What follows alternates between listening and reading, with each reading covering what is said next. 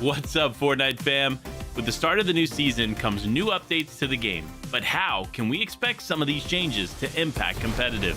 Let's talk about it right now. The first change we have to talk about is the Rave Cave. You may have known this area as Covert Cavern or Command Cavern in the past. However, now it is the bright and bumpin' Rave Cave. This area has been stacked with stationary mobility items like the slipstreams, launch pads, and geysers surrounding it. Another huge advantage to the area is the elevation on top of the Rave Cave and nearby. It is very easy to get surge tags from this POI, as well as a good understanding of what is ahead of you as you rotate. On top of all this, it has an incredible loot spread throughout the cave. This drop has up to 65 chest spawns, making it the most of any POI on the map. Also, you can now access the vault with your teammates instead of having to get that pesky card. While the POI is incredible, it's not the only new one on the map. The brightest new POI on the map is Reality Falls. Located on the western half of the island, this new location features beautiful trees, waterfalls, and an assortment of new terrain. When teams are landing at Reality Falls, they have two main options: landing on the reality tree itself or on the waterfall side. Each has their strengths and weaknesses. Players landing at the reality tree have fast access to chests for quick looting and also the reality tree's mobility. There's no materials up there, however there's a ton at the base, and they can use the air vent from the tree to go and grab some on the east side of the POI. On the waterfall side, players near the falls have much more loot available to them, but with a catch. A large amount of this loot can be found underground, alongside an almost unbelievable amount of fast harvesting brick. This means that players landing here can easily be pushed and pinched by teams landing at the reality tree. So if you really want to land here, make sure your box fighting skills are up to par. Reality Falls won't just be used by the players landing there, however. With the viable drop spots nearby, you will see other players rotating through this POI to utilize the tree's air vent for rotations. You can travel roughly 450 meters with this, so this will definitely be utilized a lot for far zones. While we all know and love the standard mushrooms we've had for seasons, a new one has appeared known as the Bouncy Slurp Shroom. If you walk or even bounce on these, they will give you 15 shield or health. You'll have to wait another 20 seconds before they recharge to do it again, but in the meantime you can use them as fall damage protection and mobility around the entire biome, even jumping onto things around you like an old depot container. These allow players to keep a lot of the healing items they find in the early game, as they won't be needed when landing near these trusty mushrooms, so we expect that teams leaving this biome will have an inventory stacked full of heals. Now, an interesting strategy with these are to box them up in the mid game and use them to recover health whilst going for surge tags. You may be wondering, how is that possible? Well, since they recharge every 20 seconds, you can trade some damage with another team, and rather than using your shields to heal up, you can continually use these mushrooms, keeping you stacked for the endgame. The new geysers offer great mobility. They're spread throughout the new biome in the southwest corner of the map. The geysers activate every 14 seconds, and this occurs with or without players standing on it. If you are on a geyser when it explodes, it shoots you up into the air, giving you the ability to glide. Pay attention when you're near a geyser. You cannot build directly on top of it. Additionally, the geyser will break players' builds. They can be great for rotations, but be careful parking yourself too close. Lastly, we have to talk about all the scavenger routes you can find within this biome. There are numerous chests, floor loot, and ammo boxes located outside of the named areas. Believe it or not, there's actually more to take advantage of on the outskirts of this area than what is within Reality Falls. On top of this, you have a great spread of material to farm as you rotate around the outskirts. While it is heavily wood and brick, you could find a decent amount of metal. On top of all the loot and material you can find, you'll also notice how covered you are with the surrounding trees and large mushroom structures. This provides a seamless early game as you rotate around and prepare for the mid and late game. With FNCS right around the corner, understanding this new area is going to be very important to the season. Until next time, we'll see you on the battle bus. Beep beep!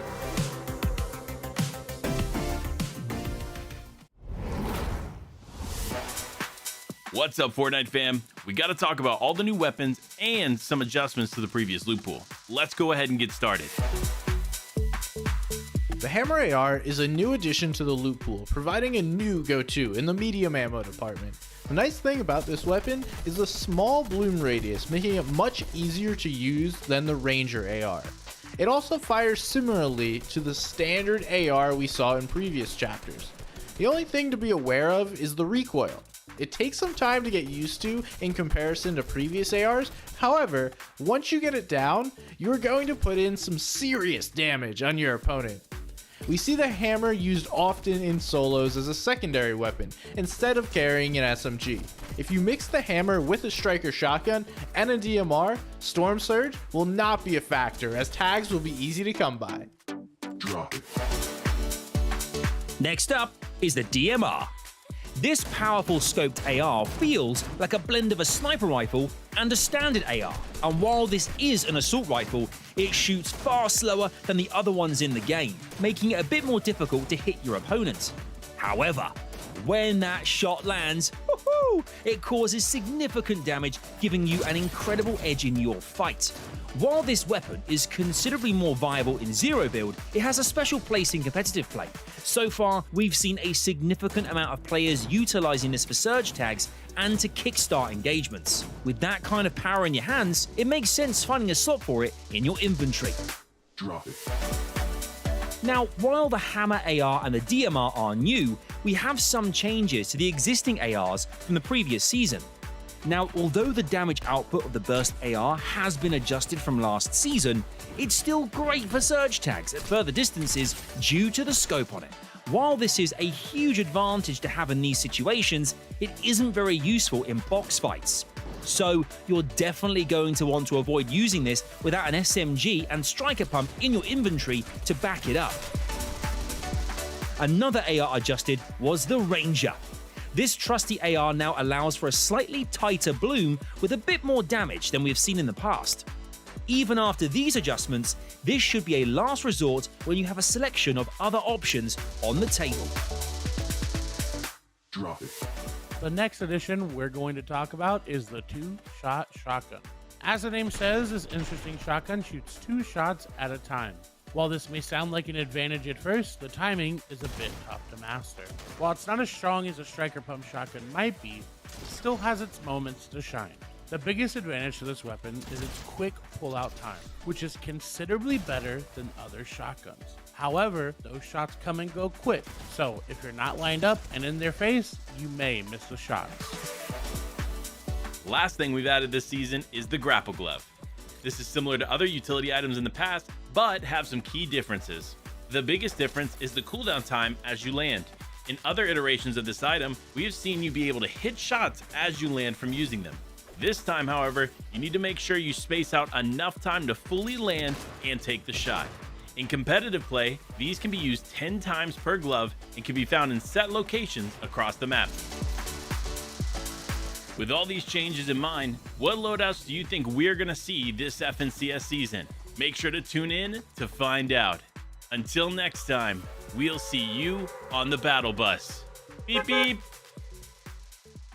Hey guys, Kelly Link here, and I'm joined by Monster D-Face and Vivid, and we're going to be looking some of the new and exciting changes to Season 3's FNCS. Map changes, because there's a few really big ones. Obviously, in Season 2 of the FNCS, it was all about Covert Cavern. Last season, Covert Cavern, easily the most, let's just say, contested drop spots, upwards of 6-7 teams. This time around, it's still contested. I mean, we have teams fighting for the vault, so the Rave Cave is going to be one of those spots people want to climb. Another couple of POIs that I want to talk about, Butter Barn and Logjam. Very cool addition to the season. They're actually dynamic POIs. There are 3 variations of each, and they change between every single game. So very, very interesting to see what these pro players will do with this sort of POI. And obviously, we have to talk about one of the biggest changes to the loot pool for weapons, and that is the combat SMG no longer being in competitive. Now we're stuck with just one SMG. We're back to the Stinger SMG. We have a weapon that quite literally defines the identity of what is the PvP in the game right now. Oh, I can guarantee you, and they are definitely going to be taking the Stinger SMG. Well, a new weapon that was added is the Hammer Assault Rifle. Is that at all going to be substituted for the combat SMG, or is it kind of just going to be ignored? We have a weapon that is high fire rate, but can also do damage long range. Though I don't think it's any contest, though, to the Striker Burst Rifle. Ever since it's been out, right, it's just so good, and a lot of players just don't even like it in the game because it's so strong. So it'll be crazy to see if these players actually don't pick up that Burst Rifle. I feel like there's been so many teams breaking up but coming back together. And let's focus on the first team, the reigning champs, Peterbot and Byla. With the removal of the collider, now they don't have their main drop spot. But most importantly, there are no more launch pads. We all know how important the launch pads were last season. When you looked at the statistics of how many teams performed really well and had launch pads in their inventory, the upwards average was around 3 to 5. I think that they can bring it back together. They are a duo again and show us a really good performance here. Kanata and Agers. So talk to me about this team. Kanata and Agers had a struggle last season. Yes, they had the Greasy Grove where the vehicle was available, but it was Storm Surge in the early game that was holding them back. This time around, they're coming in very, very dominant. They have 2 back-to-back duo Cash Cup wins, and not to mention Kanata just coming off of another solo Cash Cup as well. The biggest developmental thing about Kanata has been that he's become an IGL over the past few seasons, and it has worked out so well. Those back-to-back duo Cash Cup wins you talked about, that is impressive beyond belief. Bugha and Miro, they had back-to-back-to-back champions, and then they got 3rd place last season. Is there anything that can stop this duo? Now, what's really cool about this team, and we can break down the dynamics here, Bugha leads the team, but Miro plays that co-IGL. We're talking about a team that has the dual dynamics. Not only are both of them very skilled mechanically, and they can handle their own in fights, but they both make decisions, and I think that's the reason they play the best, because they can make the most optimal decision, and they trust in one another. Thank you guys so much for joining me here and giving me all the insider knowledge. But everyone, that is it for us right now, and we can't wait to see you on the Battle Bus.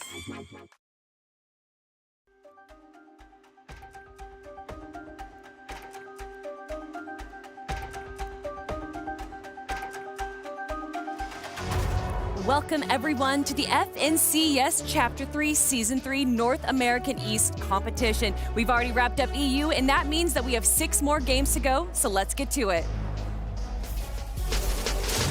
We just qualified to FNCS Grand Finals, and I'm feeling great! I'm gonna win. I'm gonna 100% win. I'm here to win this FNCS, and no one's gonna stop me. If I'm in a fight, I'll just be super confident, and they're just gonna be shaking.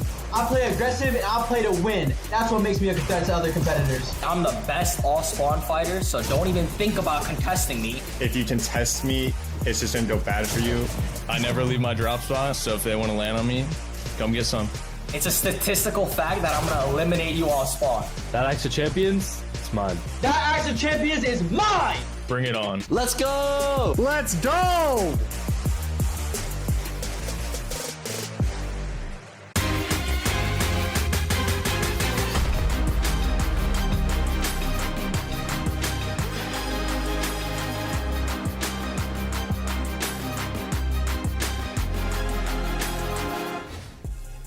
Welcome back, everyone. I'm your host, Hello Kelly Link, and we have 6 incredible games with 50 of the best teams that North American East has to offer. Of course, only 5 of those teams will be making their way to the finals. Which 5 teams will be? Well, we have some time to figure that out. And of course, I'm here on this incredible, beautiful stage, but it's a little empty with just me here. So let me bring on the 2 gentlemen, the analysts that we have for the show. It's Vivid and Jacob PR. Hey. How's it going? How's it going? Welcome to the stage, guys. I feel like we just wrapped up season 2, and here we are again. Yep, it's kind of great to be back. We have that familiarity from Wes.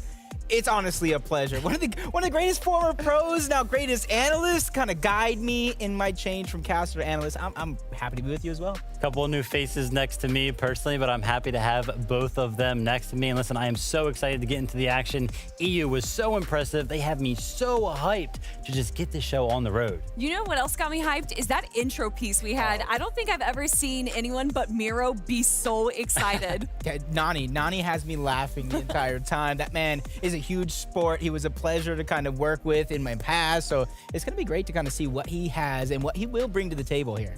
Yeah, and the confidence is just oozing out of some of these players, quote unquote, that axe is mine, right? Like, come on, cannot wait to get into it. I mean, you're gonna have to wait just a few moments, everyone, because we have the top show to go through. We're gonna be breaking down the teams that we think are gonna be excelling today. But maybe you're just joining us for the first time on the FNCS and you don't know how it's run. Well, come join me over here on this big screen because we're gonna be breaking down the schedule for you all. As I've already said, this is Qualifier 1. That's the first qualifier up here. And if your favorite team doesn't go through, do not fret, because next week we got 2 qualifiers on Friday and Sunday. And of course, another opportunity for all those teams to go through is in the semifinals. That's 3 days. It's going to be absolutely action-packed. Do not miss it. And of course, all of that leads to the finals. That's going to be in August. A little bit of a break between semifinals and August. But again, guys, don't miss it. Put it in your calendar right now because it's going to be absolutely insane. But of course, to even make it into the finals, Vivid, they're going to have to play the format correctly. Yes, they do. Today, we're going to be showing you guys Qualifier 1, Round 4. Prior to this round, we had 3 rounds, open competition where players went through, and finally we have that set lobby where there are 50 teams gathered here to, try to get that early qualification straight through to the finals. But how do they do that? They got to get top 5 today, and they can get top 5 in any one of these 3 qualifiers. If they don't do that, though, they have those series points to back them up where they can go through the semifinals, but ultimately it leads to those 2 days of finals where ultimately we'll have our champion at the end of it. But Kelly, what are these? I'm getting a little ahead of myself. We got to break it down a little bit more. We got to break it down just a little bit more because some people might not know exactly how to get those points. First and foremost, the numbers on your screen, placement points, 35th through 31st, you get 4, 30th through 26th, you get another additional point. From there, it's cascading. You get points for every single placement. Second way, though, Vivid, is going to be through elimination points. You can see 2 points per elimination. It's a small adjustment from last season where you're able to pick up 3. So hopefully during that offseason, these IGLs done their work. Yeah, I tried to skip the points personally, but these players cannot skip out on any of those eliminations. It all matters. But Kelly, what are these players going to be fighting for here through these finals? I mean, Vivid, I understand why you're really excited for this, because look at this right here, everyone. $690,000 is up for grabs. And first place is fighting for that $160,000, $80,000 per player. That is life-changing money here. But also, any team that makes it into the finals, as you can see, all the way down to 50th place is going to be walking away with some cash. But Vivid, how do they even earn this money? Yeah, listen, Kelly, that format is what is so important. And these teams, look at this, we talked about it. 50 teams gathered here today. Here's 25 of them, and one of them is sticking out to me. It's got to be Duke and Clicks, Jacob. Listen, this newly formed duo, previously it was like Clicks and Day, but now he's bringing on Duke, and I like this a lot more. Clicks has been working on himself a lot from season to season, and you can notice the improvement every single time I VOD for him. It's like he's getting better and better. His IGLing in the end game, especially the rotations, the way he uses the new tactical sprint mechanics, it just shows so well. And it's like I just mentioned, they're just a newly formed duo, but it looks like they have been playing together for so long. They play together just incredibly well. Yeah, that to me, it shows everything you said, and the chemistry. Their timing is absolutely great for them, as you see so many other duos. Another one I want to talk about, though, all the way in the top right, is going to be Iamzo and Jamper. Talk about chemistry. This duo has it all. They're going to be landing at the top of Rave Cave. Jamper been towards the finals multiple times. Iamzo, he's also been in the finals, but he is the true definition of a grinder. I talked about that Rave Cave. They can go down and land towards the top, but that allows them flexibility because they see everybody that's landing around, and they see everybody that's below them, and they can pick and choose which one of those exchanges they want to take. Yeah, and I love this duo. Jamper is like that cool, common, collective player, and then you have Yamo, who's just explosive. We see him in multiple interviews, so much confidence. But now that we've talked about these 25, we have 50. So here are the other 25 duos as well, and one of them sticking out to me, it's got to be Muzz and Playify, and particularly because they actually won round 3, which is impressive because they're actually a newly formed duo. The first time they've ever played together was round 1 of this Qualifier 1, and already coming out and winning the round 3. Like, how in the world did they do that? Well, let me tell you, they actually got top 8 in 6 of the 7 games that they played in that round 3, with that 7th game being like some 32nd place. So that one bad game, but those other ones so consistent. It appears that when they get off spawn, they are going to be in the end games 100%.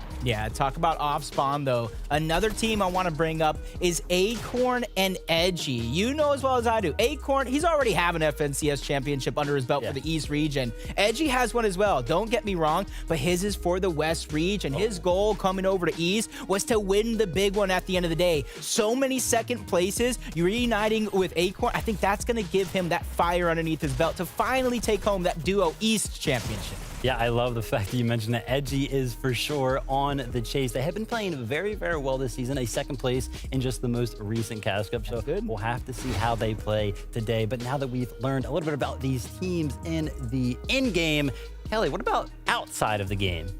I mean, you guys can break down all the players, but who better to hear from than the pros themselves? So everyone, we have a special interview with you. It's In the Lobby with Blake.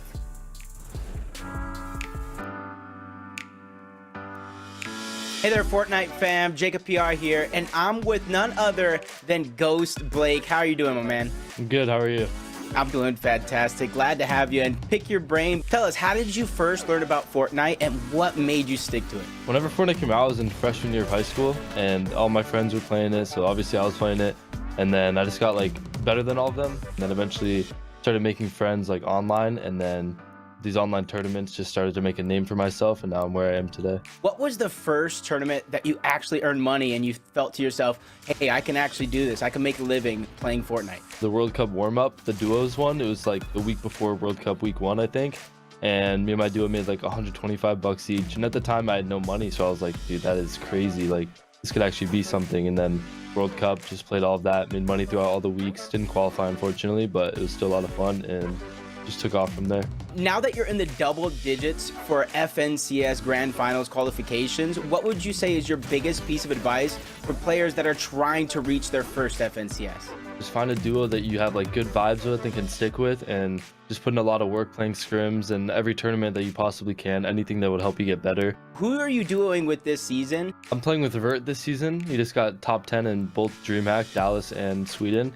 And we live like 5 minutes away from each other. We're good friends, so we have like the vibes there and everything. Like the chemistry's there, and we're ready to pop off. You have an illustrious career so far, a number of years to playing, and in that number of years, there has to be some high moments and some low. What are some great moments that stick out to you so far? Probably my favorite moment in my whole career was, it was a while ago, but Season X Trio Grand Finals when we won Game 6 and got the top 3 finish.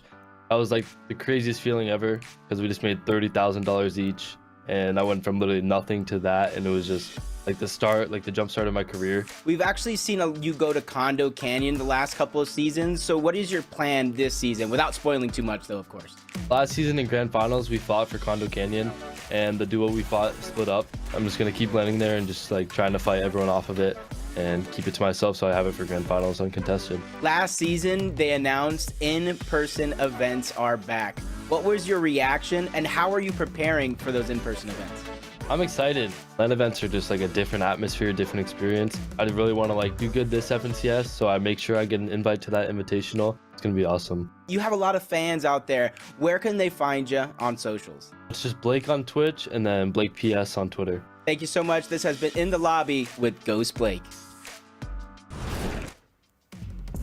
Thank you so much, Ghost Blake, for sharing us all of your insight as a pro player. And Jacob, how cool was that to be able to interview him? It was cooler than the other side of the pillow on a hot summer night, let me tell you. If you would have told me that I had a chance to talk to these players one-on-one, figure out what they like inside and outside of Fortnite, I wouldn't believe it. But then again, I'm standing next to one of the best. Oh man, at one point, you know how that goes. But yeah, shout out to Blake. But let's learn a little bit more about some of these duos that we're going to be taking a look at today. Bugha and Miro. I cannot wait to see these guys in action. A little reminder for you guys at home that have forgotten, in the last season, they actually went straight to the finals in Qualifier 1. So it'll be incredible to see them kind of do that again here today. They are going to have Chonkers Speedway uncontested, which is where they have been landing for the entirety of this chapter. So they are very familiar with this POI. A couple of changes though, maybe that'll mess up their rotates this season, but I honestly don't think so at all. They're not gonna be one of those teams that get those grapple gloves. They're just gonna be playing that normal Fortnite. They're gonna be building in these end games. And honestly, Bugha and Miro, some of the best players on this region. Yeah, and Bugha, one of the few players that's played through almost every facet, every meta of Fortnite. So I think he can be the one to make it happen without those grapple gloves. But the next team that I do want to talk about one of my favorites, Cease and Day, which is honestly Day, former teammate, former reigning champion with Miro on the other side. They're going to be landing on over towards the Rave Cave, and they have a very interesting drop because it's like a house party there. 4 different teams landing there, 8 players. Call it a Fortnite Battle Royale. Yeah, there you go. And listen, I can't wait to see this duo in action. Cease is kind of like that calm, cool, and collected IGL, and he's been doing it for so long. Throw it all the way back to those World Cup days where he was alongside Elevate, and that was duos back then where I think he got like top 3 in that World Cup. So he is no stranger to duos. And then alongside Day, you mentioned it, previous FNCS champion, and they are landed at one of these very strong POIs. So I think that they can do very, very well here, Jacob. Yeah, and let's just keep that big 3 rolling because another team that I kind of consider that big 3, Kanata and Agers. The reason why I'm putting them up there, that big 3, back-to-back duo Cash Cup champions. Kanata has the solo Cash Cup champion, so he has the 3-peat, and he's looking to extend that here, landing over Greasy Grove. They too, like Booga and Miro, are going to be uncontested, but for them, because they don't need that flashy style of play, I think it's going to be okay for them. Yeah, honestly, and this is, a familiar place for them. They landed here last season where they actually got 5th in that FNCS. And then I love how you mentioned how they're doing in this season with those Cash Cup wins. I mean, that is very, very impressive in its own right, but even more so impressive to me, Kanata kind of transitioning into an IGL role, and it has been working out very, very well for him so far. I just mentioned it. The performances out of him have been incredible. And then alongside Agers, a very well-experienced player there as well. So this duo, just way too strong. Yeah, they're just going to have a treat for us to kind of really end it or even begin it here in qualifier number 1. But Kelly, we talk about treats. We got more treats coming along the way. That's right. We've already broken down the duos, but a duo is only as good as their drop spot. And you guys already mentioned it, the Rave Cave. And as its name mentions, it's kind of a party over there. 4 different duos are going to be dropping there. 2 of the duos that we're going to be seeing is Jamper and Cease. Yeah, and that's only 2 of them. Like Jacob mentioned, I believe there's actually going to be 4 of them over there, but I'm excited to see this duo go head-to-head. We know that Jamper and Yamzo are a duo that are going to be landing here, right? Yamzo, very, very confident, loves to get into exchanges, and then there's also Day. He is like synonymous for just full sending a lot of people in just random situations, so I feel like landing next to somebody like that, you always got to be on your toes. You always got to be prepared for a fight. Yeah, and you got to be very, very careful. Rave Cave is so huge. There's so much loot, include the new grapple gloves in there. If you don't know how to traverse through the Rave Cave, it really could be your nightmare. Yeah, all those little corridors and everything like that. And then not to mention, you also have the vault that these players are going to want to go gather. And then also, not to, last season we had the vault over here, but now on top of that, we have the grapple gloves, which is one of the only forms of mobility that these players can find and hold in their inventory this season. And we saw last season, the Command Cavern here, there was at 1.7 or 8 different duos landing there. And they were able to find success, able to make it into the top 5 or top 6. And is that going to be a similar situation for the Rave Cave?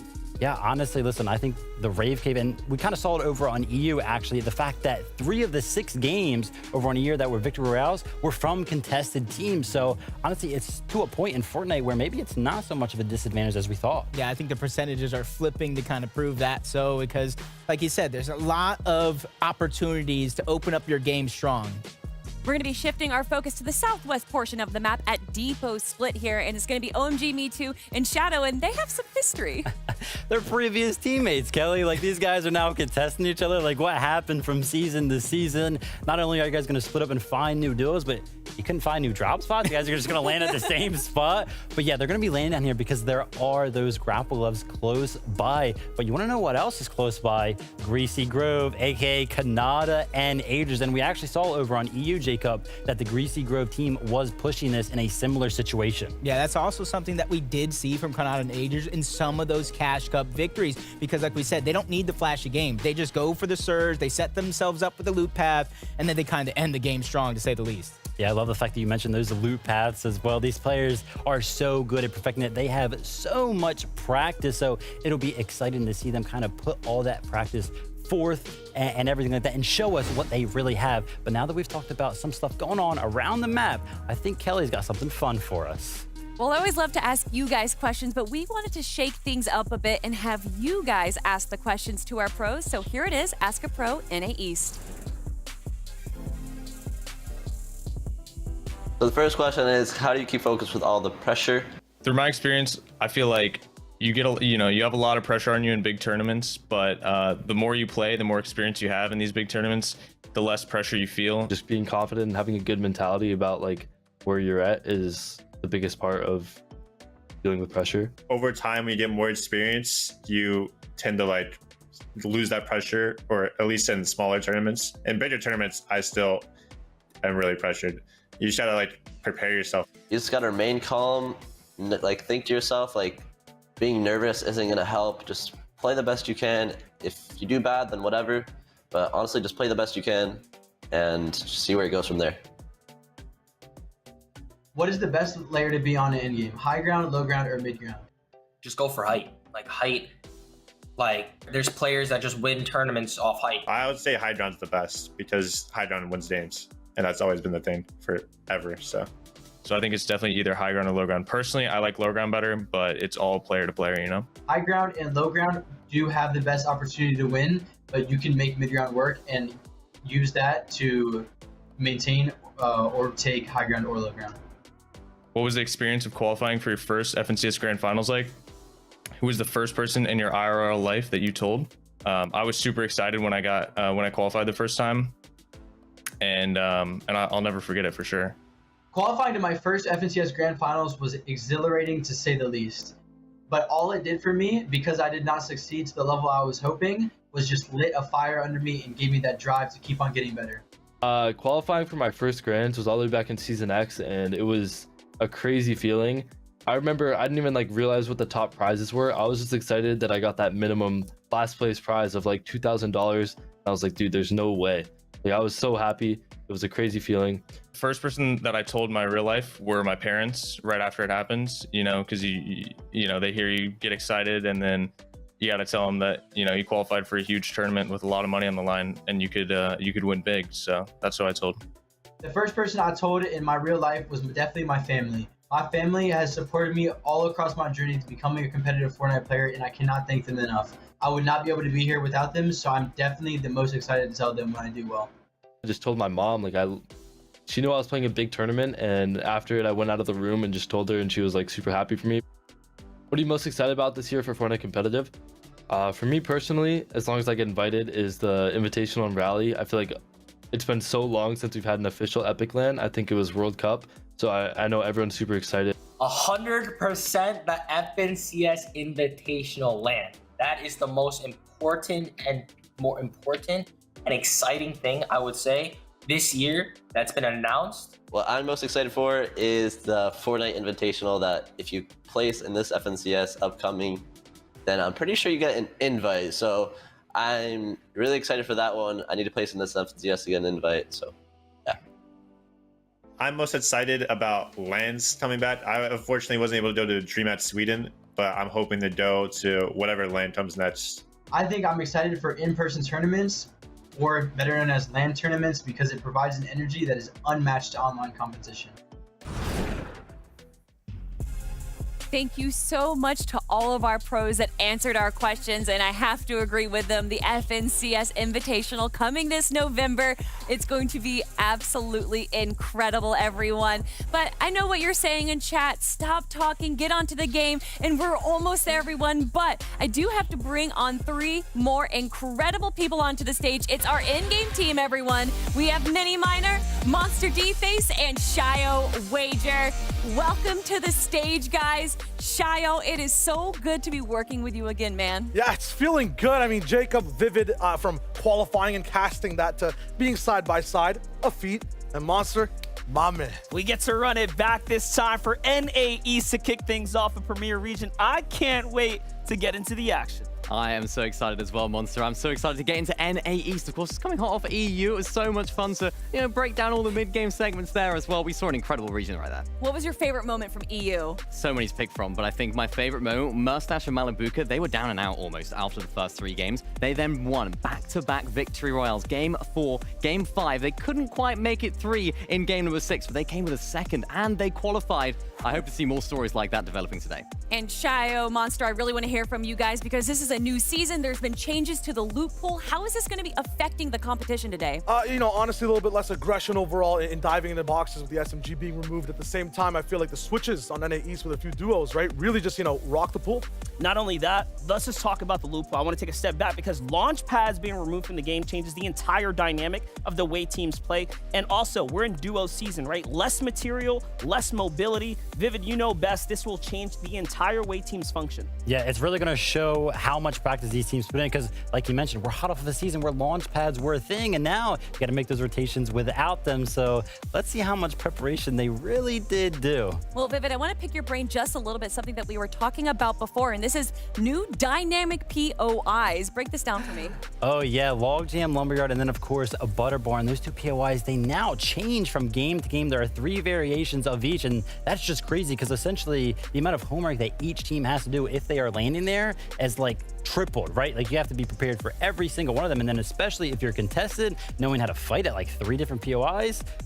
I don't know. We'll see how it happens. I mean, if there's any teams that can do it, it's going to be our predictions, everyone. Every time we have these shows, we like to ask our talent, who do we think is going to make it all the way to the finals? And chat, let us know what you think is going to be happening. But for me, I think history is going to be repeating itself. Agers and Kanata, during Season 2, they qualified through Qualifier 1 in second place. They've won the 2 Cash Cups as duos and as a solo.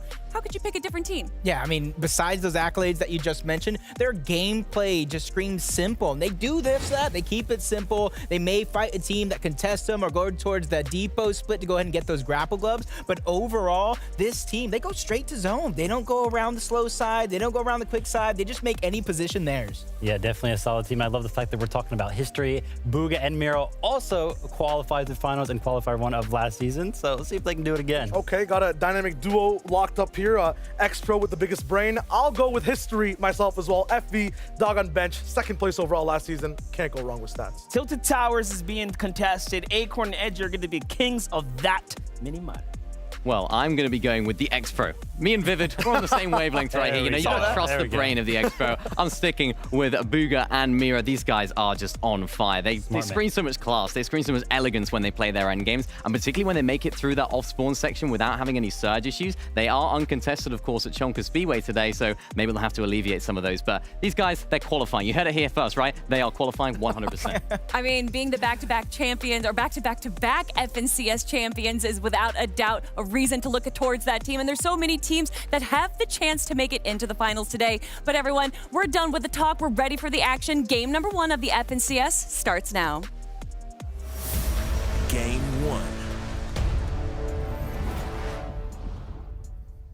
Here we have it. The time is now. The qualifiers are here. NA East is up on the plate, and we are ready to serve all the action. It sounds like the battle bus is here. Let's get on it. Game number 1. This is the first step for many new duos and a lot returning in between. So much fun to see what happens on the most reactive, action-packed region in the world. Off the bus drop, we'll see exactly where people land. Is it the new side of the map with the reality tree at Reality Falls?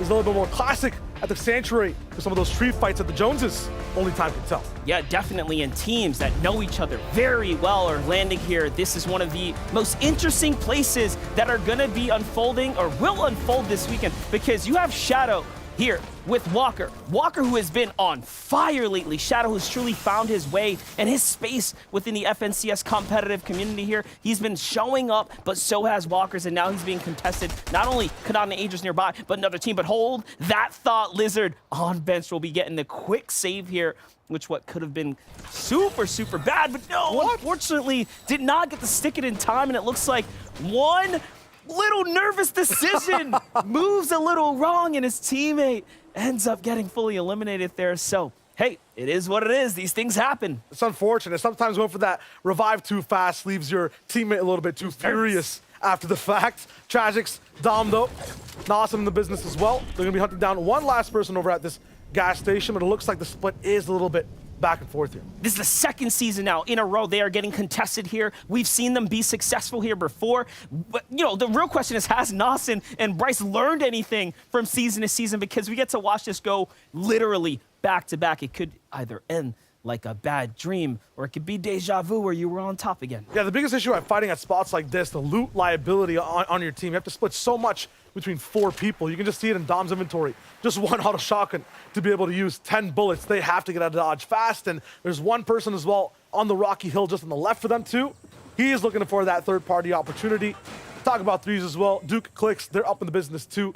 Usually sometimes a little bit of hot action at the Joneses for them, but all the way up to this part of the competition, the round 4 right now, they're going to be having a peaceful off-spawn POI. Interesting that it's peaceful, though, because in the past it was contested, but let's get back on over to Dom and Tragics. They found that solo we were just talking about over at the Rocky Reels. They finish him up so quickly, and the story comes full circle. Yeah, and that's Rocane and Dubs. What an important elimination for this team. You'll notice it in Dom's inventory. So many heals to be able to get, so much control of Rocky Reels, and especially they get the grapple gloves to be able to use inside that endgame as a duo.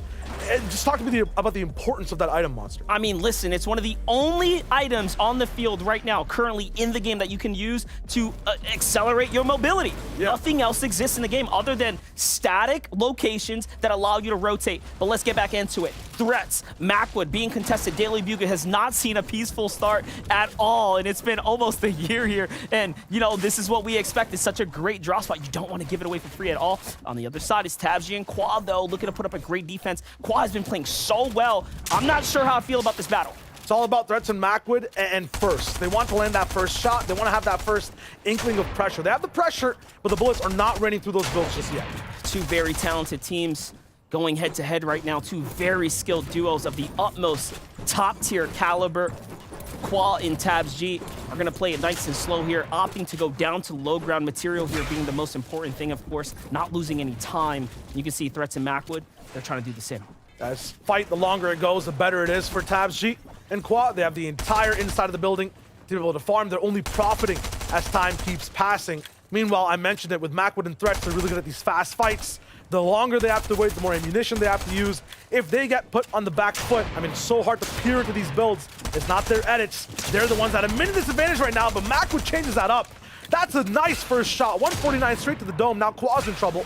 Threats has to pick things up here, and now they're backs against the wall. Scary exchange between the two. Both sides get punished for Quaz. On the losing side, another white tag slips on through even after the bandage, so he's reset right back to where he left off. The Threats now, I mean, it's all or nothing. They're looking to commit here. I'm really liking the fact that Threats is really focusing on Qua as well through the builds with the option on both sides, but while he's hyper-focused on that tunnel vision, Macwood, he gets picked apart. That fight lasting a little bit longer, the elimination not really coming through fast, just makes it a disaster for that team. And everyone should take note. Your teammate goes down. Look at how quickly Threats turns around, hits the gas pedal on out of there. Meanwhile, on the other side, Playify and Muzz, an exciting team coming off of first place here, just out of the qualifiers now, stepping right on in, and they're on fire here. A quick 2 to start things off. That's going to check off Surge. That's going to check off their position as we start leaning into the mid game. Yeah, this is a POV in the dictionary of a team that doesn't care. If you looked up that statement, right, the way they fight, the way they move around the map, it's very well thought out. You go up against them, they're going to roll right through you.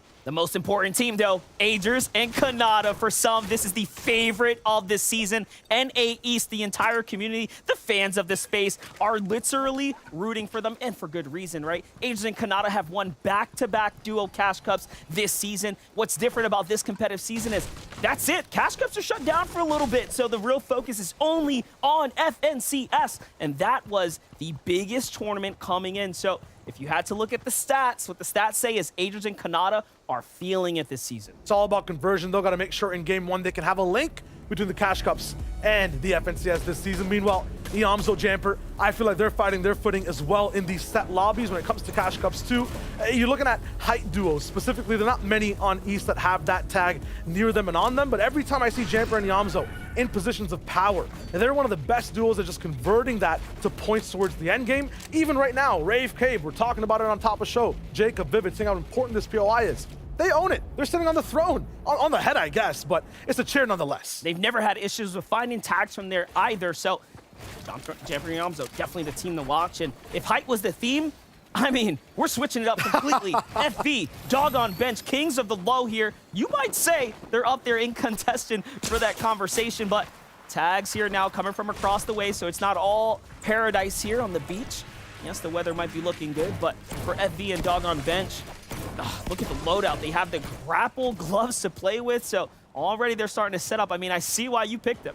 Yeah, it's all about, using those grapples. For them, it's so different to stay on low, just gain horizontal advantage. Not many other teams really just super focus on that. Sometimes they save it for height or switching layers up to better spots in survival.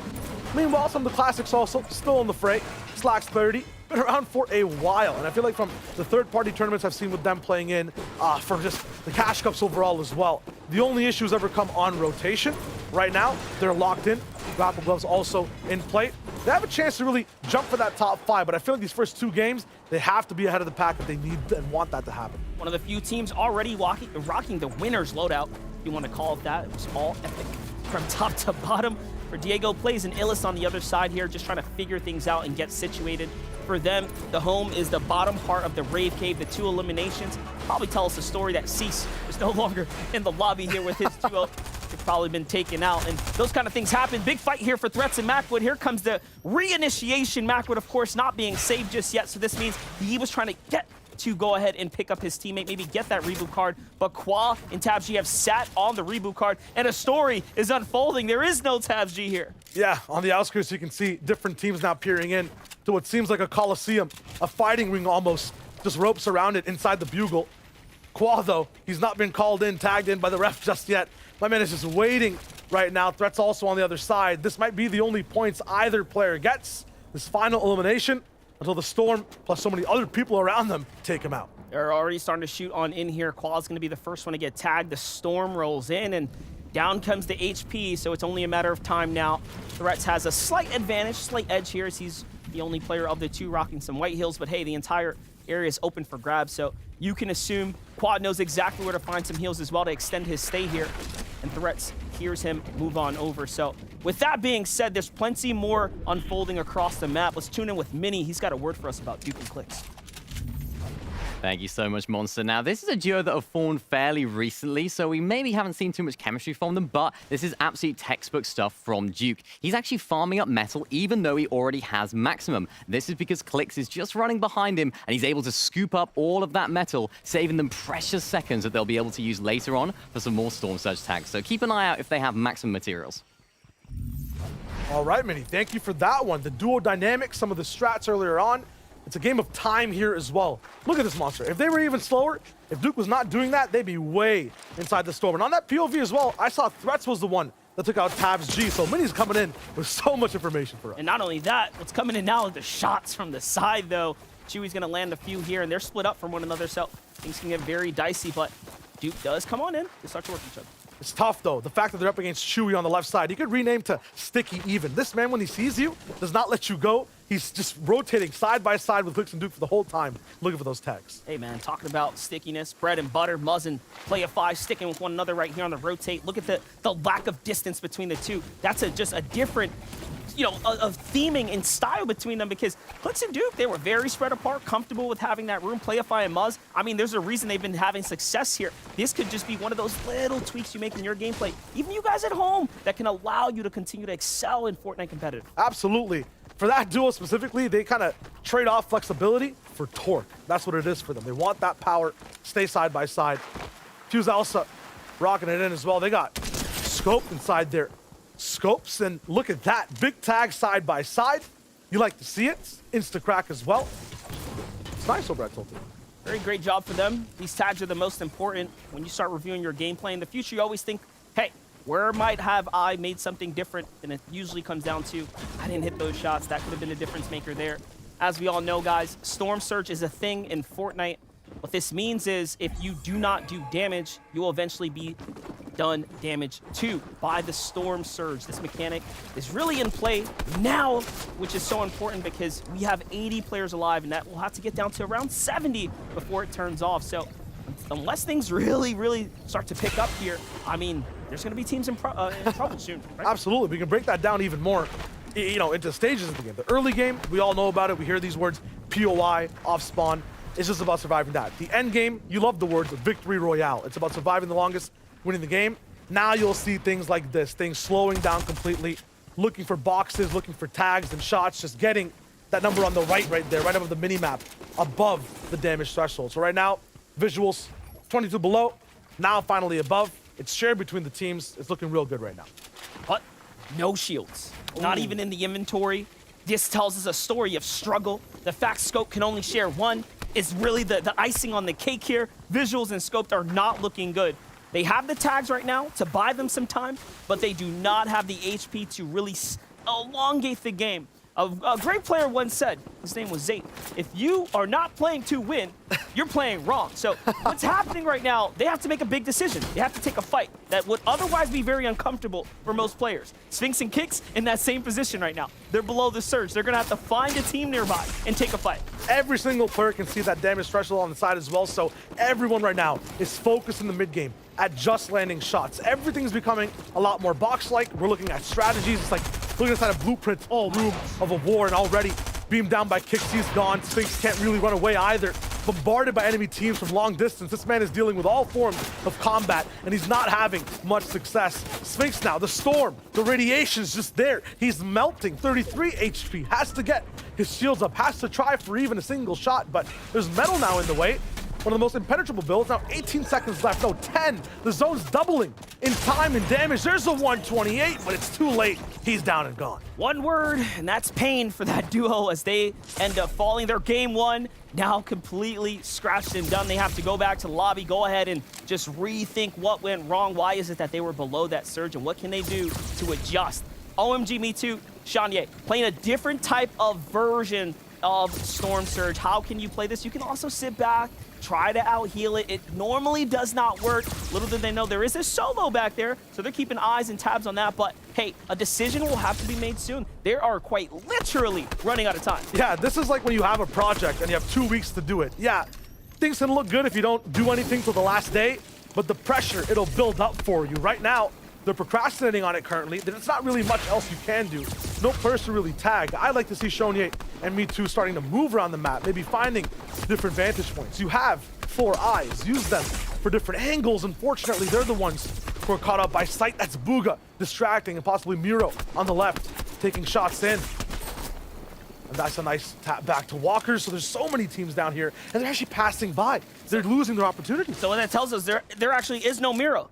Booga is playing a solo game right now. He's kind of trapped in the corner. He has his surge, so he's not looking to overpeak, but the time is here. The storm's gonna move. How did Shonye and OMG Me Too survive this? I don't know. They managed to find some incredible tags to stay up, but Booga playing even better defense here allows him to continue to defend himself successfully. But look at this, they're continuing to look on out. They are continuing to battle this one here because they have to. Not because they want to, but because they have to. 47 above is not enough, and you can see that strat before of trying to just out-shield Surge. They're out of shields completely now, and they're going to be moving inside Booga. On over to Kanat and Agers, though, a team that's already inside the zone, and oh my gosh, they're looking very, very good. No, stack. Great. How about that? It's even better than good. They have everything they need for Clisto. Trouble here as he's trying to make his rotate across. He's really digging into the most prestigious mobility, the very few shots that he has, but this is what you have to do. Desperate times calls for desperate measures. With no Duke in sight, I mean, this is it. He's by himself. Yeah, I mean, Grapple Glove is there, and I like the fact that you stress that he's using a lot of this item, and it'll be bad later. There's no joke. There's a reason why this is purple, why the rarity even looks good, and it just looks amazing in the inventory and the use thematically as well. The most important item in the game, one of the only mobility options, and clicks. I mean, every single person gets 10 charges of it. He's had to use 7 to get to the 3rd zone monster. There's still 6 zones left. And yes, as the zone starts to close, I mean, there's less distance between the two, so those grapple gloves, those shots, it will only take 1 for you to get from point A to point B to your safety net. This early in the game, it takes much, much more. And you can see that's also due to the fact he's running from those players in the distance. I mean, Booga was on that side of the map. You saw, obviously, Shanye OMGB 2 on that side of the map, so there's a lot of congestion happening over there on that western side. Yeah, we've seen so far just a lot of peace from certain teams, or a lot of just 2v2s all around the map. Acorn and Edgy specifically. We'll tune back into them in just a second. Looking at a few more storm issues for some teams. Yeah, Elsa caught out is getting a little bit more claustrophobic for people too. Maxwell locks it, looking for the shots too. Look at the vantage point with mountains in the way. It's just nuts. That's scoped going down. Maxwell doesn't stop. He picked up more than one. Down scope for the knocks. Found the solo there just before that. So couple points starting to add up now. As we start looking around here, this is where things will, of course, start to, slow down a bit. But looking at Cat on Bench's material count, inventory, this is a story of struggle. This is a story of desperation now. The on-foot rotate out in the open. They try to get away with a little bit. Tough. That inch turns into a mile worth of health because they do not have anything to bounce them back. But for Quanti and Polarized, they're okay with that. They're going to go ahead and dive into those grapple gloves, get that rotate going. Starting out fast, but look how far they've kind of dived into these grapple glove charges. Unfortunate from Quanti. Yeah, a few misses there. It will connect to some builds and be just not the most efficient use of the item. Gonna change so much for him, going for a few shots. So tough to hit under these circumstances as well. So many people moved into the Rave Cave, but talk to me, Monster. A mountain like this, the biggest one in the zone. How does that change the competition for all these players? It's the reason we call this the most contested drop. Now it's literally the Rave Cave, legit. The whole lobby's here. Everyone's gonna be going through their own party of sorts right now as the surge turns on, as the rotate forces them in. This is going to be interesting. You can opt to go inside the Rave Cave and be ultimately trapped eventually, right? But safe for now. So the question, do you play the long game? Do you play for short-term gains? For some, you have to get in there. That's one of the only places to get material, right? Yeah. Take off of that. I mean, the big thing, we saw a version of this already happen, right? Shonye and Me Too. They played the safe option first. It did not work out in the long run. So you can get in that cave, but just like with them shielding, it is so tough to get out. Sometimes it is the only option. He clicks. He says, hey, I don't want to be in there. I'm going to play the outside. I need to find tags. He's 58 below. But you can see how the verticality here is playing against them. There's no one in sight. Everyone's already tucked their way into that tunnel. There's no one on the outer edge. He's forced into here. It literally is throwing himself into the entire situation right now. Who can he find? Is there anyone available? Nothing just yet. It's so impressive that he's here without even using any of the charges since we last saw him. He's got 3 charges. It must be so tempting to get in and try to get something done. Low on Surge too, so he needs his next shot ASAP. Gonna be tough to get through these brick walls. Not gonna have much of an option here. Going for the shot pickaxe combination, but once again, this door cannot get knocked down. The other guy inside the wall understands something bad is happening right now. He threw down heals. He's like, hey, I'm trying to stay alive right now. Finally, the teammate comes in from behind. They land some shot. Clicks is just a little bit too good, though. He does a lot more damage than Rapid probably wanted to take there, but Ozone was quick enough to back him up. For a second, it was looking like it could have all been over, but now that story ends for Clicks and Duke there. They're now down and out. Bugha's still holding on to his solo position right now. You can see it's a struggle here. He just needs a singular tag. No one's going to reveal themselves. He's got 1 chug splash left. And that moment right there where a player is out in the open and making a rotate and you don't get to hit that shot is the one that hurts the most, because you know if you would have hit it, you'd be alive right now. Down goes Bugha, just shy of the next set of placement points, but hey, at least he earned something this game. 5 points is nothing to overlook at. It could make the difference later on for Aegis and Kanata, the team that we have seen just be the guys of NAE lately, right? The kings of the cash cups at the end of the season here. They are in, I don't know how else to say it, just such great shape. Just such great shape. Yeah, I mean, they've been exercising for it all season. This is where the real workout starts. You looked at Kanata a little bit in those content pieces. He talks about height. This is where the game looks the most different compared to anywhere else on the map. Rave Cave, the verticality right now with people just building off the mountain. If Aegis and Kanata, look at this right now, all the way up top. If they want to play their game, they have to climb all the way up to Pump. That is not possible. That is not normal. I don't know how they're going to do this. And look at how many teams are just saying, hey, I'm willing to invest as much as I need to stay up here. Pump has really nothing to work with. 12 bills just left. Yeah, and they're going even higher. We're going right above that cave at the very peak of the mountain. We're not even there yet. So Pump and Teo, they not only pull zone, they have the top spot. There are no launch pads, right? So no one's going to be flying past them. But those possibilities of the grapples going all the way up. Let me see some sneaky maneuvers. Starting to run low on the gas here, though, if you will. Just a couple more bullets left for the medium here. So Teo really running on skating on the thin ice here. Yep. Too much weight, and it will all crack. But let's take a look. Shots coming in. FB, dog on bench, take a big punishment shot as they make the wrong peek there on the side. Playify and Muzz looking very good. Whofishi and Kaz also moving quick here.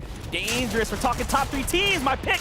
Edgy goes down. He's hurt. Where is Acorn? Can he turn around and back him up? He does look like he saves his teammate. He breaks him out, but this is a hero's play. It looks like it's too late. Whofishi gets inside the box, and Kaz goes down. So it was unsuccessful. Where you thought it should have been an easy 1-2 quick finish, instead, Whofishi and Kaz get punished so much here. They lose the space, they lose one of the teammates' lives, and now they're losing time as well. You have to go up, up, up this mountain. There's so many people behind Whofishi too. He's blocking shots one way. Soon bodies are gonna be trying to go all the way up after. Meanwhile, Dog on bench fighting for height gets a few picks down. I saw Aegis and Kanata sprinting for those high layers as well. Fishy though gets to survive. There they are, pump and tail, used everything in their just life force to get up towards that Cuddle Bear, but everything's now bouncing back. We're moving way off the mountain. Pump and Teo now starting to run low on material. Yes, they were able to recycle so much there, but you can see they barely have anything to work with. Muzz on the other side, though, he is down to just 4. He's trying to figure something out. Can he get a refresher? Possibly. Slash gets shot. Not enough, though. Into the box he goes. This hits wall, but no. The missed shots is enough to take him down. The save comes in. Acorn now left by himself. Willing to go into the storm to play. No way. One of the only mobilities we talked about. There are very few positions that you can actually make plays like this, but it was worth it. He's still up. He's still greeting for it. 5 goes, 2 builds, none.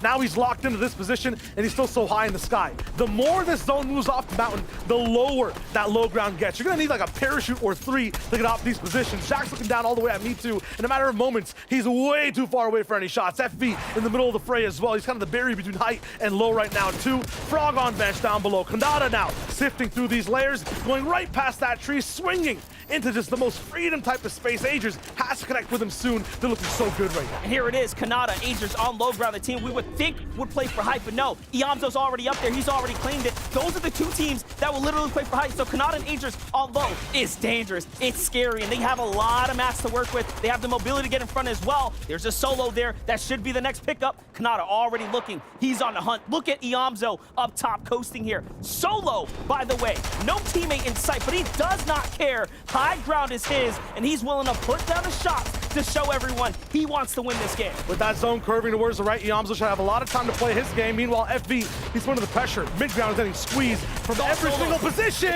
Rolling into the backside though. FV is playing this like a madman. Big shot to me too. He understands the stakes that are up for grabs right now. C's finally going down too, so Kanata owning more of that space down below. Miss edit though, loses his shield. FV from the right side, blocks off whatever he can. Final 10 mats, 1 more box left. No, just 1 more build. And he's sprayed down. Key shot, it's in the head. FV is too good, but not good enough. It's not in Agers. He can't get past. That's the only duo in the game, mind you. Everyone else is pretty much a solo. They're trying to figure this game out. And look at this, Iamzo just putting shots into anything that moves. For everyone else, they're just listening. Nearby, Quanti now down to 20 HP. He can't play with the storm anymore. He's gonna have to face check into Kanata and Agers, who are just lurking nearby, waiting. Meanwhile, look at this. They need this refresher more than ever. There it is. Another team on the other side of the wall. So it's actually Nani there. Okay, he's waiting. Panther goes down. That's a fresh refresh. It's a 2-on-2. Down goes Coop. Nani's there as well. Can they get the full finish? Agers needs this siphon here. Absolutely. This HP is not going to be enough for the final fight. Looking for anything right now. The zone is still kind of moving all the way over towards the river, relieving the height of the mountain. Wait, Nani with a pocket mantle goes for the shot, but misses. Unfortunate. Big turnaround from Iamzo. 1v2 situation right now. This man has done it by himself from height, and he's looking to wrap it up. This is huge because he actually got a little bit of material, right? That allows him to extend his high ground here. It's a 2v1 situation, but Iamzo is so good, and we know it. But Kanata and Agers have been the best team this season so far, leading into the qualifiers. What can they do? One false move, and it's all over. Down goes Kanata. Agers is by himself, but he doesn't drop the beat. He swings over. He closes the game. That's just so good from Iamzo specifically, right? All the way there in second place. That mountain might have been the tallest thing, but he was the biggest monumental force. Agers and Kanata, though, rocketed in. We kind of saw it. They were stacked from start to finish, and they win that game in record fashion. I mean, when you look at the loop, when you look at the setup, it was the alley-oop. Here comes the dunk. Agers with the swing around shot, the beautiful side jump and hit there. Down goes Iamzo. Agers and Kanata are on top for game number 1. Absolutely, and they played that like a duo. I think they're the only team that played duos right there in game number 1. The only one to survive. Monster, you called it too, like 8 zone almost. It was a solo FNCS. Everyone was dropping. There were very few teams left in that final moment, but that is what happens when the high ground starts to do all that type of elevation change. We get so much, but you know what? We're gonna toss it on over to Kelly. Give us the update. Thank you so much, Monster and Shio Wager. What an incredible run we had right there. Kanata and Agers, though, I mean, I know you're feeling pretty good, Jacob, with our picks. And I'm definitely feeling good. The curse of Westmiss Pass is what I'm going to call it. It was haunting me coming into today. But Kanata and Agers, thank you so much. You're giving me confidence. But this is sort of what I wanted to see out of them. The early game aggressive nature. Get out of the gates hot in game number 1. Set yourself up for cushion for the rest of the pack. Yeah, and there's two things that I want to talk about here. Let's focus on their loadouts right now. They actually both had grapple gloves, so that means they're making that little bit of a rotation, and they're actually getting them. So, you know, that means that coming in these next 5 games, a team that is kind of landing down there, are they really going to keep letting them get them? And then also, at one point during this end game, I noticed there was a moment, Kanata and Aegis were right next to each other. MDF and Chio were talking about it. They were like one of the only duos left. These players are aware of that, and they had an edit on a player. And guess what he does? He puts an armored wall down. Like, who in their right mind, when do you ever see a Fortnite player that is so mechanical back off to the point where they're like, no, I don't want that fight at all? And then like 5 seconds later, they find the eliminations anyway. So just that patience paid off so well. And it definitely paid off in our top 10 leaderboard because they are sitting up top right now in first place with 44 points. A good kickstart to the competition. But of course, we have Cooper and Nani in second place. FV and Dog on bench, another solo clutch right there in third. Quantibook and Polarize are going to be in fourth place, and then it's Jamper and Iamzo. We saw that Iamzo run there, that solo run on height. Vivid, what an incredible way to hold height as a solo player. Yeah, and honestly, the main thing that I want to point out at this leaderboard is we know that Iamzo just got that second place clutch, and absolutely phenomenal from him there. But guess what? He was in actually 5th place right now, so that is all the difference that these eliminations actually make. You may get that second place, but if all these other teams are finding those eliminations at 2 points per, then they are going to be getting a little bit of an edge. So gotta be prepared for everything, especially opportunities to solo clutch. Yeah, it's solo clutch. That's why it's so important. Even though this is duo FNCS, you have to have so much solo potential. And Iamzo, I called him the grinder. I believe he got his first shine, his first accolade in solo play. So it's great to see him take that solo play and make it work in duos.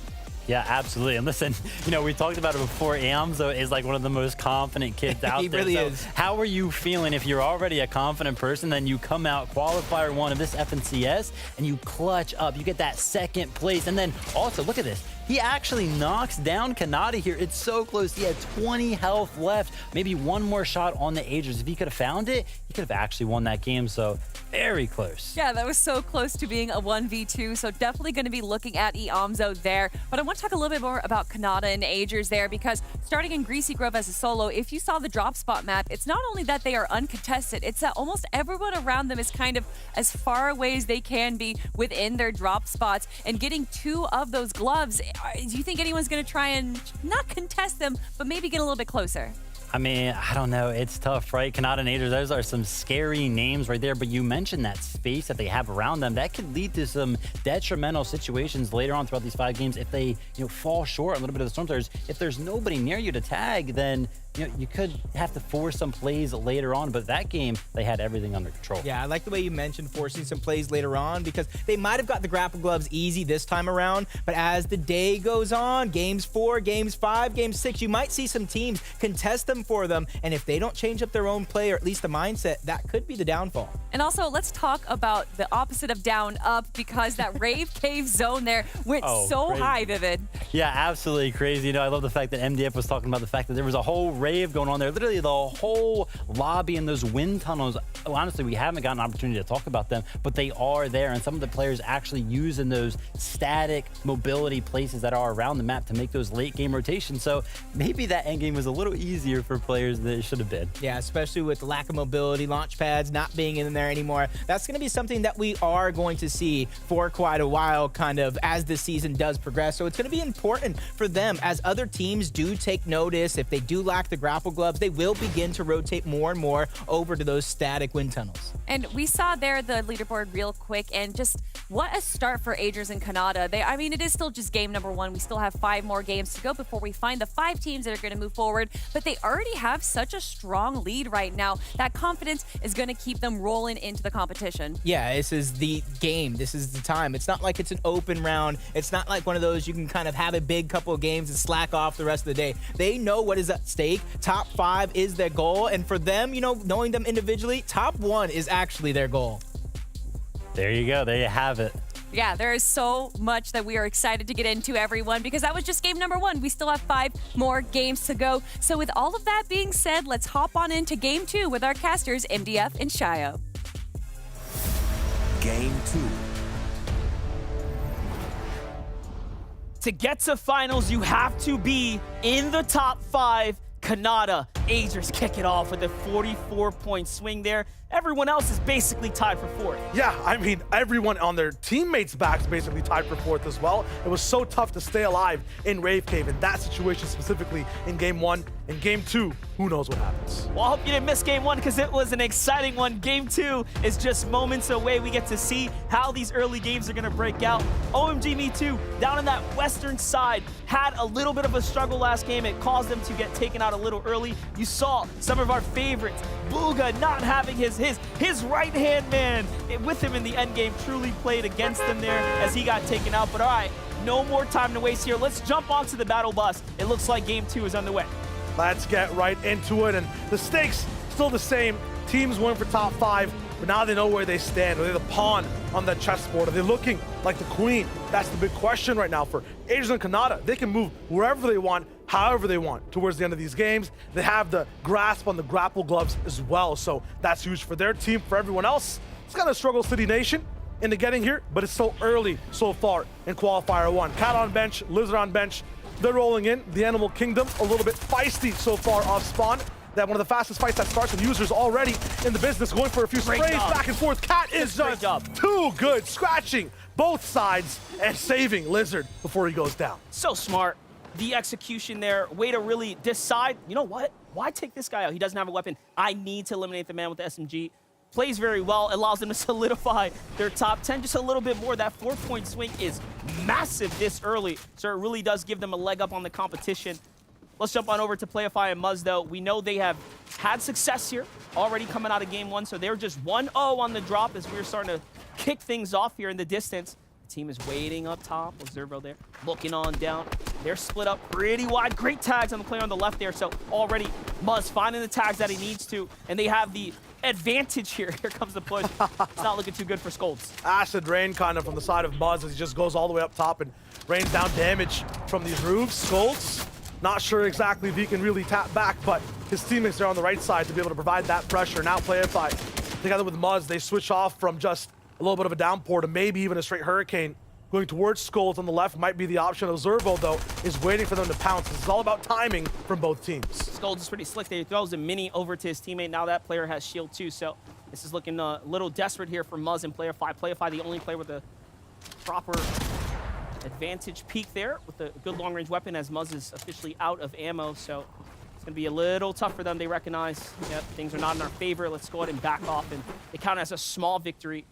Scolds, Observo have the decision here. They could, you know, press the issue, but I think both sides are content. They got some tags. They get to reset. That little mini play, though, I'm pretty sure Qualifier picked up on it. Yeah. And after that, his entire demeanor changes. Like, hey, listen, they're shielded. Like, we don't have this anymore. They've got extras. Yeah. There's no way.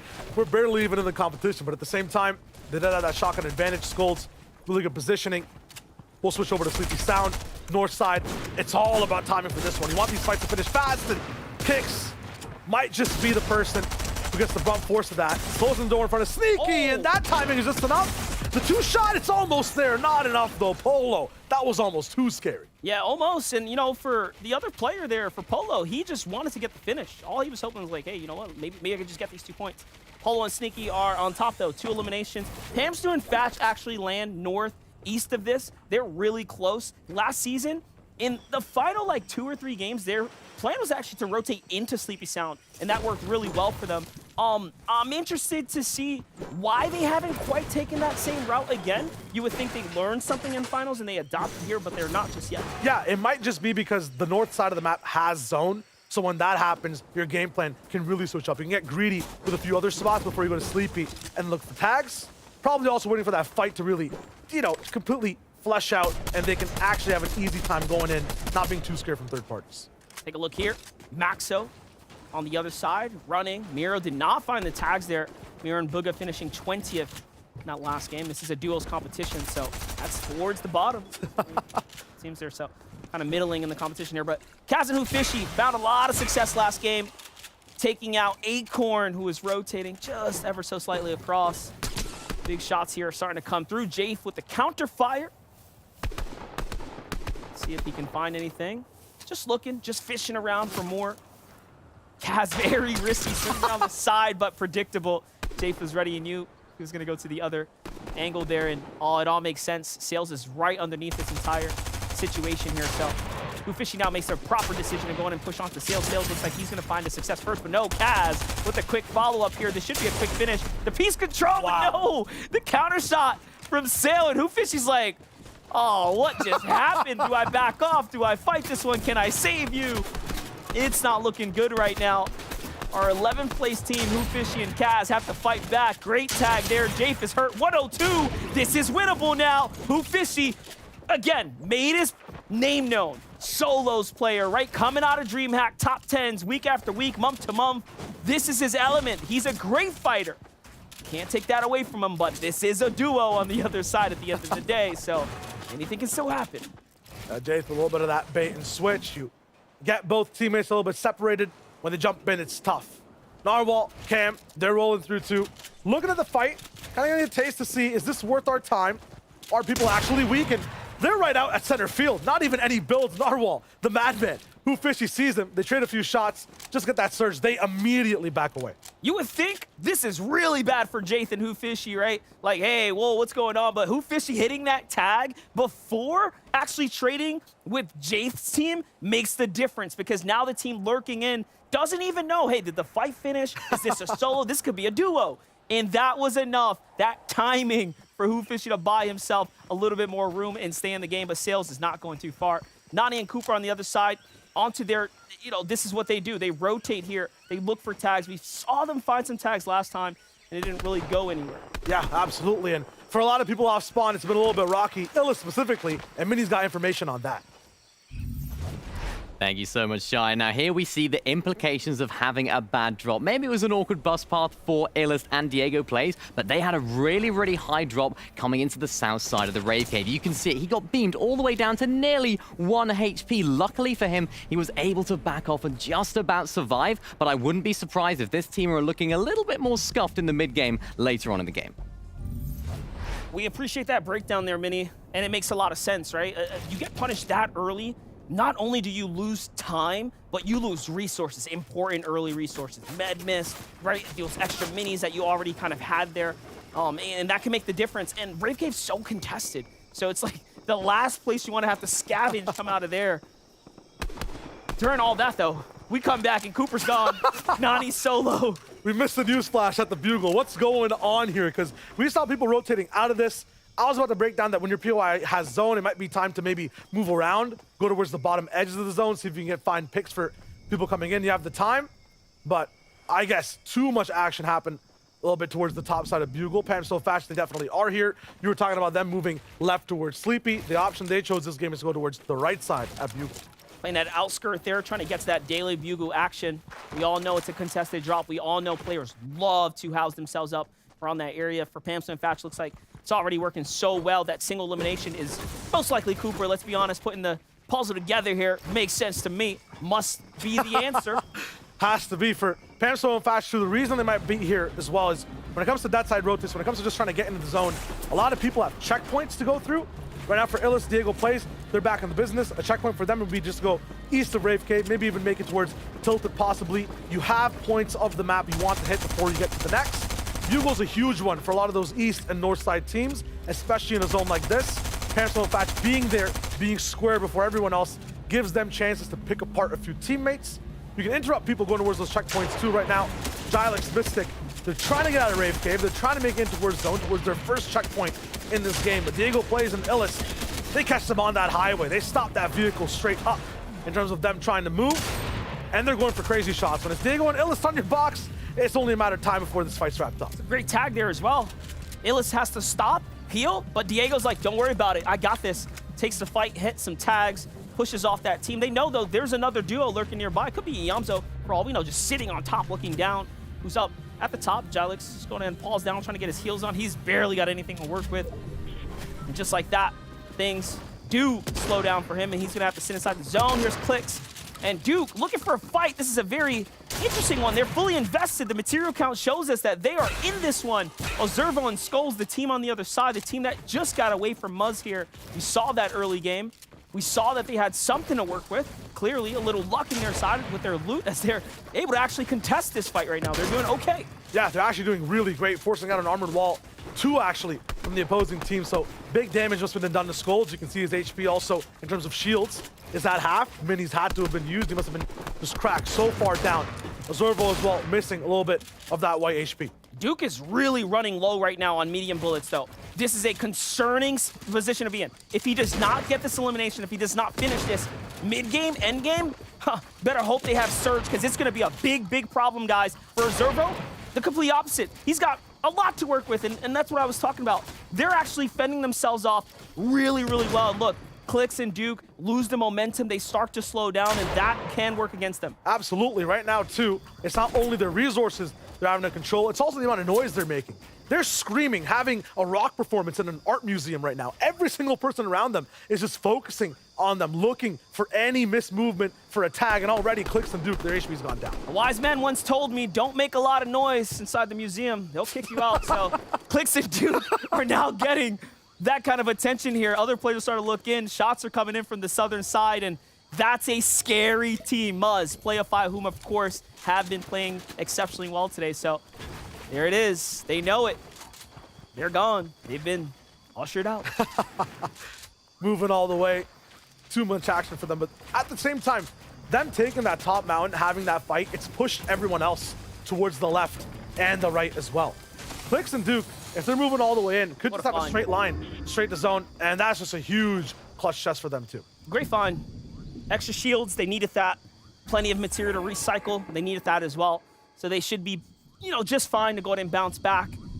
For Muzz and Playify, who are now making their rotate, they're on the heels of IML.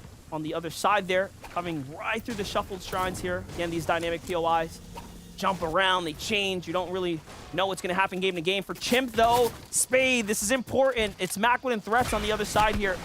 And a team firing off in the distance, and big misses here, uncharacteristic from Chimp, who normally will hit these. And that could have been the difference in him having a little more time. He is below the surge, so it's really desperate hour now. He might just have to dive in. I wouldn't even consider going for any shots at long range. Look at how isolated these guys are right now. This is a perfect box fight to take for both teams. You have to assume that Macwood as well, if he doesn't have an elimination right now, if he's still sticking around at this spot, also is a little bit low on Surge, just waiting for Chimp to drop down. Meanwhile, though, you have to stay built up. There is one team at top on Bugle who will shoot you down. Double-edged sword now. They take the fight down low. It's clear the team on top has got their attention. But if they position themselves on the left side, they should be fine, right? They'll put themselves between the rock and the hard place, so. It's tough. Like right now, Chimp is basically being the superhero with a secret identity, right? It comes at a huge cost. You can't fight both sides. You can't be both people. So he's going to continue getting hit. His shield's going to keep going down, and that threshold is now all the way down towards 80 below. And I just want to add, this is amazing for Nani and Coop, who are looking inside and finding free tags. Chimp and Spade are allowing them to farm tags here. Oh, Armored Wall comes down. They know now. They absolutely know this team needs a Surge fight, and they're not going to give it to them. They're going to wait until the Surge turns on. That's what the smartest teams will do here. There goes the edit. No punishment comes in. So, again, all these missed opportunities, nothing just yet. But it is coming down to a very dire position now. 100 below. Further slipping down the mountain here. That wall being held up by Macwood. For how long? Not too long. Another great shot comes in. Spade's hurt. Macwood hitting it when it matters there. In comes the box and a great finish there. Macwood is going to be happy about that when he gets to get the material count as well. Spade is just probably hands off the keyboard at this point. It's really nothing he can do here now. And just like that, it's all over. It's a ball versus a bat pretty much in this type of circumstance. Macwood and Threats just have to wait to swing. Meanwhile, for Chip, it's so hard. You're trying to hit a target at like a 300-meter distance. That's how difficult it is, and it's so small. So easy for Macwood. Gets to just bunt the beach ball straight all the way through. Gets even more on Surge. And for OMG Me Too, completely opposite situation. In this game, 154 above, getting eliminations over here in this type of zone. It's huge for him and Shonya. But just moments ago, they were below, so those are huge headshot tags from both of them. Whoa. Two teams that needed Surge. Magnolia and Gold needed it as well, so As that all unfolded, they traded, and the losing trade for gold and Magnolia. Surge finishes the rest. Shots come from the side. Cease is the team that capitalizes on the push through, and there are down players everywhere right now. Yeah, being happy is really nice, Chonier. Being too excited after getting tags, you can't just be running and not putting your builds down on the left. Day and Cease, they're there, patient. OMG Me Too with the armored walls isolates the fight, isolates the sight line between him and Cease. But I feel like with a teammate already down, and you're up against Day, it's gonna be too much pressure to relieve. And that's what you would think. So Cease goes for the push, but OMG Me Too, little sharper than Cease in this type of situation. And you know Cease is confident when he's the one initiating the fight. Normally it's Day, because Day does things like this. Day does what Day does. Exactly what he wants. And at the same time, everyone's kind of in that same situation. They're all being held up. So many teams slow in making this zone. It's so tough to move in. A lot of people just sentry, bots, turrets, and bases, basically. The equivalent of just being able to look back and shoot. And then zone pulls in even further. Again, after the fact, more teams are just kind of waiting for everyone else to come in. Jamper Yamzo really have to move. Cease picks up Merc as well, moving in from that same side. So both on the left side of the map and the right side, it's like quicksand. The longer you wait outside the safe zone, the more you're sinking. I'm telling you, Cease and Day are just a sleeper team. Cease can step it up, meet Day on that pedestal Day's been on for all these seasons.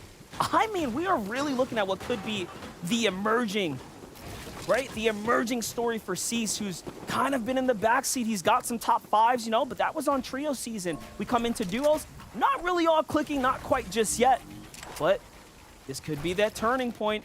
Every hero has their arc, so we'll see. Dog on bench and FV, of course, a favorite for us here, a team that has really never left the top 5.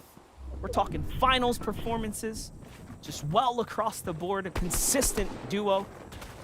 Looking to take home that top 5, ladies and gentlemen, and everyone else at home. Listen, this is the most important moment right now. It's week 1. You get to kick things off. Right? You really get to start off with that momentum. If you can take top 5, you go straight to final. Yeah, the strongest teams have found our Qualifier 1. You can kind of see it on the top right now as well. Like, it's just huge to have a really good performance from the get-go, to get momentum started in NA East as fast as possible. So make those right decisions, move in whenever you can. And yeah, a bunch of these teams who are qualified today were literally our top 5. I think all our predictions as well were top 5s from previous seasons. So it's huge right now. Big names inside the server. And for good reason. You want to lean into the guys that have been playing very, very well. For Larson and Smite, they are that team. This is one of our most explosive, one of our most exciting, younger, fresh duos who have really stepped in, taken the pace by storm. They've stepped it up. They've shown players that, hey, we can really beat that W Key team. You know, for a while, we kind of gave up that whole storyline, and Smite and Larson came back with it 2 seasons ago, putting their name on the map. Contesting Sleepy Sound, they forced out Scented. You don't really see a veteran team give up a drop spot to a new team. That is what Smite and Larson managed to do. So really, really making headlines there with that one. They definitely want to continue that as well at Coney Crossroads for this zone. That'll definitely be possible. Redemption as well, just within this FNCS, within this qualifier for Bugha and Miro. Yeah, I know it's only been 1 game, but a little bit of a struggle of a start for the God team, the God duo. Right now, both are alive. Loadouts looking slightly fly. Lots of shield and utilities already been used. Cease with another range. Another knock. Magnolia is down.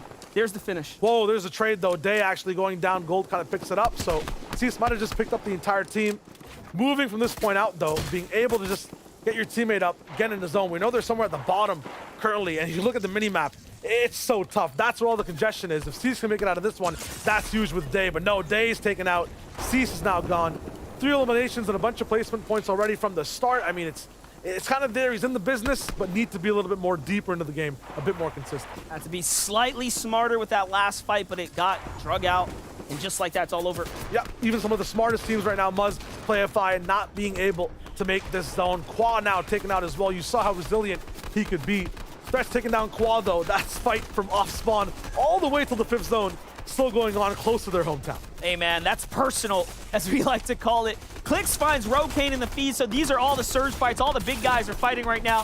Gooparati trying to do just that. He gets inside the box, gets hit with a crazy shot. from the player on the other side of the wall. Whoa, it's Aegis Kanata. None other. Kanata, Agers are here. First place against second place, Polarized Quanti. Trouble is knocking. Kanata and Agers happy with the knock there. They don't overcommit.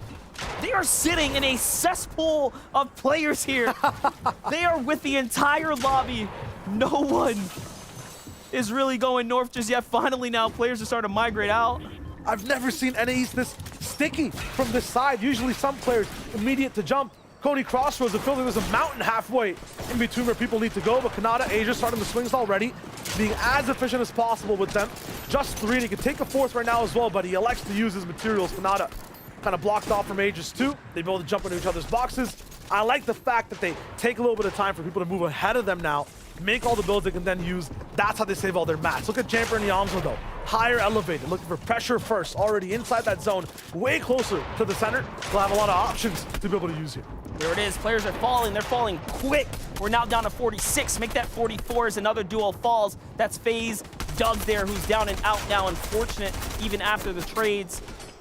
These are those big and tough rotates that we tend to see happen when there are no launch pads in the game. It changes how players maneuver the field, and that is why we have so many players on this same side, because the further the zone pulls in one direction, the more likely we're to have everyone sitting on top of each other. For Cooper and Nani, though, it ends up working out. Cooper, who was knocked earlier by Miro, gets picked up, so the finish did not come through. They are looking to go ahead and snipe up that first place spot right now. The first game that we saw so far was all about synergy, sticking with your duo, making it off a mountain. Right now, teams will have a mountain to climb. The Tarper will have the most pressure. Everyone on equal playing field. Kanata Agers still rocking in, using that synergy as a duel for maximum shots from the striker. Looking so good right now, taking apart a duo. Pump tail going down in a matter of seconds from Kanata and Agers' pressure. The thing is, though, with everyone on the same layer, you mess up one build, that shot's raining in right there. You don't pay attention for a second, that's Kanata taking your wall just like that, taking you out. So you have to be so vigilant. Jamper has the most to do here to get Yamzo into the best spot. This is it. You want to stay alive right now. Yamzo played that last game out as a solo. Jamper's the player that leads this team, but you can see that leading has forced him down to very low material count. So the refresher has to come, and it has to come now with every team that falls. Points are awarded, so you really do not want to go down here and now.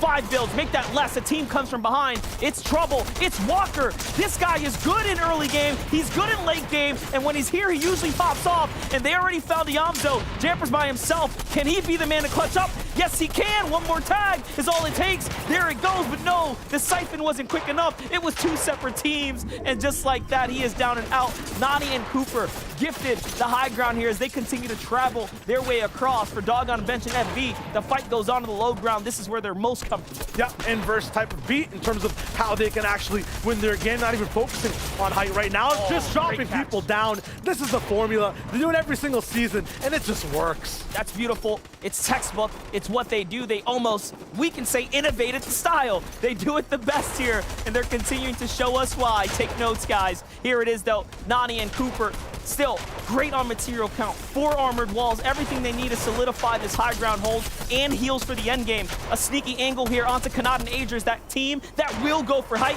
gets punished big time. You know Kanata's regretting it right now, as that's a win condition given away. They're gonna have to use all their chug splashes, and that's gonna be a big reset for them. Miro and Booga, however, say, hey, maybe it's our turn. They're looking up. They jump all the way towards the sky, because look at the ground right now. Everyone has to elevate and get off the dirt. There's a little bit of a hill in the way. There's a squeeze coming through. Nani's not just done yet, holding on to high ground, though. The pressure really dropping down to Miro Booga. Every shot they defend is a build used that could go all the way for height, so they're able to hold on, make sure the pressure's all the way up top. Quanti, though, going down. Clarity also taken out. Polarized, 10 charges of the grapple gloves to use, and lots of materials, too, so he can definitely clutch here as a solo. 20 teams up right now.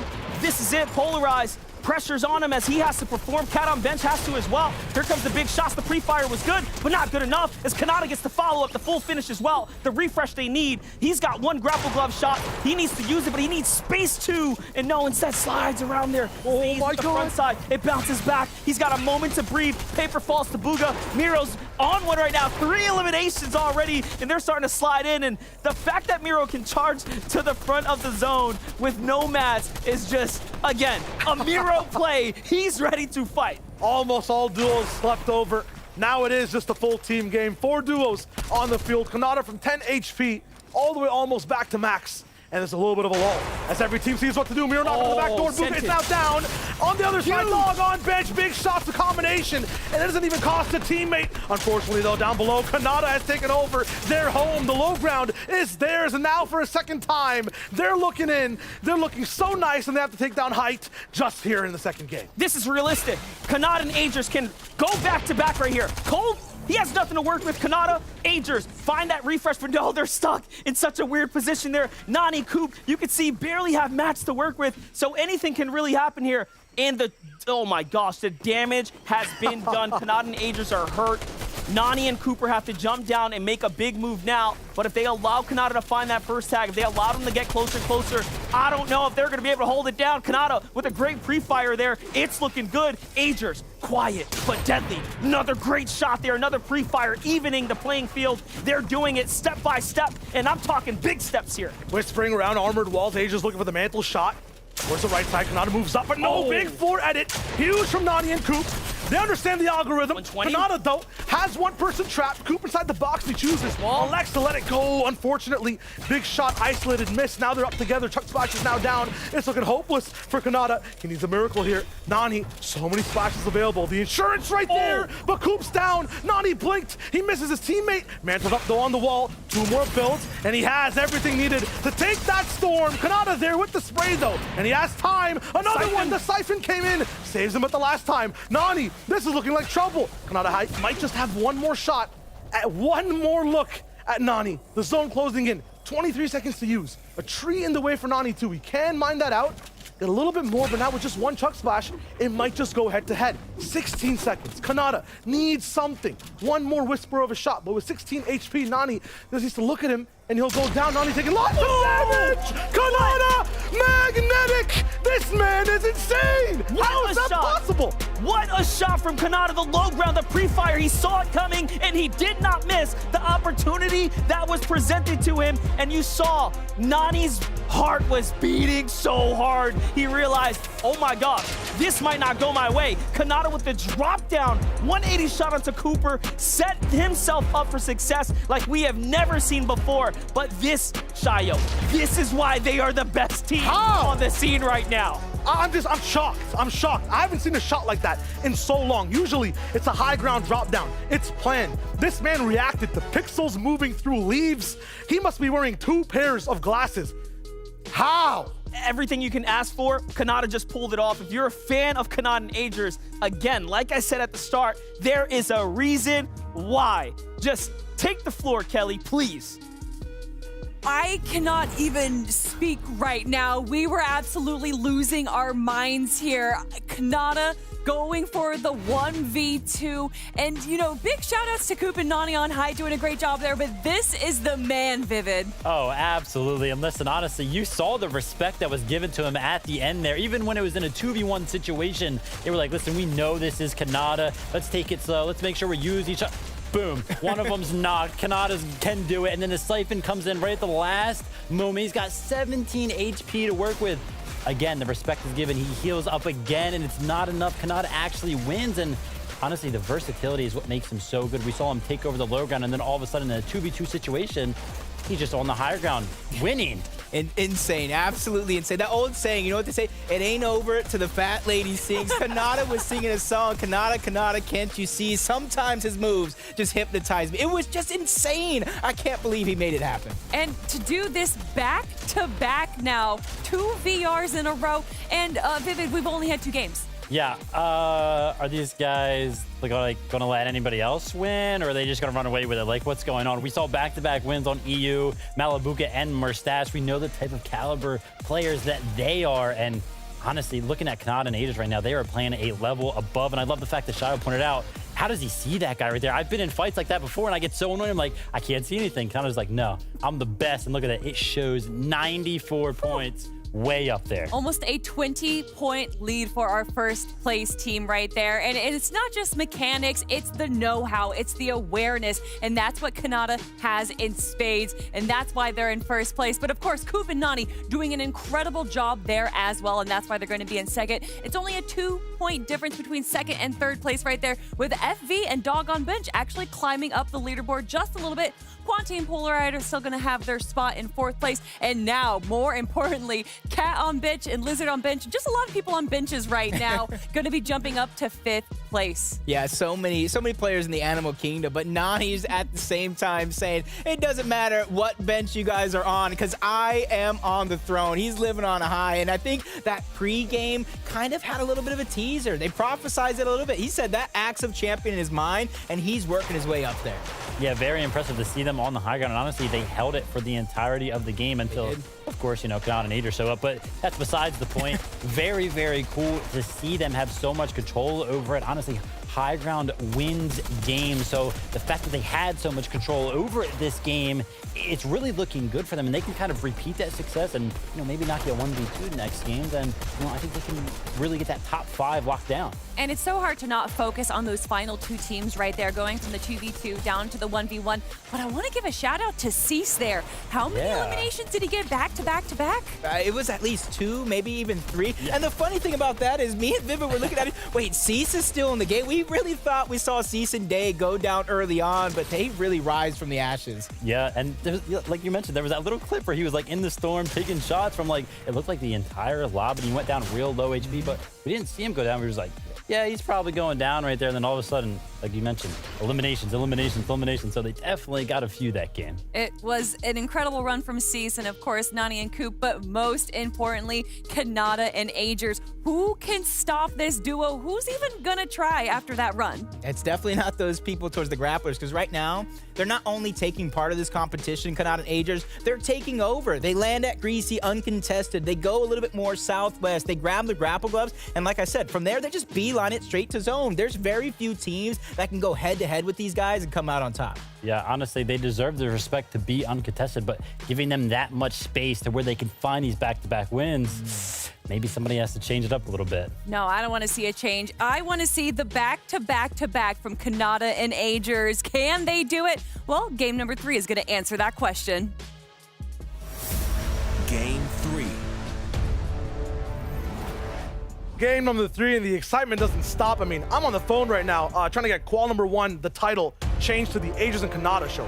You wanna have a call? I'm with it. I'll pick up the phone too. I'll start dialing everyone I know, dig deep into the network, because what's happening right now is just incredible performance after incredible performance. Kanata and Agers really showing us why their draw spot is so good and why we put them on such a platform leaning into this, keeping it exciting for us. Yeah, they're making their own platforms as well. I don't even know where that build came from towards the very end there, but game 3 now, halfway point, and some of these other teams try to catch up. It's not just the winners, it's also the top 5, and that battle monster is ever so close. That's the most important thing, because Nani and Cooper are also off to a hot start. You saw them in 3rd place, leaning into that end game. Yes, the game didn't go their way, but it was still a great game. A 2nd place is huge for them, and other names are now looking at the standings and thinking to themselves, I need to play better. I have to step it up. The time is now. The battle bus is here. Let's jump on it. Let's get into the Fortnite world. Let's see what is in store for us, because everything we have seen so far is just worthy of teams that deserve to fight for 690,000 plus. Skip a few weeks, have a little bit less pressure. All of that is achievable if you just do well in these 3 last games. You saw it on EU, Mustache Malibuka sleeping for the first 3, woken up, ascended towards the last. Definitely possible. So much talent here in the NA East region. Our team in 5th place, Cat, Lizard, they touch down. Do enough to fend off the team that was willing to 50-50 against them. This changes the story just a little bit. Couple missed shots there from Cat. He's going to be upset about that, but it's okay. They're still alive. That's what's most important here, because, I mean, coming into game 3 in 5th place is no easy feat. That is the minimal that you need to walk away with this weekend. Muzz and Playify on the other side, continuing their story, the early game fight against Scolds and Azervo, whom eventually later in that last game got served up to Clicks and Crew. So we'll see. Scolds gets tagged first here. Muzz and Qualifier really hoping to get these 4 points if they can pull through. That's big for them because they slipped by that last game. Yep, and look at the way Muzz learns as well. Has a chance to just jump all the way over. At Scold, he stays back. Last time he got beamed by Ozervo as he was trying that, so they're just playing their game, taking their time. Ozervo, though, still lands that beam for the second time. This will be a little bit drawn out, though. Kind of different as Scold's actually taking over the top of the house, but just look at the bait and switch. The cat and mouse type game over here. Scold's just kind of left up top. Oh, no. Has a little bit of a bait, a little bit of a red herring, a flag to shoot to see, and Ozervo all the way from the backside. Perfect aim to be able to capitalize on that. Nice slide in from Scold's as well. Now Muzz is on the run. He learned in game number 2. This time, it's Playify who gets the lesson in game number 3. Great job for them. They earned their first 4 points of the first qualifier this weekend, coming into game 3, so already setting themselves up for at least an opportunity to play this one out. Hopefully their hands are not too cold as they did not do very well in those first 2, but that's a big moment for them there. For Muzz and Playify, though, they were the team that came in first out of the recent qualifier, like literally the previous stage today. So them starting off so slow is not expected at all. We'll see what they can do to bounce back after these next 3. They have that guaranteed off-spawn contestation. That's the biggest difference between that round 3, that round 4. For Kicks and Sphinx, very similar situations. 4 points, so they got a few elims already in the first 2 games of the Rockin' Off spawn at Sleepy Sound. But you have to be very much awake if you want to win fights here. The team towards that north side. There's a timer basically on these fights, a little bit of an alarm that might ring. And everyone has a rude awakening if they haven't gotten their damage done, if they haven't wrapped up their fights too fast just yet. Sphinx already. Rat-a-tat is down as he's trying to move all the way around these builds. Zeus still up in the business, close and personal. He's taking a lot of the damage, so as a result, we'll have less ammunition, less health overall. It's time for Costa to pick up a little bit of that slack, get in, get personal. Unfortunately, though, a nice side jump there by Kicks to just take the POV of both players, defend his teammate Sphinx as he's healing up, and just wrap up that fight. One word, and that was timed. Literally timed perfectly there as he had his pickaxe out when he jumped across. On the other side, Sculpt again facing troubles here at the Condo Canyon now. So he switched up his drop spot. He left Tilted Towers and said, you know what? Acorn and Edgy, they've been able to be successful here. Who Fishy's contesting us, that's not working. They come to Condo Canyon, and what happens? Visuals down, pressure on the other side of the wall. It's Redux, and Redux is not looking to make this easy. Redux even pushed out Ghost Blake week after week before as well. So this is a team that is extremely successful here. And it's Road Shark on the other side. And look at this. They find themselves 4 points for their effort just like that. It's so tough for the other side, right? Like every single game we see scoped in visuals, they're having a tough transitional period from early to mid off rotation. When they have food on their plate, when they have surge damage done, just like we saw Macwood in Threats, when they're on a defensive position, they're the best. They have height, they can close out these games, but getting that food onto the plate, that's a whole different conversation. That process tough right now. Still got 3 more games on the back end to get it all locked down. And Goop is just sitting nearby as Shark and Redux are like, yeah, we know there's someone here.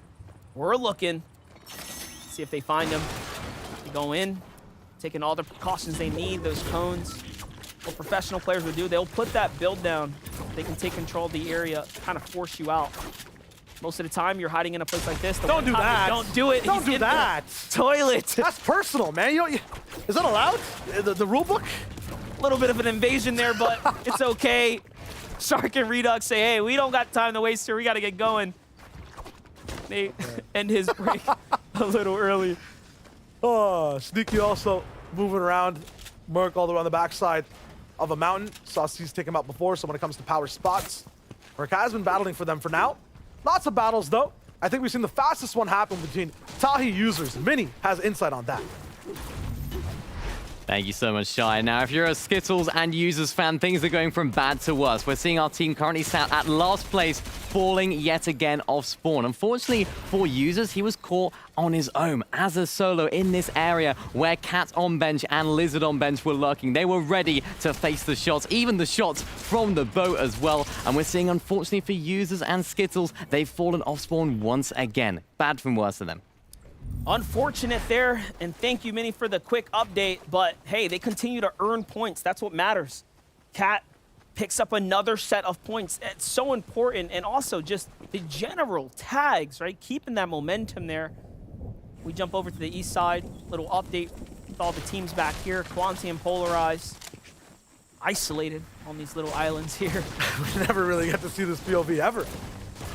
We get a POV of the board though right now, right? Aegis Kanata rolling in terms of eliminations. 15 in total, Cat and Lizard 14 up there too. So you can see when you have control of a lot of these layers, when you have an off-spawn or off-spawn fight just going so well over and over as it is for Cat and Lizard, that really adds up all the way towards the top. For a moment though, of all the teams inside the top 5, Quanti and Polarized are in the worst of the bulk, but hey, they have 2 eliminations and they have so much room to work with. Talk about a little bit of luck on your side. The zone is on them, so they will be able to bounce back. That couldn't have happened at a better time. As we jump on over, taking a look at Illis, who's setting up the ambush right now on our top 10 team of Iamzo and Jamper. They're looking in. Double SMGs are out. We know what can happen. HP can get deleted pretty quickly, even through the fresh build. Don't count them out. Let's see it though. Trying for it. Illis really going in, but unfortunately, that initial spray is finding nothing in the way of the shot. Illis now is going to move down towards left and right. Look for something. Okay, I guess he just siphoned everyone out for Diego.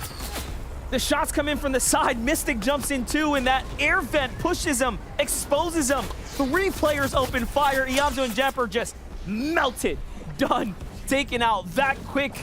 Talk about unfortunate timing there. Yeah, and unfortunate for Illis and Diego overall too. Look at his inventory. What were they really looking for here? A switch up in loadout. Need that striker, need some ammunition. I saw both those things just fall all the way down in that silo. I think that was a golden hammer possibly as well, and lots of AR ammunition and the mats too. Look at Diego's mats, how much they've invested here. So things not according to plan. Yeah, you got the points this game, but how much more can you get with a loadout like this? So unfortunate.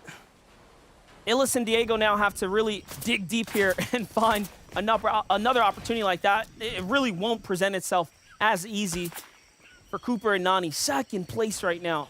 Pretty solid position.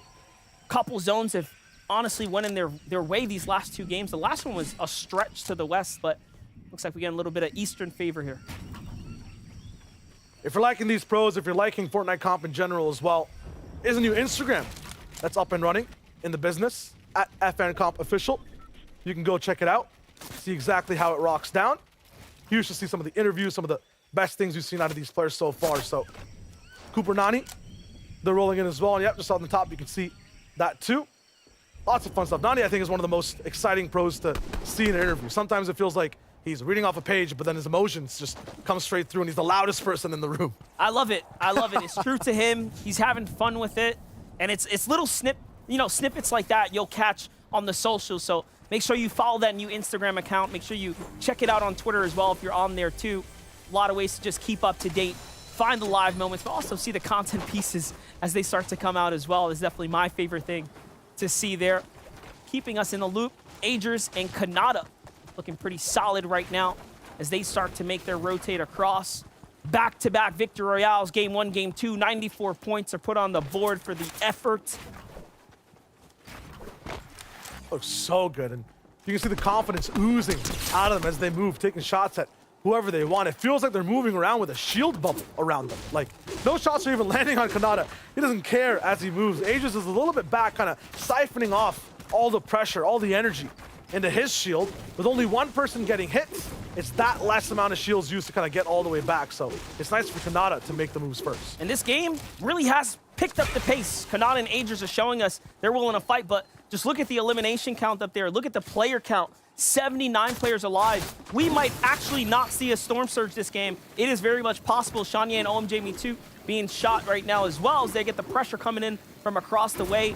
That team's got the clear advantageous spot as they're closer to the new zone. So Shanye and crew just have to wait this one out a little bit here, see what they can do. It's gonna cost them a bit, but they're still very much in good shape for this game. OMGME2 as well. Yep, there it is. You can see the material count, so looking to max out here, but they have to rotate, they have to move. The key reason they're here is just to get that metal up. There's some of the harder mats to obtain all the way up to max. Brick as well, you see those little piles all the way around offer so much for the duo. Wood easy to get wherever you really go. So they'll be able to move all maxed out. Their loadout also looking so great. Meanwhile, the ones that haven't really moved, the ones that have zoned so far, and it's almost the same one that we saw. It always starts with the bugle. Pamsto Fatch moving towards the right side again, dodging Sleepy, and I like this new rotation they have this season. It's working out for them so well. French Canadians in top 10, looking very, very well here. 183 damage below the surge now as things start to update. Player count jumps up a single digits. Someone was rebooted back into the competition.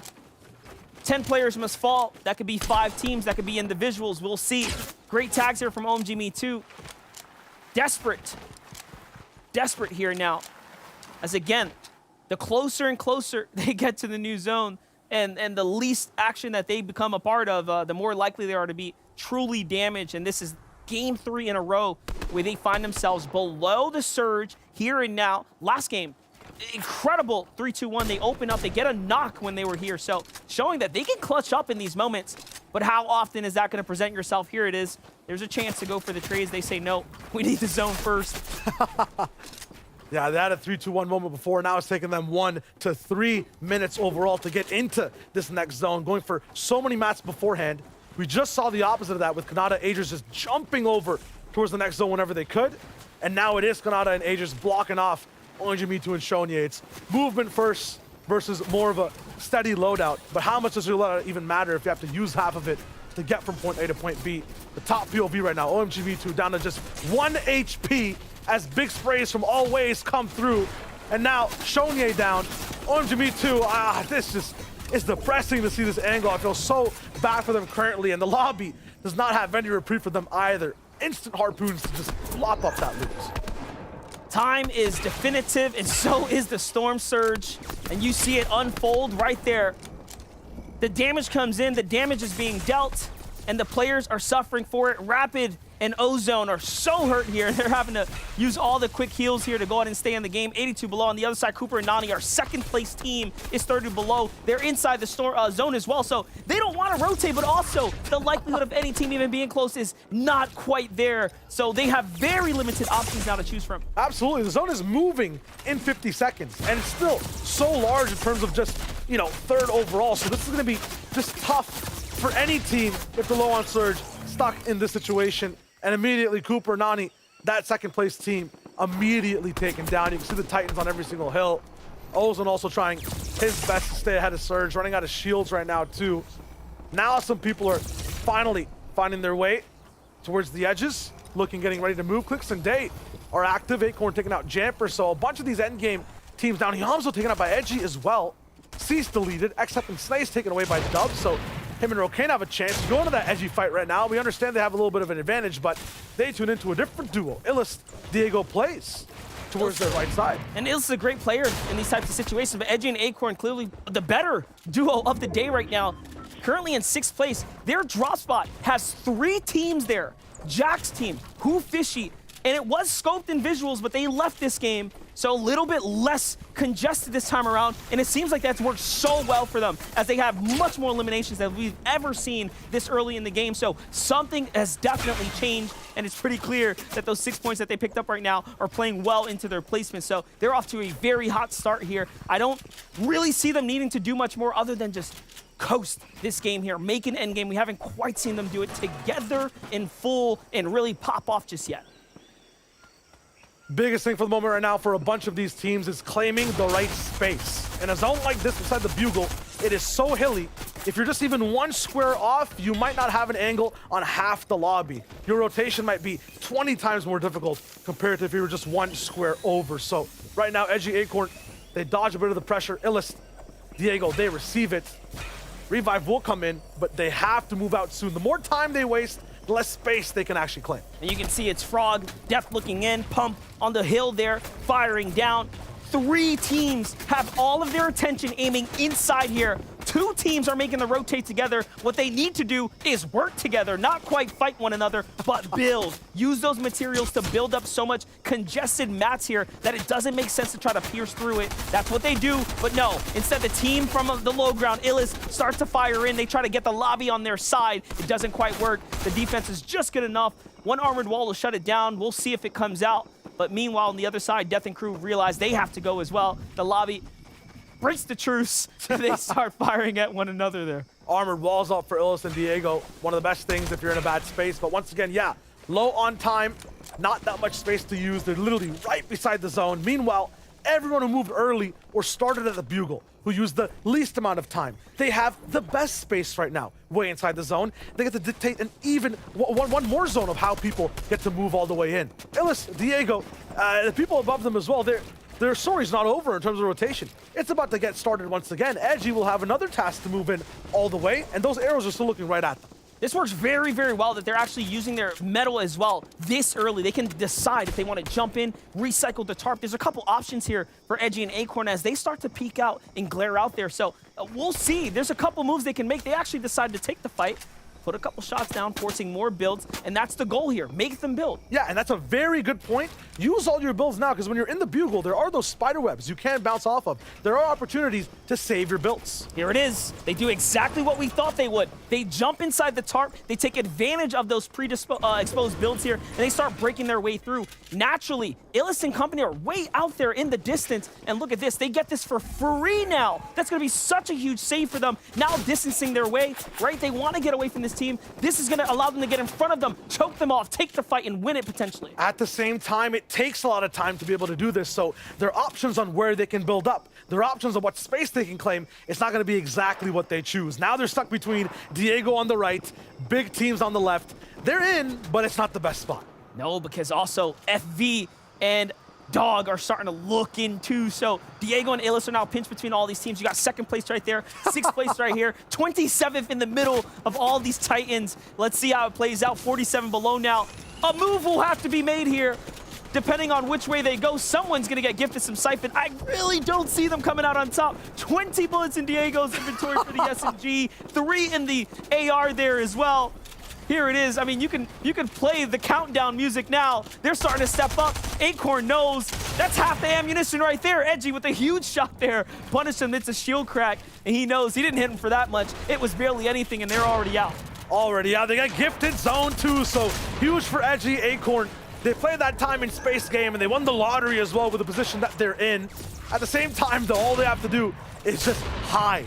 They understand. They've done the damage. Let Diego bleed. Let Illis go down now. It is all up to Illis. They're using time on their side now. The thing that's been such an issue for them up to now is the reason they just make this almost absolutely flawless. Another team rolling all the way in. It's Dog. It's FV. You called it out. They were looking.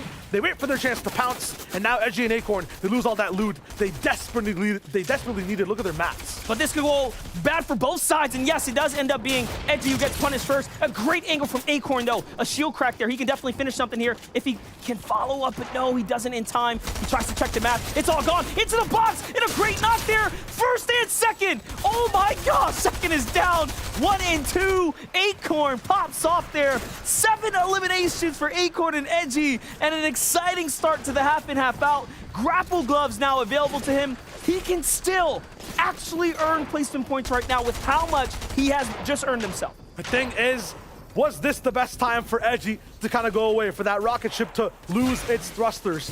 10 big grapple gloves in Acorn's inventory, so he still has a little bit of that boost. You mentioned it, Monster, and yes, they have that zone too, but it has pulled a little bit away via this box fight. One of the best zones to be able to use these grapplers. On top right now, once again, is Pump and Teo. Have they learned their lesson from that Rave Cave game? But it's 2 games in a row as well where they get zone to favor their side, so you're really seeing how the zone can influence the game, especially if it's your drop spot. Kanat and Agers, let's just look at their positioning right now. We have not seen them in this tough of a spot here. And when I mean tough, I'm talking just slightly low mats, and this is the worst zone you can ask for. The pool's gonna go up and over the high ground, and this is extremely steep. Very steep, but that's a very good thing for the inventory that Kanata and Agers have. All they have to do is walk around this left side, stick onto the mountain with those grapple gloves, and they can literally, maybe with 2, swing the whole way and not even use like 10 materials. It's very interesting, and that's the best thing you can do right now. Rogue Shock and Redux, I think, recognize this. Yeah, exactly. And they're starting to look out. They're not looking at the congested area. They're looking at the dead side. They're looking at this empty side. Who's going to go ahead and swing their way around? And everyone's starting to come on through. The grapple gloves coming into effect there. No tags come through, so Rogue Shark doesn't really get to take advantage of things here. But hey, they are the kings of high ground. Meanwhile, Booga and Miro are in a fight for their lives here to try to stay up. They find a team of 2 in front of them. The wall comes in, but no, Miro is going to get hurt by the storm here. He needs to siphon more than anything, but the weapons aren't loaded. He doesn't even want to stop here. He needs to get in front. He has the heals to work with too, and he goes with, honestly, the most simple decision. Up and over. I'm going straight. Forget going around. I'm working through these builds here. He's staying on the layers, and you can see the stress of this rotate right now is really taking its course here. Everyone just wants to stay up right now. POV, you do not have a grappler. It's just chaos for Miro. Somehow, he's alive. Max zone pull over 2 different mountains, and he finds his way in. Meanwhile, up top, look what's happened. Grapple towards second height is Aegis and Kanata. All the way up top, Tabs, G, and Qua. They were born in the Bugle, molded by it, and now it's their time to take the crown. You know what they say, the enemy of my enemy is my friend, and everyone had to work together that time to beat the zone and get on over, and that's why Surge is active right now. Players are under pressure, Miro being one of the few, but no, things start to settle out just a little bit now. He finds a couple tags there that allow him to stabilize, polarize by himself though. He takes that second place spot as we see Acorn and Edgy. We're of course just barely holding on, so you know, those things will happen here. Miro now becoming the target, but he's gone. Acorn still in this, holding on. 5th place now, he slides up a little bit more, earning placement points. Every team that falls now will continue to grant him more and more. 8 shots and charges used from the grapple gloves there. Everyone else left behind all the way by this storm, by this circle, by the way the zone is going. Mid-ground now becomes low, the lowest point halfway in the sky. Kanata gone, it's up to Aegis to go for that clutch, going for a little bit of the grappler, staying low-key, but unfortunately a few bad bounces. He's out of the charges now, with barely any materials left. Up down on Spade, very nice pickup, but it's not confirmed just yet. Goes around the right side, unfortunately it's not enough. Just shy of a couple more pellets landing there, and that would have been the one tap he was looking for, but now all of a sudden, the big rotate comes through. Acorn is down and out fully there. Cat and Lizard holding on, 7 eliminations, looking good. Sliding halfway down the server is the whole lobby, and now they're pulled all the way back up. We're going towards the printing press, the center of the Daily Bugle. Not a single player going down just yet. Everyone resilient as a roach, surviving. Not even a nuke to take down some of these players who are trying to live in this zone, but Clicks packs more punch than just the explosive radiation that comes from the skies. It's his bullets, it's his aim, and it's huge. Clarity G down, the siphon coming in, the drop for the loot as well. Clicks is playing this perfectly. He absolutely needed that as well. He needs these mats here. You can see he even used more to get to the box. Into the box he goes. He knows the solo. He goes all in with the SMG. The shotgun follow-up as well. And Lizard is down. And just like that, Clicks is clutching up here. That's going to bring him on into the top 10 here and give him a fighter's chance to earn a little bit more. Pamstu and Fatch in the meantime, coasting their way through the mid-ground. Qua and Tab G on high ground once again here with the climb back, the crawl back story for them as they're trying to get inside the conversation here. But we're in a top 5 situation. Natural disaster of the relics of this volcano inside the Bugle. Everyone has to kind of get out now. They have to move way back up the hill. That's going to be so tough for people like Clicks on the low ground. A player, no issue for him. The zone, though, that's a whole different question. Armored walls, Clicks is stuck here. He's gonna have to go a little bit further in to go ahead and get around. Out come the grapple gloves. Chimp tries to slide on up to the top here. That's a solo in front of Clicks here, but no maps. He can't do much about it. Pamson and Fatch get the elim there, and they see this is another one here. They get the knock on Tateo. They're trying to get pumped too, but no. Armored walls pause that there, and Pamson swings around, cuts him off. A great finish there, and no. High ground puts the pressure down. This should be all she wrote. Pamstu is down, Fatch is hurt, he's inside the zone, the animation comes through. Qua in Tabs G should be able to win this game off in just a couple moments here, unless Fatch does something incredible like we saw from Kanata, but this time, it's not gonna be it. Qua in Tabs G get the victory royale. That's just really smart from Pamstu and Fatch in general to recognize it's impossible to go all the way up to Tabs G and Qua's God position. They go straight for the eliminations, maximize their points. What a gameplay though, what a plan from Tabs G and Qua. Efficiency from the low ground teams for sure to go on and play for those elims. Qua in Tabs G got high ground early, and they didn't start with high ground. You saw it was actually Pump and Crew who was up there, and other teams as well. Congratulations to Tabs G and Qua, who take game number 3 of the FNCS qualifier. Of course, it's just a kickoff here, and we're halfway through the action, but the story of that game was that new teams, new players showing up. We see other teams now entering into the bunch here. It's not just a runaway train. Not at all. The solo spotlight as well. Acorn popping off, right? So many players from teams that were just left alive doing really well to get so many elims. Elims might be the name of the game for this one, so we need to keep track of that. Kelly, she's got 2 glorious brains next to her by her side, and hers as well. What do you guys got for us? Thank you so much, Shio and MDF, and an incredible run there. Do have to, of course, give a shout out to Tabs and Qua there, grabbing that victory royale. But it was a close game, obviously. You know, there wasn't much that the low ground team could do, though, in that kind of situation.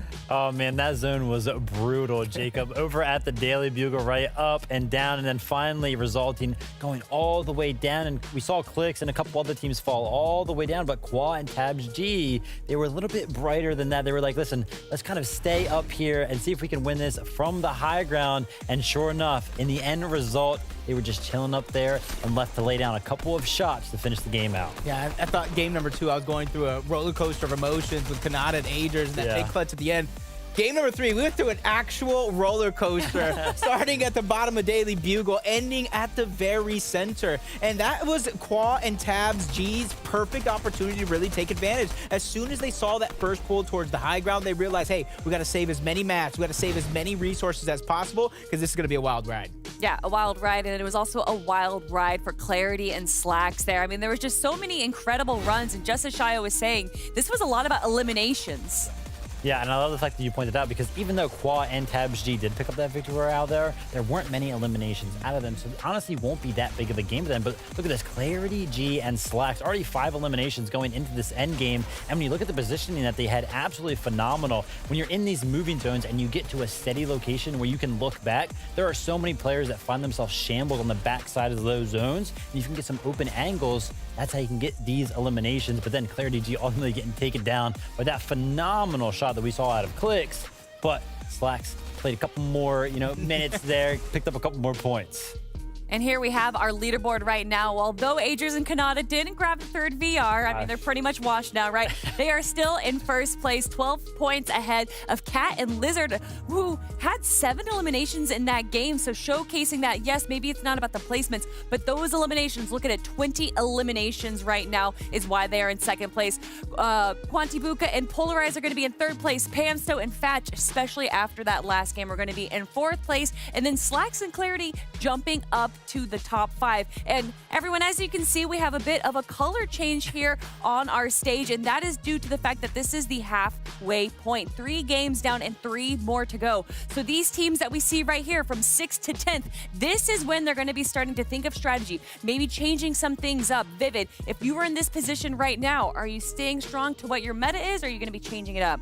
Oh, you got to stay strong to what your meta is. You're already in the top 10, 3 more games to go. Anything can happen. Maybe you had like 1 bad game in that little mix right there. And if you can clean up that little mistake that you made, then you're going to be doing fine. But a team that I want to talk about, Jacob, is Cat on bench and Lizard on bench. And honestly, what is helping this team succeed so much is the fact that they are just winning off spawn. Right now, they are 3 for 3 at that loot lake position. And that's how you get things started. You start to build that momentum, just like Kanata and Agers did, and you keep it going. Because just like Kelly mentioned, this is the halfway point. It's not always how you start, it's how you finish. And for a lot of these guys, they're going to be looking to finish strong. And even though it's game number 3, going into game number 4, you start to build that momentum, like you said. You start to build that confidence, and it really makes you believe that anything is possible. Man, I thought 7 eliminations were high, but they actually had 8 eliminations in that game. So again, a team to look forward to there. An incredible run. But I mean, let's talk about Loot Lake right now. There is so much going on that lake, and the fact that they're able to win those off spawn fights means that all that loot's for them. Yeah, exactly. And not to mention that POI is so good. It has all those fishing spots around it, salert barrows, those launch pads that are constantly down. And the fact that they're winning the fight straight up every single time, that's such a big help in the Storm Surge category. Yeah, once you get that Storm Surge damage very, very early on, you get almost, I'd say uncontested, but after you eliminate that team, you get all the loot, you get the mobility, and you set yourself up because it's kind of center zone, realistically, and you can go anywhere that you do want to go. But another team want to bring up NAE and Cooper. They started off hot, they started off strong. They didn't necessarily have the end game finish that they wanted last time, but I know NAE, you see his confidence in a lot of those content pieces. I think he's going to come out swinging still. But you know it's got to be rough being in 2nd place last game and now dropping all the way out of top 5. Mentality is such an important part. And Vivid, as a former pro player in Fortnite, what do you do to keep your mentality after you have a rough game like that? You just have to remember what you did in the games that you did good in, right? And the fact that you're here in the finals should be something that you keep in the back of your mind. Like, listen, I deserve to be here. And not to mention, we talked about it in the last game. Nani and Cooper, they were on the higher ground, right? They know how to get up there. Yeah, maybe Storm Surge is a little bit rough sometimes, but it is for everybody. Come into these next 3 games with a positive mindset, and they'll be all right. Hopefully, Coop will be recouping himself in game number 4 because this is the halfway point, everyone. The changes need to be made now before it is too late. But speaking of late, I think we're a little late for the game, so let's hop into game number 4. Game 4. Here it is, half of the story written out now. We get to start seeing what happens in the back half. Those first 3 games were exciting. They kept us on our toes here. And again, I think the real story I want to focus on right now, Cooper and Nani, the first team we see lose their consistent streak. Yeah, and that was because of Surge. That was because of issues off of their position overall. It looked good too. Way up high in the base, kind of maybe lackadaisical overall, who knows. But game 4 is going to really lock it in. Also scented, hold there. You saw Dog fall for a second, and all of a sudden that was it. Their momentum also slowed down. Acorn and Edgy really turning up in those final moments. But let's jump on into the battle bus here. Let's take to the world. Let's see what stories are gonna unfold for us here, because like we mentioned, it's only half the book we've seen. Many, many more chapters are in front of us. Absolutely. I want to visit the pet store. I want to see the cat and the lizard in Loot Lake. What's going down in this hot off-spawn fight where it's almost flawless for one side, and also kind of different each time we watch it. It's really interesting to see revolvers in play, them claiming space overall as well, and we're going right towards that watery lake. Gonna be dropping down. Skittles, Sphinx all the way up towards a different side. Look at the control though, the fast drop from Cat and Lizard. I think Skittles got the first weapon. He's gonna get immediately on the action. Lizard down, Cat on bench. He has nothing in terms of range. They have an angle towards this spot as well. Going to be looking at backward ramps to be able to have a little bit of protection and armored wall tech. Wow. You know, it doesn't get any more luckier than that, right? A team from across the field, which is literally Dog and FV, look in, find tags, snipe up your early game elims, and then you have an armored wall to save your teammate. I mean, stars aligning for Cat and Lizard here. Let's see how much further they can take it for Playify and crew. Oh no. Not looking good here. A second time now, deja vu. And unfortunately, this is a nightmare here as the finish is coming ever so soon. Muzz fights back to Skulls with that 2-shot. Stopping there will be the guy who wins this one all here. So let's over to Skulls now, earning points. Yeah, I mean, for them, so far in the first 3 games between both these teams, it's a tennis match, right? Audience is silent, everything's a lot more cordial. They're hitting the ball back and forth, and it looks like Skulls was starting to win. In this one, there was no strategy. They took a car and they ran it through the tennis court and just took out Muzz and Playify immediately. I like that surprise. Sometimes that's the best strategy. Head forward and eyes on the prize. Let's take a look at the quick highlight here. What all unfolded. Jack and Nosh jump into the box here. Saw Nosh was down, and it was to the hands of Visuals there. So Scoped and Visuals actually come back to Tilted Towers. Not content with the Condo Canyon last game. That drop did not work out for them. They come to somewhere more familiar, but Jack and Nosh are just winning this drop. Acorn and Edgy are the team to the north side here. You can see that they've been relatively unfazed by all that's unfolded there. On over to Thatch and Pamsu, now in 4th place. I've studied this drop. I know how they play it. They play it very well. But to see them finding this much success this early, I mean, it's so different. Last season, they had to continue to fight their way in. I mean, they went as far as going all the way to the reboot rounds. Like I said, for some reason, it just didn't work until it did. And they are carrying what they learned and all that effort, all that work here into this new season. You'll love to see our French Canadians doing so well. Yeah, fighting over with Clicks and Duke as well. This time getting close and personal. Interesting thing for Thatch and why that might be happening too is this fight, I guess right before it starts to really go down. In previous chapters, they land around mountainous places like Misty Meadows and stuff, right? So they're really familiar with the zones that are happening and going through today. Duke and Clicks as well, really familiar with these fights. Sometimes both these players don't even have to calm. They have the pinches immediately set up. When it does get messy though is when Duke does his own thing. Clicks is not really on the same page. And right now I don't see a pinch really coming down. Unfortunately, Duke either took a breath in or blink. In that instant, the wall drops, the shot comes out, and he loses his shield. Not typical of Clicks to be right there in the action when it starts to unfold. So this is the reasoning why they're sliding behind here in the battle. You have 2 players opening up on Duke, which is a big problem. In the feed, though, I saw Yamzo find elimination, so you can tell he's really starting to heat up at the Rave Cave if he's jumping into the mix. Take a look, though. LML looking for anything right now, trying to regather control here, grab his walls, and that's a face of focus here as he's starting to run out of material. So this is where desperation will start to kick in. They have to fight back. If they allow Duke to continue to shoot here, they will run out of material. There goes the throw, some minis. Where is Clix while this is all happening? Just up top, canvassing the surrounding area, allowing Duke to take a 2v1 situation, and Duke is making it look like this is what he does on a regular basis. It's a creative warm-up for Duke right now. Not even breaking a sweat so far. Every single option thrown at him, every single obstacle, he just takes apart. Look at the pressure he has. He has people just making mistakes. People of the caliber of these 2 down below, LML and Group, there's just no chance for them. But now Clix dropping down, getting risky, breaking apart the plan. No match either. That's why he was so far up. He leaves everything to Duke, and Duke will land every single shot. He'll be there to save Clix at the end of the day. It's not over yet. There's a timer. New team moving in, and they understand the stakes. Do they have the positioning, the know-how to know which box to really hit? Scolds, Ozervo looking so confident. 3 seconds left. 2. They pounce on the box. Clix is going to be up. Duke now taken down. Clix at just 30 HP with no builds. We know that. He's going to be the weak link for this one for now, but he escapes.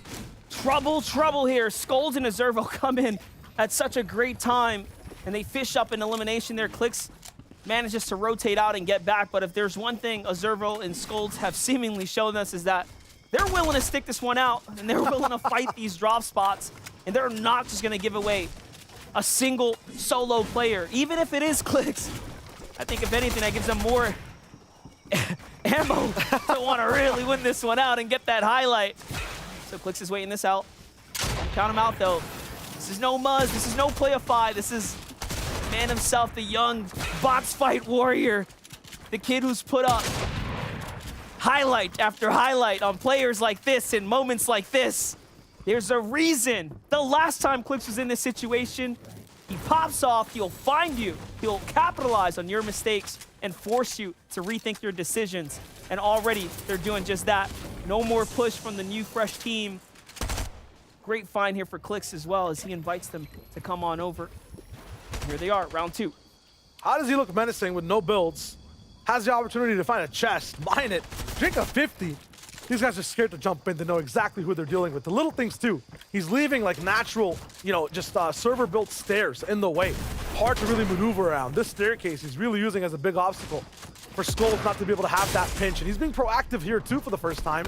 That might be dangerous. You can't really go outside these builds, outside this little base with just 6 mats in total, but he's really working around now. The big box is there. Up inside is how they'll really take this down. Ozervo and Skulls go through the front door and just wrap up the fight of the Joneses. Meanwhile, Polarize and Quanti, they're here for sloppy thirds. I don't know what's going on, but this fight is everlasting. Hey, listen, anything can happen right now. Quanti, Polarize are in 3rd place. They will gladly take some openers here, and no, they don't find any. They play it smart. They start to back off. And just like that, a couple shots come in, but it's okay. They get to slow down now. They get to back off here. And for a moment there, I thought Clix did enough to back off Skulls and Ozervo. If he could have held out just a little bit longer, Polarize and Quanti would have changed the entire dynamic of that engagement. There. That's our early game. That's our opener, guys. That's game 4. We know about Mini Miner, right? He's got a big brain, but let's hear him explain how him and Iamzo have similar genetics. Shy wager too kind, but Iamzo in game number 1, we saw him clutching up as a solo. He's left to do it yet again. This is a really, really smart elimination. He knows that the other player's right up on top. He uses the harpoon, which of course one-shots the wood to break the player down, get him into the box, pick up the easy elimination, which keeps them going in this game. And this is why I'm so happy to have a person like Mini Miner on the job right now, because I saw that Iamzo elimination in the feed, and I'm sure a lot of you guys are thinking the same thing. I want to watch that. I want to see what happened, and we got just that. Like I said before, when Iamzo starts to really get going, which he is right now, because they're up at the top of the standings here, that confidence plays into it all the more, and you can see that he continues to perform. For Slacks and Clarity Gito, 5th place right now. These tags here can be a game changer for them, but no, drops the opportunity to trade there. That's going to be an upsetting moment for him because we all know Surge is definitely inevitable. More tags come in as we jump on over to Thatch and Pam. Once again, Eastern Zone, right? This is great for a team like Thatch and Pam. I mean, they've played this one quite literally back-to-back. As I say that, though, like, hey, Monster, put a hold on it. We're sending them south. We want some dry season here. We're going to the desert after this. Mini vacation, see if the sand is hot. See how exactly things will work for Thatch and Pam. So this is going to be the key game for them to really see if they're going to struggle for the rest of the day or they actually have a solidified spot inside that top 5. You know that Asians and Kanata, they put in the work. They have a back-to-back. They have good placements overall. I think the average so far is around 4 or close to almost 2 when that pop-up came through. So they've earned their spot in that top 5. They should be sticking around, especially if this game goes well. But there's a test for everyone else on the server. Looking good as well. Max material. So a true test indeed. And again, that guaranteed grapple glove. Oh, we've seen how good it is in the hands of Kanata and Agers. They always manage to fight their way into a second one, by the way. Regardless if they get one at the drop or not, they find their way to these early and mid-game eliminations, which is truly interesting because, again, there was a time where it wasn't as easy for them. So I'm happy they stood together. They're one of the, 4 out of our 5 teams from last season that stood with one another, and we have them more and more now seeing appear here inside the qualifier 1 to kick things off. Acorn and Edgy being one of those few as well. So success, right? Success coming out from last season. All of those teams carrying that momentum here. So it's pretty clear that this is the wave of player who's just all on top right now. Really easy to go through hardship if you have a little bit of chemistry with your duo mate and have been with them for a very long time. It's basically how relationships almost work. You saw the stat there. 5 of the 13 teams returning today are inside the top 10 right now. So. Oh, wow. Yeah, so legacy talks. Wasn't lying, guys. The stat is there to back me up.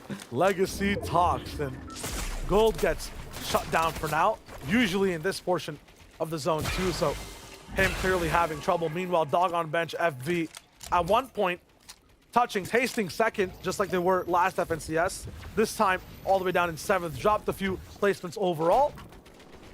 But there's always time to come back.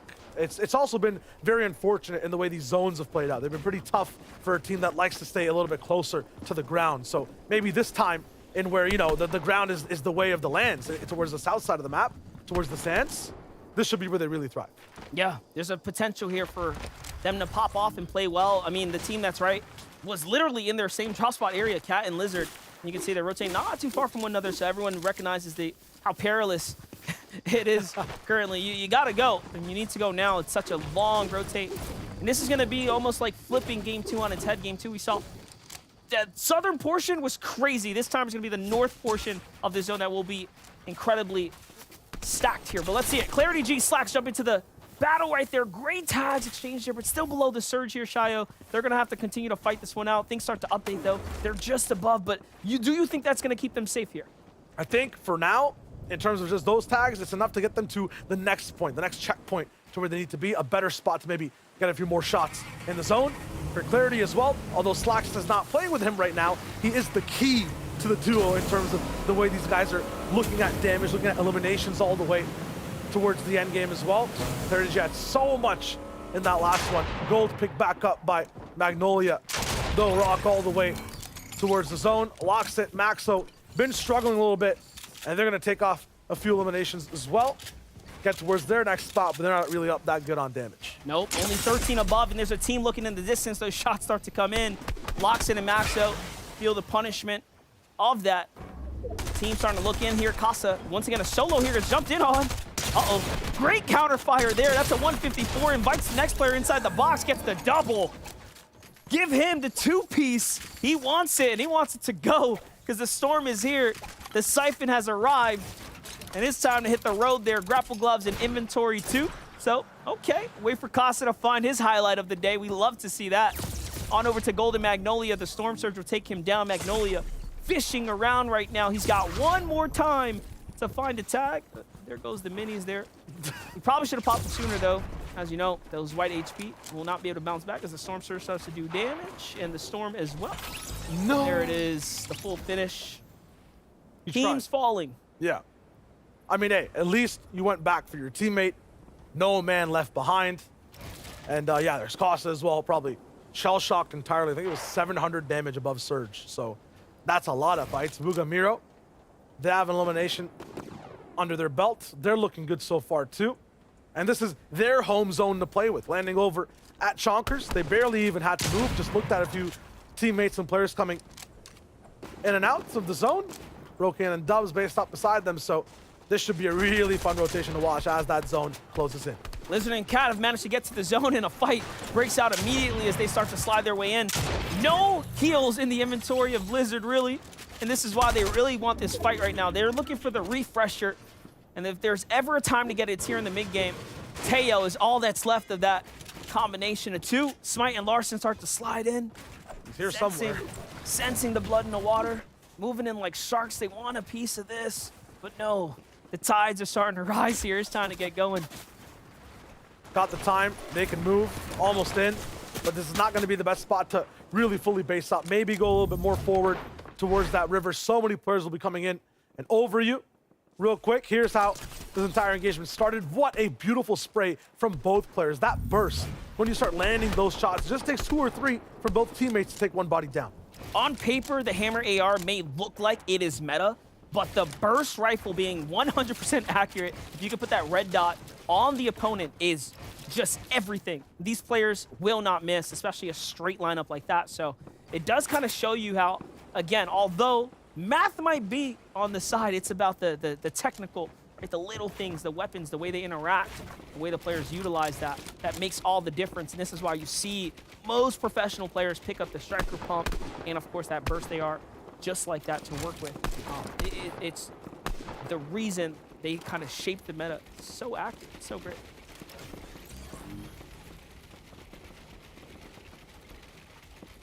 Faz just trying to find his own shapes right now, making a little bit of a wave with Bullet. Sim and Pam still looking all the way at the zone, but this build is way too far away. I don't know if people can focus it. Only people inside the zone. It's a center kind of pull. They will be the only people on the biggest rock available as well. Everyone you see on screen right now will have to move.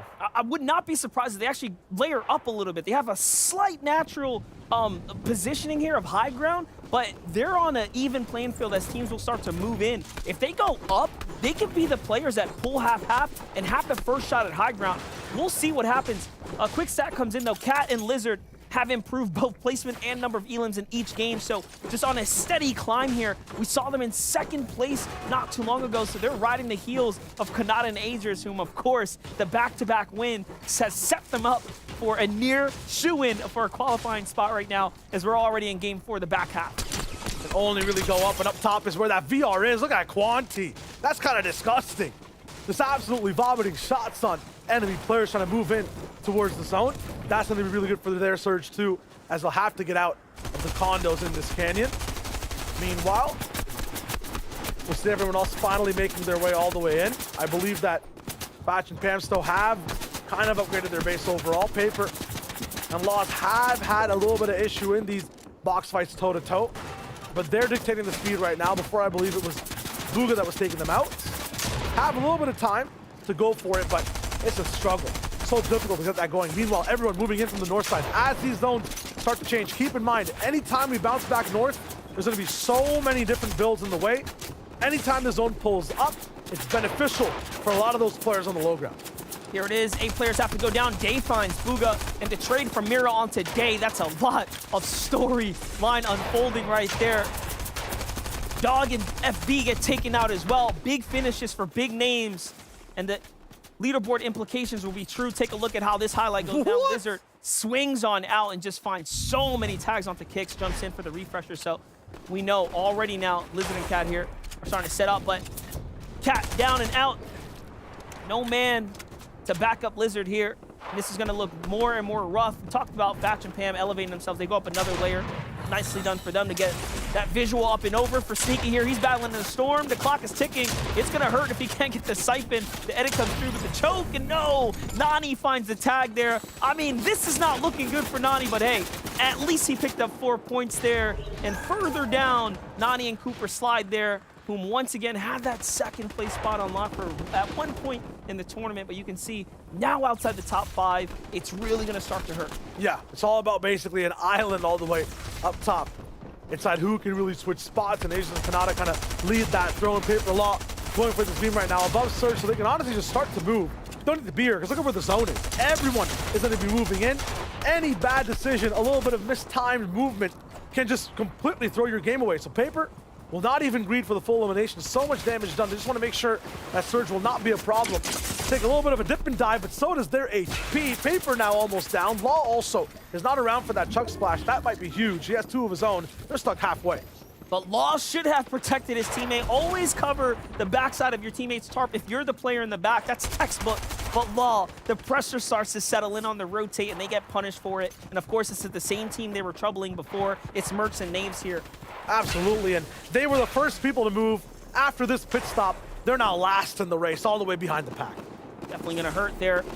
On the outside though, Edgy goes down. Acorn looks to be left by himself, face to face with Smite and Larson, his worst enemies right now. And it's still going crazy here. Kanata and Agers in the meanwhile on the low ground trying to fight this one out too. That's Edgy they're looking at right now. Edgy was at 1 HP. Acorn is now lower than him. A big Siphon came in. They can't survive. There's Chug Splashes right there. Edgy finally down. The Medmus needs to be stuck, and no, one of the biggest elimination. Just suctioning players all the way towards the end game are taken out completely. All those Elands out for grabs. And they were just there. You saw that 5th place position pop up. They just earned some more placement points. So that crucial threshold was met. That's a very important thing to point out, because points, you know, they are hard to come by. So when you start to get into these late games, you get to top 25, you start earning all those points. It's so important to be there here and now. For Slacks and Clarity G, they're looking to do just that. They're in 4th place currently. 3 eliminations coming into the mid game. And what you're looking at right now are players based up, because the moving zone is going to happen in Fortnite. Very interesting things happen. The zone starts to cut back and do weird things like this. So it's really going to force some fights. And we talked about it before. If that zone ever pulls back up north, up towards the top, it's back on player builds. Everyone down low gets to save their mats. High ground gets to just stay secured up top. And Elsa, Fuse, I mean, you can see the focus right now. They are ready to hold on to high ground. Definitely focused here. Another story of new teams coming out and trying to do big plays here. It's looking good for him. We've already saw a couple big names fall there in the feed. Duke finds a couple more here, so he's still up. Reservo eyeing up high ground. But Fatch and Pam are sneaking up too. They're saying, hey, we're vets. We're top 5. If we can get this win, that'll be everything. And up they go, and they actually take the fight in full. We get the full fight here as Pam still swings his way on up. And although they have no eliminations, high ground is there. Skulls is hurt too. The reset comes over, and it's only a matter of time now before they can potentially walk their way to a victory royale here. That'll cost a lot for Pamstone and Fatch on their mats. You can see it too. Just 200 builds available. Need to find a way to really drop down and get some shots going, because they don't have a bounce back. Fatch also, half his mats deleted. He gets chopped down. They have such a long way to go, all the way into Chonker Speedway, and nothing to connect with. They're in their own dimension, their own world. Fatch needs to find a way back to reality. Chip is moving all the way up to height. Spade following him close behind, 16th versus 5th. They need to hold on to height right now. Top 5, if they go down, they're out. Such a big commitment there. Meanwhile, Miro is solo here. The pressure comes in from high and low, and the armored walls are in to save him just in time. And out of nowhere, the double splashes are through. So Miro in a world of trouble. 6 eliminations though. Don't worry about it. He's here to earn points. On the other side, Clarity G now out. Slacks by himself here, having to play this one out, figure out the situation. 11 teams remain. Slacks being one of the few solos in here. It's only going to become more and more difficult now. It's a long marathon. Slacks has got his shoes tied up. He's got the Chug Splashes ready to go to help him with some refreshments at the same time. 11 different teams. He's staying low key. Unfortunately, trips, falls along the way. Fatch and Pam still give up height. They're now in the slums of low ground, looking for any chance to stay in that zone. Incognito, and they're making it work. Unfortunately, long pull. They have to really get going. No med miss on Pamsto's way. They try to mantle up on a different layer, but denied. Have to move all the way through low. Really just have to mantle. No mats left. Look at what's happening on height at Chonker Speedway. It's the Yamzo, it's Jamper, and they're here full fuel. They find their way to high ground. 3 eliminations now already as well. Jamper and Yamzo trying to make big deal. For the first time, we see them as a duo in the end game, and they're making big damage plays here. But Jack, meanwhile, solo here, swings around. Can he be fed up, or will he pop off? We'll see. Fatch falls in the feed there, so down he goes. Here it is, though. Jack has to make a hero's play here. He's one of the only players by himself right now, working his way. Pamsteel, another solo there. Slides his way in, armored wall to save himself, but he slips off. No more builds now. The side jump shot, not good enough. Snake takes him out. Cam, however, Snake, Except, however, still up right now. Cam being shot there, held to the storm, and that's 5 elims here for Snake and Except. They're doing very, very well. Doesn't matter what environment it is, doesn't matter if we're at mountains or deserts, it's always chaos in NA East. Big shots diving into the box. It's Polarized who takes one down. Still so many duels left over, and there's one constant no matter which place of the map we go to. It's Canada, it's Agers. First place, always low, always popping. Every shot max damage and every option just perfect. They block off height. They literally say, no, you can't look down towards the ground. It's hot, and that's because of our shots. A big pinch from both ways, and they just cleave on the low ground, building sandcastles of eliminations down here in Chonkers. They're still going. Big splash is available. Kanada's taking it close and personal towards this final elimination as well. No, Cam takes them out, but what a just run from them in this game. And a run for Cam as well. 8 eliminations for Cam and Narwhal. That's something to celebrate there as they edge their way to top 10 here. A victory unlikely for Cam, but Iamzo and Jamper get a redemption shot to do something big. Up goes Cam to high ground here. The high is his, hold up. But no, the Storm does the worst, and he goes down. And in the end, Iamzo and Jamper take home the Victory Royale. There's always one of these games on NA East where we sleep for a bit, and Iamzo and Jamper get hype, win the game. But the fact that Canada Agers get to stay there in every single one monster, can anyone stop these Titans? And not only that, Iamzo and Jamper really needed that. They were outside that top 10 coming into this. This is a huge moment for them to jump up. A 4 elimination win is absolutely welcomed here, and that puts them on up to 7th place. So Jamper and Iamzo are truly back in this competition. 2 more games are in front of us, and all of a sudden now, we have another team that can truly fight for top 5. Top 5 is all that matters here for the FNCS qualifier number 1. You really want to kick it off. You want to take home one of those spots. Yeah, we're taking NA East players all across the different biomes that are available on this Fortnite map. We can take you across the stage as well. I think Kelly, Jacob, Vivid, they got a little something for us. Thank you so much, Shayo, and you are correct, we do. And I thought for a moment that was going to be another Canada and Agers win again, but it was actually Iamzo and Jamper grabbing that VR.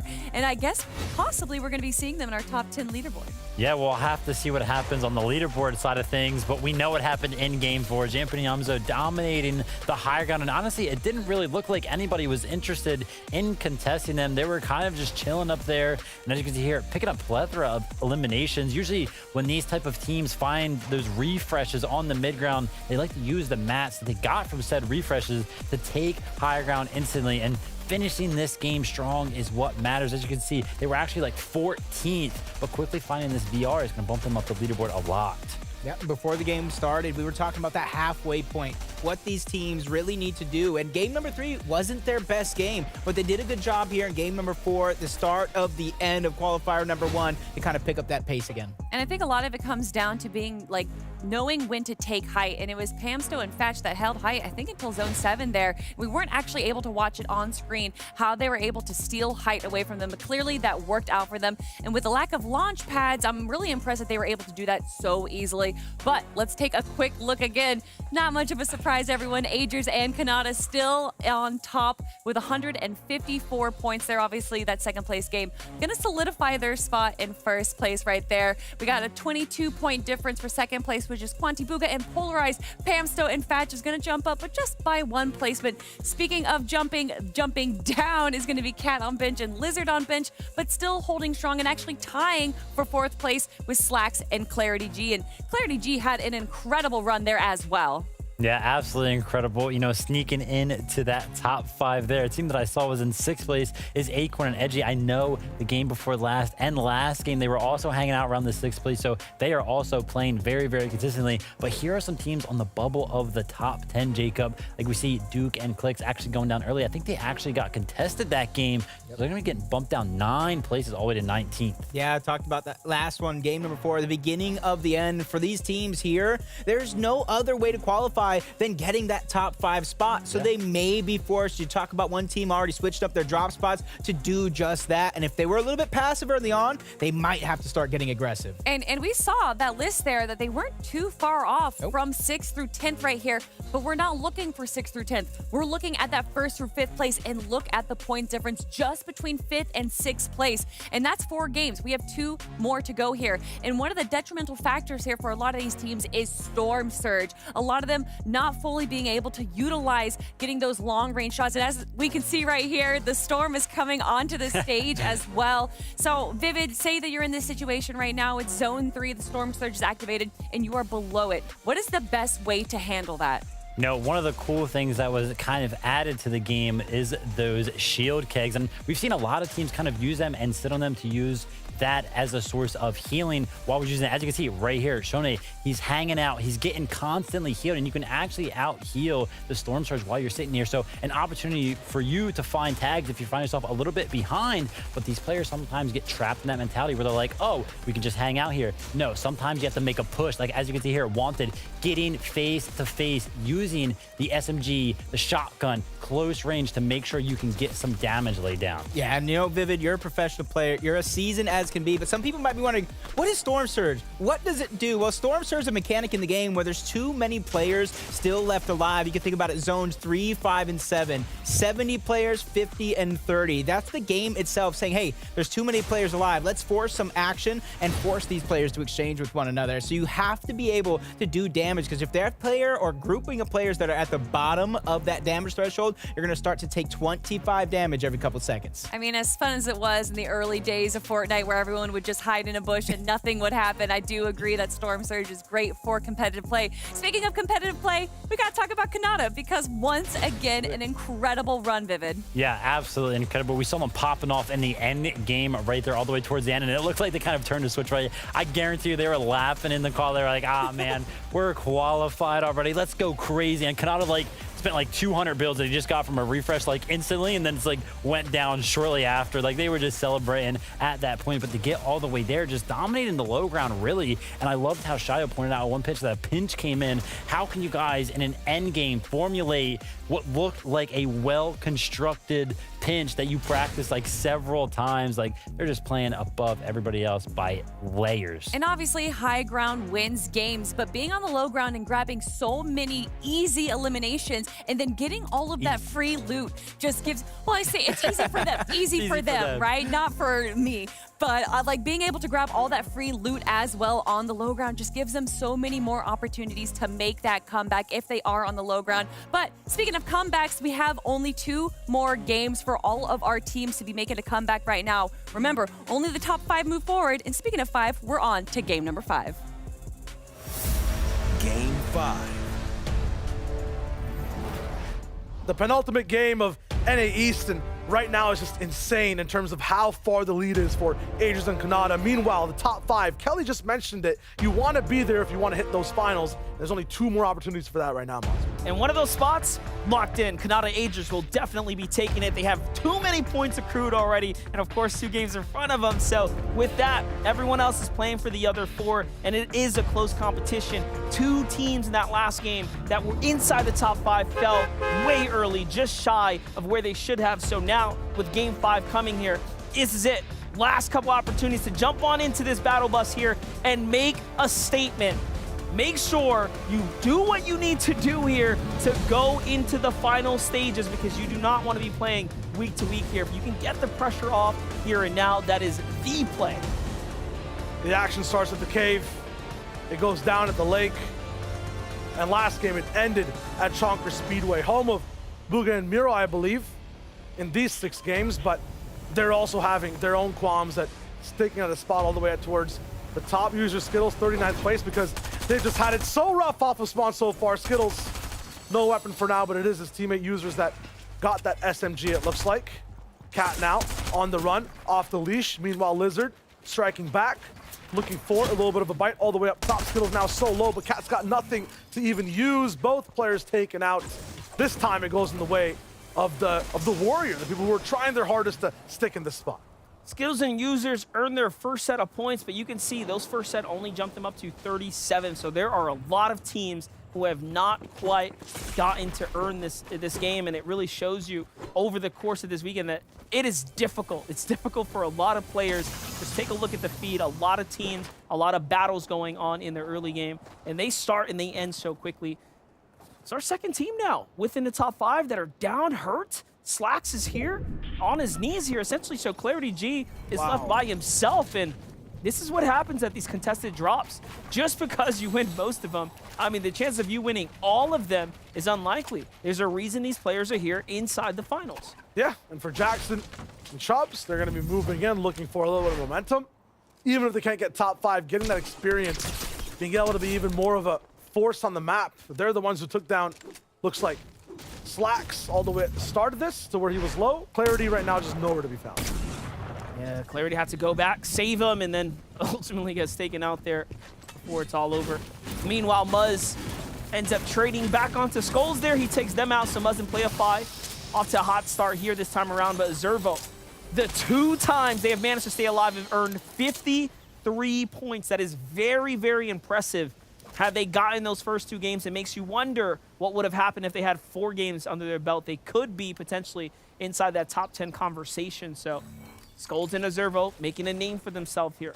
On the other side, LML versus Duke once again here. And Goop, this is another big fight. They have one of the 2, so Clix is by himself. This time, Clix has the shield, a few of the mats, and then also, I just got caught off guard by him just taking that zip line. It looked so silly. Just moving all the way far away.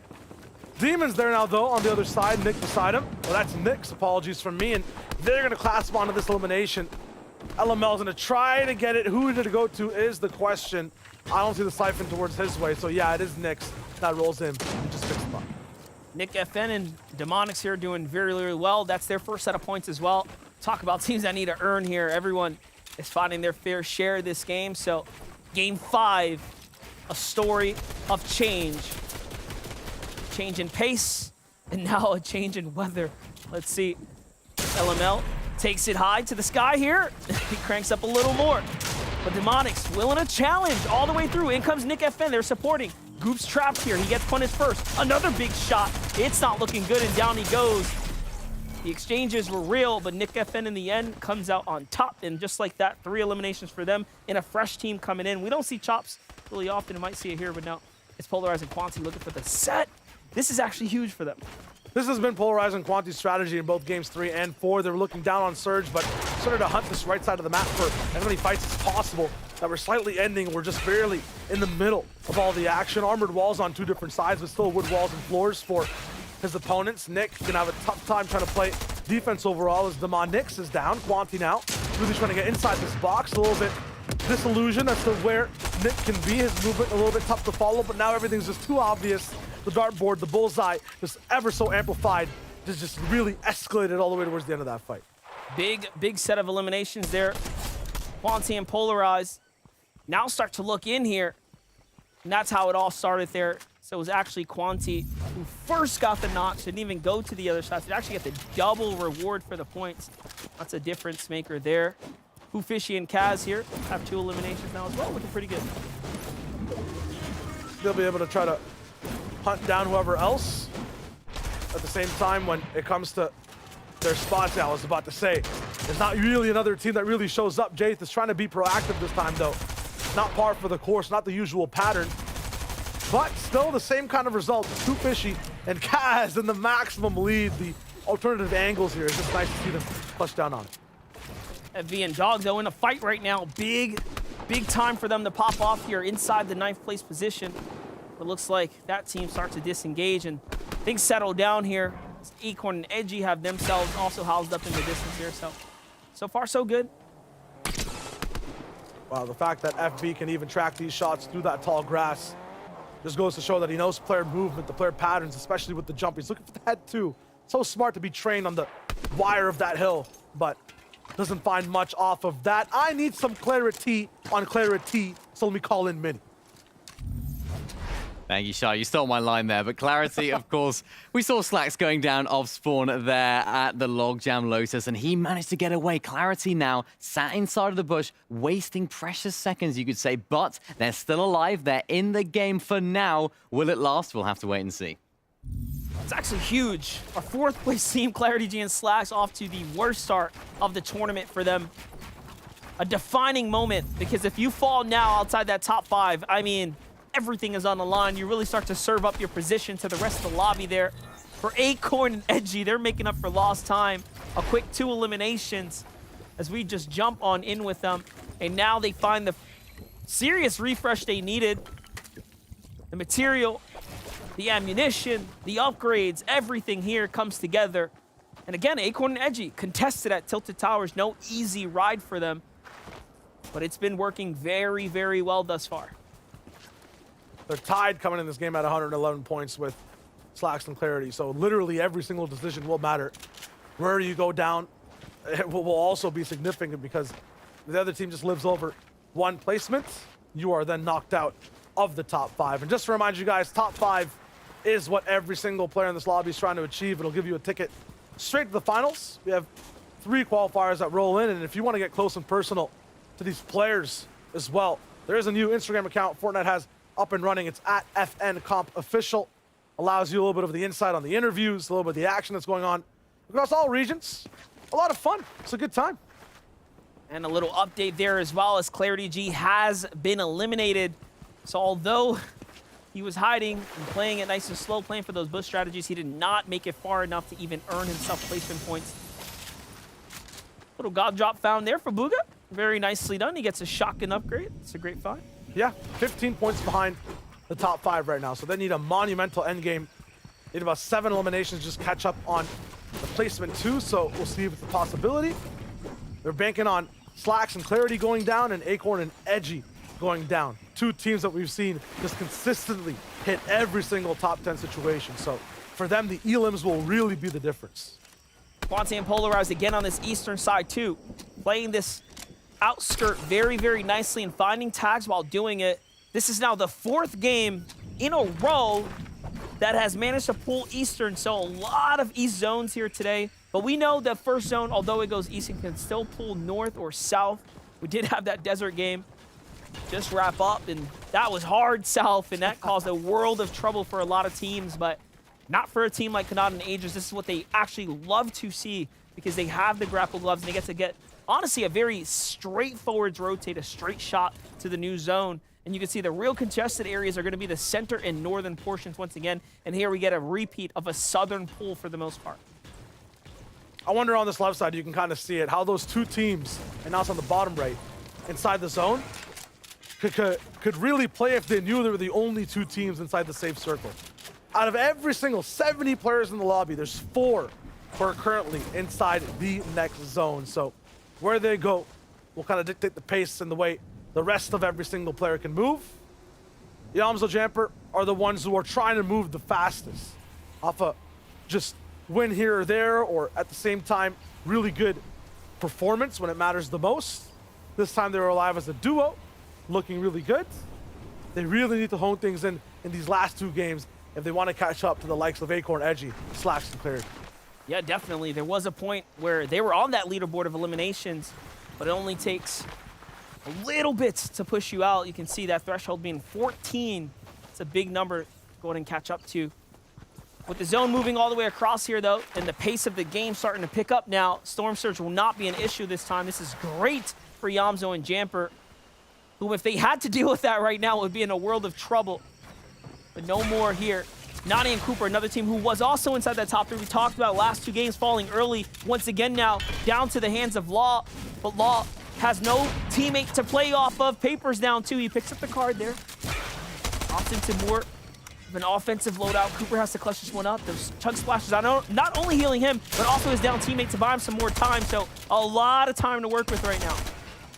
Law still going for it. No options for armored walls anymore for Coop. You can see they were already used top, down low. And stop pinches from all sides. Cooper's trying to do whatever he can to really push back inside the spot. But the fact that he has to protect Nani, the fact that there's 3rd parties in the way means he can't really move freely and look for a good shot here. Looking like he's even just leaving Nani behind, trying to find a way to escape. But the way he wants to go is where the shots are coming from. So has to use even more builds. If he can get Nani up, just look at the loadout. It's going to be so good towards endgame. Legendary Stinger in the inventory. Striker ready to go. So many splashes, but his game just chopped in half. He played that well, though. He noticed Neverfy and crew jump on top of that box. There was no shot. He was taking his teammate with him, and he ultimately had to opt in to leave him behind. This is why Cooper's by himself, but better left alive than out of the game here. The instant highlight of how it went down. Paper jumps into the box, initiates the fight here, finds Nani with no HP, so a huge opener, and Coop was hurt too. But the turnaround in the clapback there was enough to get him that single elimination on the trade. So it wasn't for nothing. It was just worth 2 points. Meanwhile, to the north, the team they were fighting goes for the reboot. So Law will be able to save his teammate. And that's honestly a direct eye-to-eye contested right there. That's a 12th place team against them. So direct implications onto one another, honestly. Yeah, the reboot, it's very nice to go for it on the right jungly side of the map. You have the monument to use to really fly all the way in and catch up on lost time, sometimes even get right back to your loop. Meanwhile, we have the victory lappers, Kanata Agers. Who will they influence, kind of keep and boxed out of the finals out of the top 5 in this 5th game? They have an average placement overall of 4th. We've seen them on low ground in every single situation. Rain, snow, mountains, desert, lake, doesn't matter. They just own it. Definitely have been, and proving to us that they have a strategy worthy of review. Looking very, very good here. As we jump over to the other side, 11th place team of Death and Frog. Pretty solid, but they're just holding down the fort right now. One of the few teams inside the zone. Everyone now beginning to migrate across here. 4 seconds until that storm does start to collapse in and start to close. Things will become closer and closer. Edgy and Acorn have the high ground here. No max shield, so I am wondering if they're looking to trade with players. Sometimes pros will opt out of going for max HP. It does look like to be the case here, as Acorn does have a couple chug splashes here, so I want to start going for some big trades.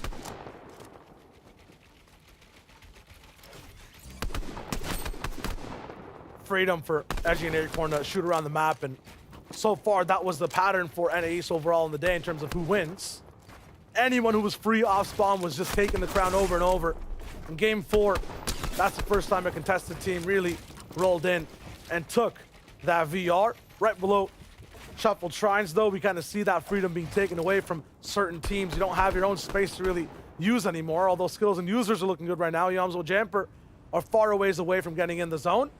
When we really look forward to getting these teams in that half and half, that 5th zone, and getting the top 10 closer together, Yamzo and Jamper obviously in 8th, that's where the stickiness starts to happen. I like this complete dead side rotate, though. No one going to be touching them. They're really focusing on placement right now. You could tell because they started on the north side. They rotated all the way around. They've really been playing with fire here, playing with the storm, if you will, teetering on that edge, balancing those late rotates and how much damage they can take. It's been so masterfully executed for Cooper and Nani once again. Nani no longer being in this battle, down to the hands of Law here. I mean, Cooper's still holding on, putting up a good fighter's fight right now. He makes his way to dead side as well. He rotates on in, but never mind, I lied. It's not dead side. He's on the congested north. The way the POV was set up, it looked for a second like we were there, but on over to Cam and Narwhal, team that can realistically fight their way out of here. And notice, we've seen a lot of teams that say team number 11. That's because they're all tied at 83 points. There are a lot of teams literally contesting this position right now. So many teams, as we like to call, on the bubble of breaking inside that top 10, which will be the teams of focus for the last game, because after game 5, it's game 6. Absolutely, the final one. Narwhal right now. Comms are up. Him and Cam really talking about what to do next. Their synergy huge, but look at the way every single team is just so active on knowing exactly what's going down around them. Like the fact that they pull into the condo, though. Avert the eyes of the spotlight all the way up top on the tower. Rogue Shark not going to see these guys swimming down below in the water. Big elimination in the feed there. Dave finds gold, and all of a sudden trades are happening here as the zones start to rotate on through. Different in this game, though. A lot of the time at this moment, we'd see, what, 70 players almost, maybe a struggle still with Surge. I know it's even locking in, but that's what the pattern was in like game 1 and 2. Now it's a little bit shaved down. Lots of teams, lots of players trying different things. And it's not only reflective in how many players are alive, but a lot of the time how loadouts look like too. Sometimes you're unsuccessful, but you don't go down. You get to keep playing. even more scuffed. So elims might be easier for people like Quanti and Polarize to stay in second place. Might be easier for Jock to keep rolling in, but they really have to make sure to capitalize on everything. Everyone is so close together in points. That's true. In 50 seconds time, the Surge will start to warn players where they stand in the game, and then you'll really know where you are. You'll really know how good your game's been going for you. You had a free pass from game 1. Let's just call it a hall pass. You were doing okay, but time's up. It's time to check back into the teacher here, get back into the instruction. Nosh and Jack here looking for something, fishing around. Currently in 7th here. This next engagement's gonna mean everything if they can get the refresher. 60 builds here tells us that they absolutely are hunting here. Hunting and possibly the worst spot too. I mean, depends on how you look at it though. It is where most of the people in this entire zone are gonna be. It's the top left of it and the top right. Look at all the names. Maxo, Shadow there too, Cooper on the side. Meanwhile, on the other one, it's Pamsto and Fat. They're looking for height. For them, it just seems like they're on a different beat, a different radio frequency, so to speak. So much more cleaner. They get to build all the way up for height, no contest. The difference now, though, is this is early. They're really banking on the zone pulling their way. Otherwise, they have used so much material. Here comes a Surge warning. The weakest team of Surge has 430 damage to make up. Vatch and Pam, honestly, with only 70 above here, probably are so happy that they're even in this position because this big flex that they put up showed us that they needed to do something. And this is the thing that they've learned from so many seasons before. The amount of times I've seen Vatch and Pamsto in a box inside the 4th zone moving into 5th, doing nothing, having to use all their match to save things. Whoa. It's not going to be the way. Cooper, though, it's the other way. Shot after shot, bop to bop. It's scoped now at 1 HP, and he's really trying to get in and make it look hot. Okay. So nice, but still more players in the way. Cooper has to stay alive. Hey, I respect that. 2 eliminations as a solo right now to clutch up, and Surge warning you, and now all that material to stay alive here, and the heals as well to sustain a little bit of damage is important. That's very, very impressive, but in the end, I mean, he's gonna have to go here soon. The storm is here, but at least he earned some points. That's much more than most players will be able to do, including some placement points. Absolutely, but just so deep in the zone. You're right, Monster. Ooh, that's a siphon. Not a siphon, though. Someone else's elimination. They're still also currently alive. He's gonna go right past FV, and you know how good him and Dog are at making sure they pick apart any type of solo nomad moving in from the zone. He's close to the next one, really has to move all the way in. 3 HP, can't really dip back into the storm. This is tough. Such a smart play, though. A lot of players will crumble under that type of pressure, but Cooper was so smart. The fact that he went up and over that enemy team below him, breaks line of sight, and does not allow him to be the target of choice for them. Little things like that will allow you to extend your play, and Cooper's just flexing on us right now, showing us this man plays Fortnite. We may have not have seen him many times before, but hey, he's here, and he's putting up some big statements, honestly. And now look at this. Just a single team has to go down and more points will be earned to him. These are hero clutch plays right now he's making. Cooper doing the most right now, and Monster also pointed it out way at the start of this game. There were like 5 teams who came in at 11th at that 86-point mark. Cooper is one of them. The elimination sets him apart for now, but he has to keep going. Although this looks disastrous, he cannot afford to go down now if he wants to make the finals. This is a very important putt situation for him.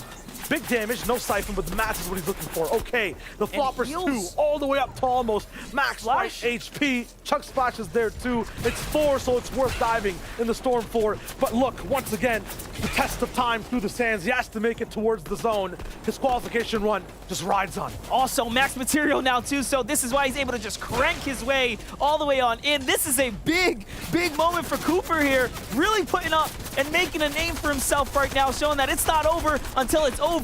Can he do something more? If he does, I mean, I'll just be even more impressed than I already am. Wow. And look at this, he slides his way to the side. He has already earned 3 more points since finding those big eliminations there, because there are 23 teams left. With every team that falls, Cooper will continue to earn himself more and more. And his teammate, Nani, must be rooting on his side. This, you know, if you guys know Nani, he's just so explosive, so the energy is definitely there. But let's tune in with high ground. Booga and Miro also looking to make a statement this game. Not going to chop off the other side. No chance for a grappler duo to come all the way up. We've seen the retakes on NAE today. I'm actually very impressed with how some of these teams are really going for height. If Yamzo and Jamper are alive, that means Miro Booga will have to be nervous. Cooper gets to bounce all the way back to as the zone pulls in all the way towards the north right side. Day and Cease alive for the first time I see inside an endgame. Really looking to see what they can do, and they are being so frugal with their materials. Just being able to have a feel for the entire zone. No chance of even protecting their head tops. They're just moving all the way in. Day, a free bird in the sky, gets all the way towards the front and then pushes up a few layers. Keep in mind, top 10 was just 100 points, so they are just shy of that. They can really jump their way up, and with already 4 eliminations, I mean, it'd be crazy if they come back in the end and pop off. Here comes all the pressure from the SMG. On the other side, Kanata for the first time down and out. Agers is by himself. Grapple Gloves being the difference maker to get to the front side of zone. Agers will now be forced to clutch up. Cooper here finds another one. Don't stop, my man. Keep it up, because he is on a roll here. Caught up to Bugha for now, still wants to keep going forward. Top 8 situation for Cooper. Out of all the white heels, stuck between little rocks and very, very hard places. Now, out of mats as well, so the tools of the trade are gone. The craft taken down. A bush is the thing that's going to be his demise. Here it is. Agers, though, jumps on a layer with a player, misses the shot, but he is still in the business here as he starts to pop his minis. But it's danger all around Agers here. Not only players, but HP-wise. He cannot afford a big trade. He has to open up with a better one, but no, gets taken out from Crisp on the edge there. Meanwhile, Bugha and Miro have high ground, and they have it nicely. They're holding it down. This is a strong, fortified base right here, and the pressure coming in shows us that they managed to get comfortable up here and start putting down shots. No free refreshes yet, but that could be one. Qualifier, it was close, not just yet. A Condo Canyon, it's time for the new players to kind of move in. This is the game for everyone who struggled so far, from 10th all the way down to 20th on that leaderboard. Teo and Pump don't have height this time. A few eliminations as Teo's now down at the bottom side of the zone. As that happens, Frog starts hopping. He's getting a few more eliminations, taken away. FV Day's also gone down up to Cease to make that clutch. His opposite Day for this duel for now, but Cease has everything needed to really starting to get explosive. Here it is. We don't really get to see Cease solo in endgame. Does he have what it takes to hit those big shots and find some highlights? Of course he does, but it's not going to be easy as he gets opened up on there. And look at that, the armored wall comes through, no edit, but the shot slips him from the side, and he's on and out. On the low ground, locks into Solo. Polarize is on the other side. Meanwhile, Acorn falls here to Miro and Bugha. There goes the refresh for them. It's looking good. That's the most important elimination Bugha and Miro could get. Taking apart the dynamic duo, one of the only teams that can really contest them for height right now. So it'll be up to Edgy to go for that solo clutch, up to Bugha and Miro to really lock down what's happening. But Yamzo and Jamper's still there. They have the Harpoon tech available too.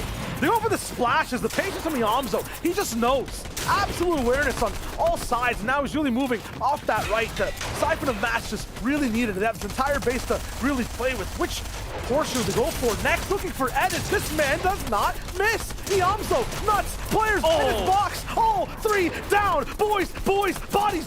Yamzo cannot be stopped. And he's continuing the push here. Another player below him. That's 5 eliminations. And he has earned so much points here inside the top 10. Make it top 8 now. And he is cruising along here on high ground. Bugha and Miro have edged their way on up.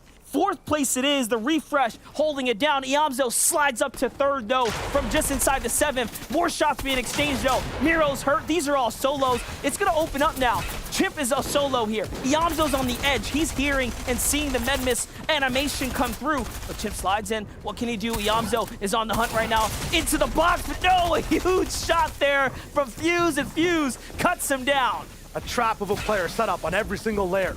It's up to Chimp to see what he does next. Levinville's still left. Quanti now drops down. Polarize with him, one of the only duos to really get it done. Look at that pinch. It's like cutting a cake in half. Just delicious. Chimp now on the other side of the wall. It'll be a cost. Polarize will be down, dropping down the heels too. And it's so good for Quanti to be able to dynamically defend and pick them up. Chimp, another Medmiss. Are they for sale right now? How many does he have? Going for the next shot. It's block. Quanti just too good. But the Seer edit is there. And the spray too. Chimp too clean. That was another pickup for him there. And just like that, we get to see another 2v1 finish. This is the 3rd game in a row where the high ground team has managed to have such a dominant position and force players out. Chimp tries to fight back, but it's not going to be enough as Miro and Bugha come in and clean up the crumbs off the desk. A walk in the canyon for Bugha and Miro, and they started that game all the way up on height. Absolutely just amazing from them to hold on to that moment, elevate from a top 10 to a top 5. Great job in a climb back there.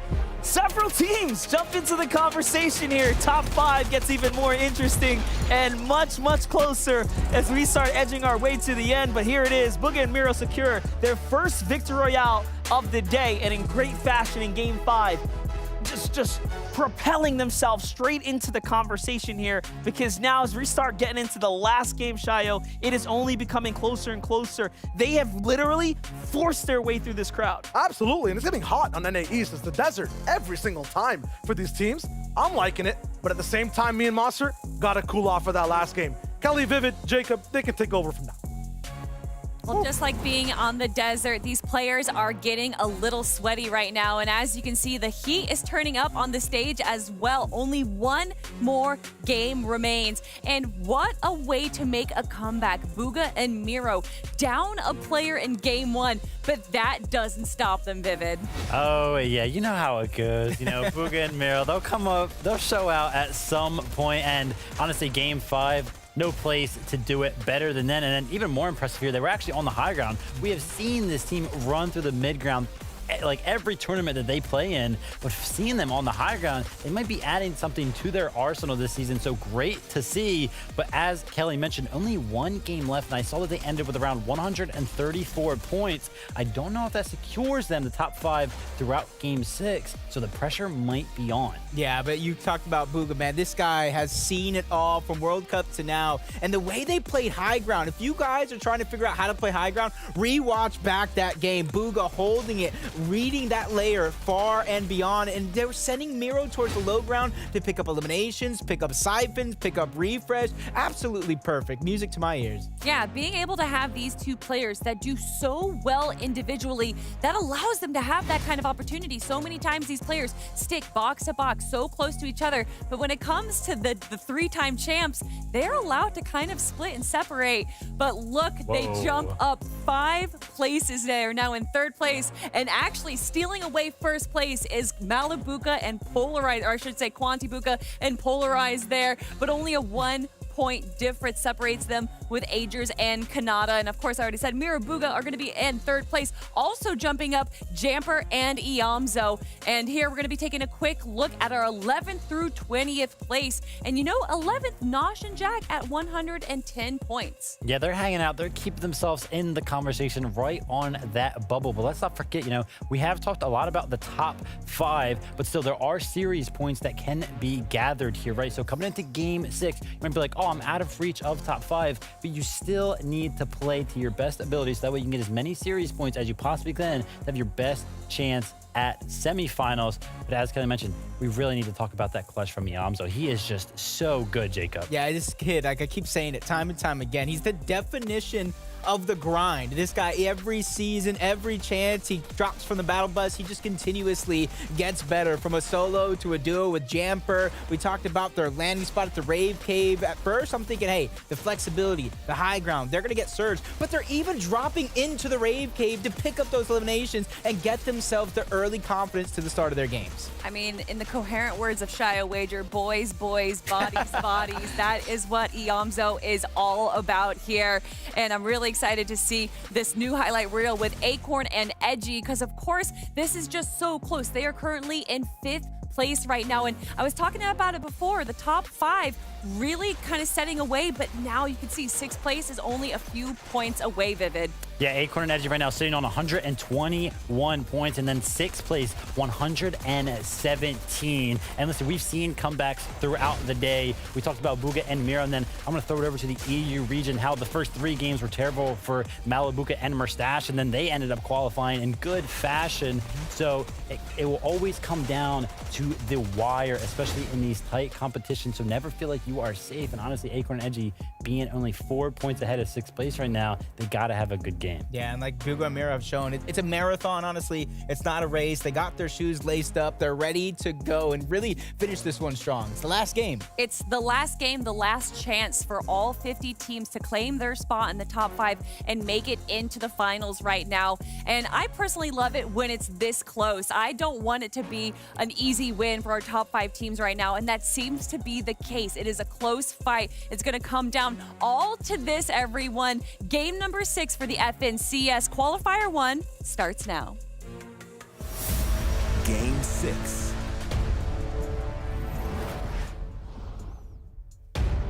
The stage has been set.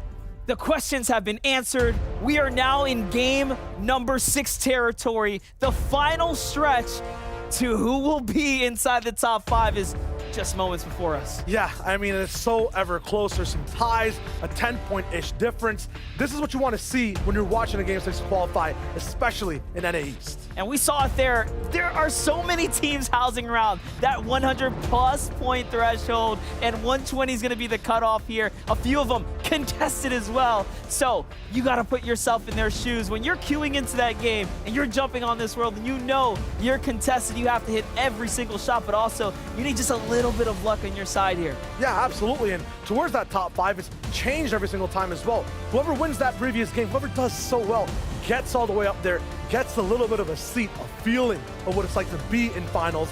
This is that final moment, though. And if anything is, we've learned anything today, it's that anything can also happen. So many new teams have finally jumped into the conversation and began sniping up victory royales. Canada and Agers may have taken 2 away from the overall pool, but those last games really showed us that anything can truly happen. So as we start jumping in now, as the battle bus prepares itself, the story of who will take it all away here and now begins to unfold. Game 6 is here, guys. Let's go ahead and jump on into the world as we start things off.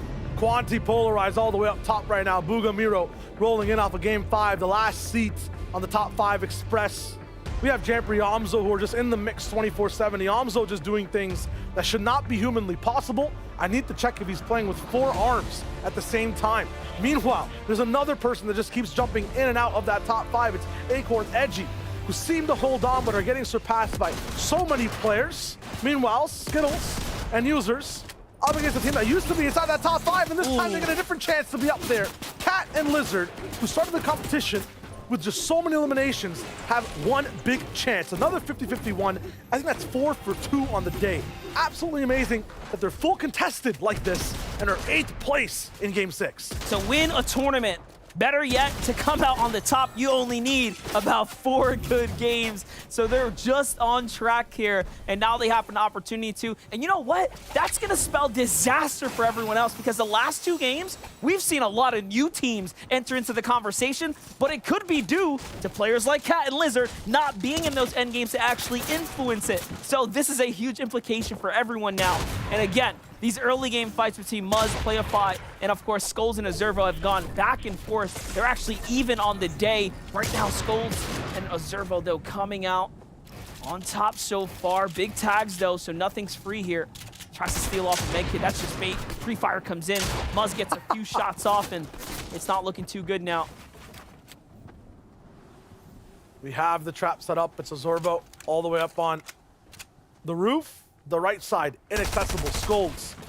He keeps track on the left. Azervo is here, though. And Azervo, the pressure all the way since Game 2. It started. It doesn't go away. Both teams, 27th and 29th. I think they share a body inside this FNCS lobby. Because of this contention, are nowhere near that top 5. There it is. The quick wrap up on over to Edgy and Acorn. Their draw spot, Tilted Towers. Half of it being contested or claimed there now by another team. And we saw this before. We saw how, you know, it's been pretty volatile here. First you had Visuals and Scope, and now you don't have them no longer. So Visuals and Scope, they're also in a story of their own, just trying to figure things out here at the FNCS stage. It's actually Jack who's down there right now. Saw Scope go down way early, it looked like, inside that feed. Not sure if Visuals is still up to be able to get him out. Naughton and Bryce, though, on the lower end of this fight over at the gas station. This is the first POV we started off with. It's still happening here in Game 6. Yeah, it's been happening for 2 chapters as well, just to give everyone an update. And it's also looked like this before as well. Teams starting to come in, and they're going to play it very aggressively. It's Rokane and Dubs here. We're trying to try something new, try something different. I like this play because, again, this is not the end of the road for anyone. It's just the first week of the FNCS qualifier weekend. Really get to kick things off here. Top 5 go to finals. Everyone else gets their redemption chance leaning into the new week. Here comes Paper and Crew, though. Fight continues on. It's Law. 22, he's a team that has been playing pretty solid today. You know, about a game off of potentially being in the qualification conversation. So you have to give him props for that. Picking up the scraps on this fight, you can see that every one of these teams is kind of closer to 20th and 30th. They're looking to just chain react these third-party situations, get as many opportunities for eliminations before this game really starts to get that much more sticky. get towards the end game with as much of a pedestal as possible. Right now, it's about 120 points at top 5 for Law and Paper. That's a ways away. But as Vivid did mention before this game started, there are big series points, right? So you want to be as high as possible, the best performance as possible playing in these lobbies. And okay, Rokane is going to get his performance stunted after that shot. Law moving in with the big strikes. Shattered glass and shields on both sides there as Dubs now changes focus to the high ground there. Paper gets punished. Dubs doing a great job fending off 2. But how long will it last here? He's starting to fizzle out. That's his wall. No longer. Law pieces it up. Here comes the follow-up shot. Down he goes. Rokane now by himself here. Law gets into it. Rokane takes height. Swings around. Misses the important shot there. And the reset comes in. Paper doesn't have much health here. Rokane has a chance if he SMGs this with the shot through the wall. It should be all she wrote. There it is. Law cleans things up. He finds Dubs and Rokane there. The full finish. No one nearby. So that is that. And we're down to 74 players in the lobby here as Duke finds Goop. So Duke and Clicks still fighting at the Joneses there. It don't stop. The party does not stop. And look at that floor. You hear the music? Yeah, for Pamsville and Fash, it is a little bit of a celebration, but you've seen how the pressure is now rising for him. They were teetering on that top 5 line. They've now fallen underneath it at 6th overall. Go back to that fight to see how it really ended there for Rokane. Nice pre-fire. And remember, you know, if you're Pamston and Fash, you can't celebrate too soon. They're in 6th place. This is the moment where you have the most on your shoulders because you understand that this game is yours as much as anyone else's. That 6 doesn't really mean anything. It just means you have to make endgame and you have to play well if you want to go to finals. Last season, they couldn't do it out the gate. This time around, they are looking so much better. For FV and Dog, the same story for them too. 116, the single point separates them from Pamston and Fatch. When you look at the average placement points, it's Quanti and Polarize, Aegis and Kanata, and then the fall off. Pamston Fatch, that fall off all the way from Mirabuga and Jampri Amzo. They kind of have everything wrapped together with a nice bow of eliminations. That's where their difference is overall towards the end game. That's why they can stand so close to that top 1 and 2. That being said, though, in this game, the placements I feel like will matter the most. We're talking about so much action in these mid games. There's not going to be that much left over in the end for a lot of these players to get those elims. That is true. The faster these players go down, the more likely there are less opportunities to really get a big elimination game going in your way. Because what will happen in these last games, what will happen is the elims will get spread out across tons of teams. It really doesn't go in the favor of the teams within the top 10. More often than not, they're just kind of doing their thing the way they normally would. It's all the other guys that just start to force in and compound down because they have to. Like, if you don't get like a 20 elimination game, then that's it. It doesn't matter. Your 20th spot, yeah, you're not getting the top 5 unless you do something massive. And, you know, everyone throws the Hail Mary. Big thing, too, if you missed out on a few of the games, if you want to see how players react. Down. That's big. That's huge. Squat not going to be able to really rock things over with Jack. But if you are missing things left and right, all you're going to want to do is tune into @FMComp Official on Instagram. Definite chance for big personalities, things to catch up to. Right now, too, that's Qual with Tabs G, right? Not Jack. I'm tripping. Yeah. Okay. Meanwhile, Jack and Nosh are up right here. There we go. Talk about Jack, and he just Hal drives on through the box there. We're here just in time to get the update of Tilted Towers and how it all went down, and that's a 4-point swing, which jumps them into top 9. Remember, 111 was the threshold for the players that were inside 13th to 15th or so. And it's only getting closer and closer. Look at this, 112 puts you in 10th here for Spade and Chimp. And elimination right now means the world. Oh my God, talk about the world too. So much going on right now. We talked about him a bit. Mini has even more encyclopedic knowledge on Acorn and Edgy. Thank you so much, Shy. Now, we saw Acorn and Edgy pushing towards the south side of Tilted a little bit earlier on, but they're sat in 5th position right now, a very, very important position for them to be in, so they don't want to take those risks of taking those early game fights. They're rotating to the hills and getting that Storm Surge damage done as early as they possibly can. Hopefully for them, that'll keep them afloat in the game here, and hopefully they'll have a good one to keep them in that top 5. All right, so the stage is set, and just shout out to Mini as well. Overall, EU all the way to NA, 12 games done, big knowledge dropped on every single player. And we also know via the plan how both Acorn and Edgy got here on our screen, and at the same time, what they're defending right now. It's the qualification all the way to finals. 121 points, you're just talking about it, Monster. 10-point difference, basically.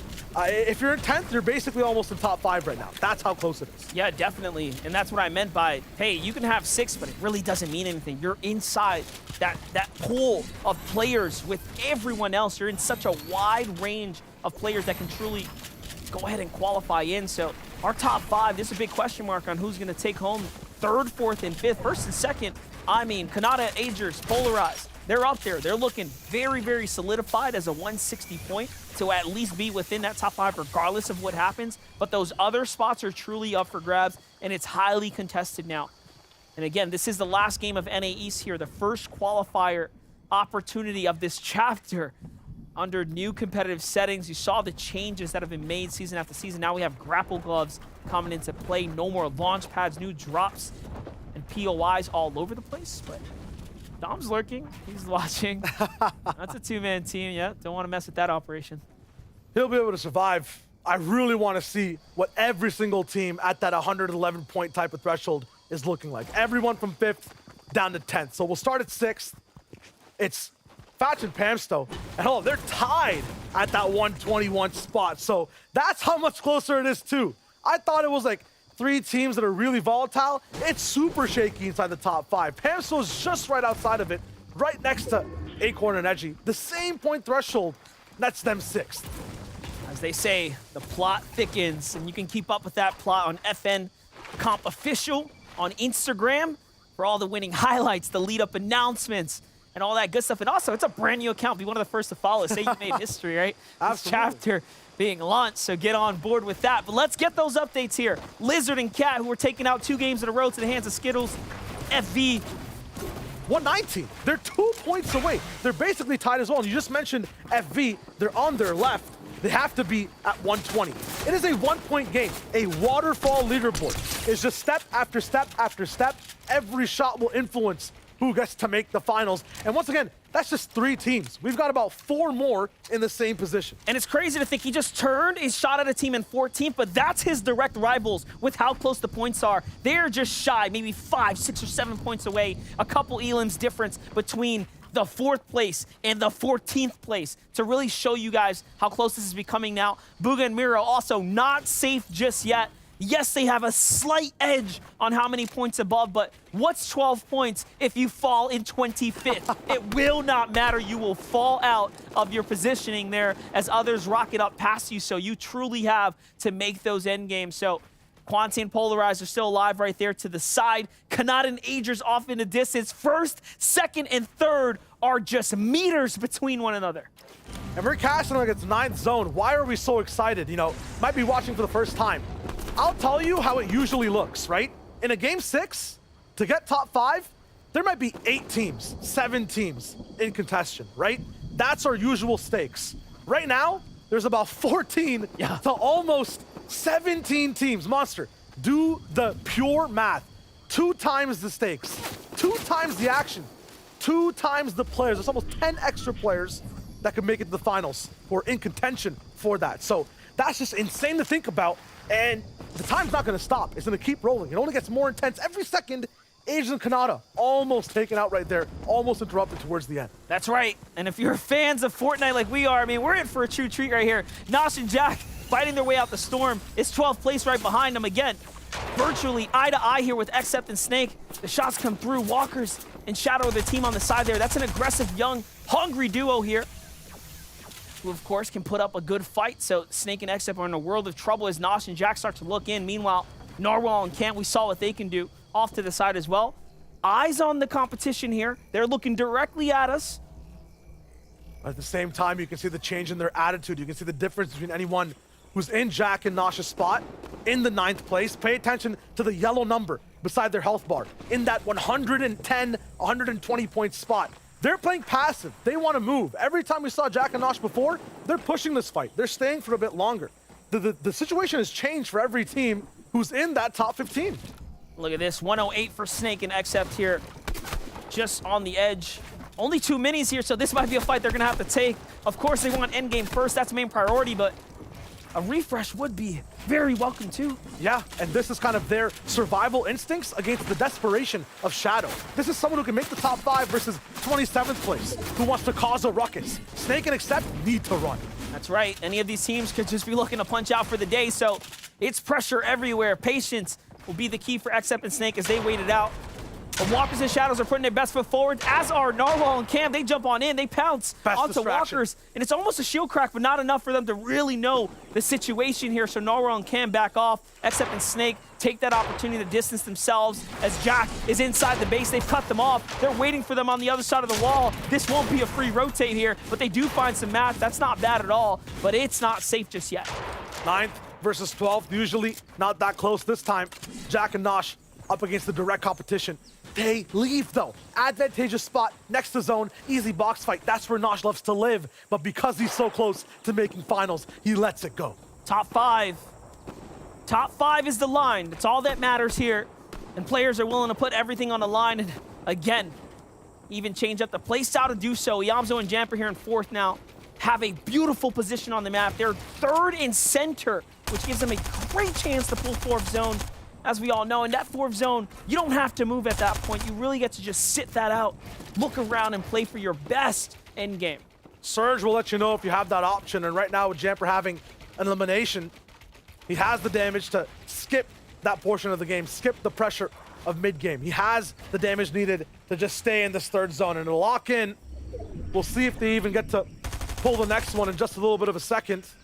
All the way in the center right now, 10th place Spade and Chimp. 116 points, still direct competition. Right in front of them is FV and Dog. On the left, Fatch and Pamsto. Every one of these players is basically tied. This is it. Zone pull south as well. None of these guys are safe here. Everyone has to get a move on it.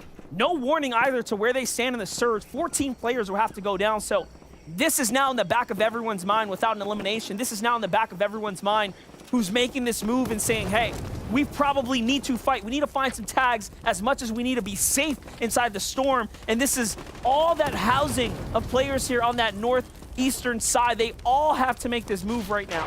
And this is just unprecedented. It's like watching scrims way back in the old days. Polarize is down. The elims just did not matter at all. Polarize going down going to be tough for that 1st place team. But at the same time, they have so many points right now. They should be looking good unless a bunch of these teams end up playing so well. No one really super safe. Death claiming Rapid as well. Dog looking for his next fight, but it's Kanada and Agers that go down. This is huge for everyone else who wants to climb their way on up, because now you don't have a 2nd place team and potentially a 1st sniping up points. It gives you way more opportunity to actually earn points because the high placing teams have punched their way out. This has become much more competitive, believe it or not, because 1st and 2nd are now out. Yes, they might be safe all the way. Actually, look, Quanti's by himself right here, and he did save Polarize, but that 2nd place is still gonna mean something. It's 170 and 160 points apiece. They're gonna be looking fine. Quanti just wants to make sure he gets all the way up there. And right now, one of the only NAE's duos to keep it this consistent. They're almost invisible as well in the first 3 games. That's how well they've been playing. When you can't see what the player's doing, is that nuts? And one player kind of gets way out of the way with that armored wall. Quanti gonna be shoved back and forth beside so many sides. Polarized down again, it looks like. This might have just been how things were when he was in just complete trouble. 10 grapple charges though. He can play out the rest of this game so well as a solo. What a pocket of loot to get. He's looking for his next spot here, just keeping that 1st place dream alive. He gets to run this victory lap over and over again.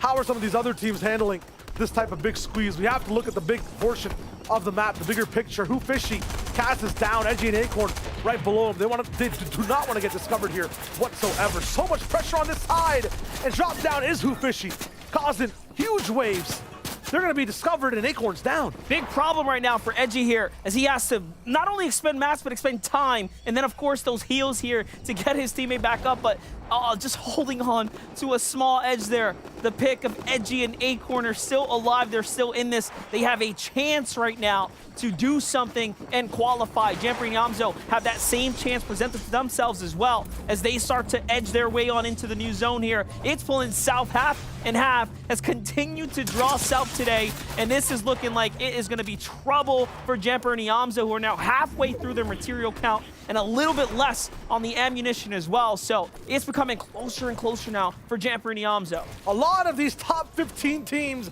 are still alive. 27 are moving in, and half of those can almost make the finals. A third of them, no, 2/3 will go down, and in third right now is Bugha and Miro at the top of a bunch of those teams, watching them fly by, dealing that damage. Their spot is not guaranteed. 7th, 8th, 10th, 4th. We've seen so many teams that are alive still right now, just in this general vicinity, that are trying to get to the safety of the zone. As we now finally see the surge start to end. Here it is, Slacks and Clarity G also in that 11th place spot, just outside of this little building here. So again, one win is all it takes now. If you're there and this is your spot and you'll push someone out, you'll edge out a team. Meanwhile, on the side, Edgy and Acorn have managed to full heal. They're back inside the storm now. This is their chance here to do something big, but they're just barely holding on here, halfway through their material count. The zone pulls back. It's on their side. That's actually really good. Going all the way towards the beach, though. This is the last game of NA East qualifier number 1. It is currently a 15-way almost tie, and only top 5 can make it all the way in towards that qualification range, towards the finals. Acorn is one of those teams. They're holding that 5th place margin. They cannot fall. If they do, it opens the floodgates for everyone else, and they have to make sure that not only hold on to that spot to the placements, but also just get all the eliminations they possibly can. Jack is still in this too. He's barely there, but in 9th place, staying alive right now, holding on. And meanwhile, on the height, Narwhal and Cam managed to take high ground here. They're starting to put the pressure down. A single elimination is not bad at all as they start to waterfall across. They're looking to connect to that build in front of them as Names is there. And he's holding it down. Player 5 falls in the feed there. That's a big elimination. Another one of our contested can be crossed out now. Acorn and Edgy making the big rotate here. 48 below. They're going to have to fight.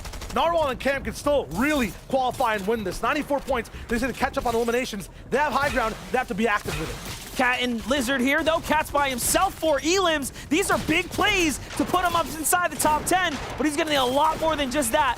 Here it is. He cuts a player off, but no opportunity to do anything here. He's going to go ahead and heal. He needs to cap himself off. Lawrence falls there. First place is out. It does seem so, but no, on the side. Now, except Snake on the low ground starting to lead things out.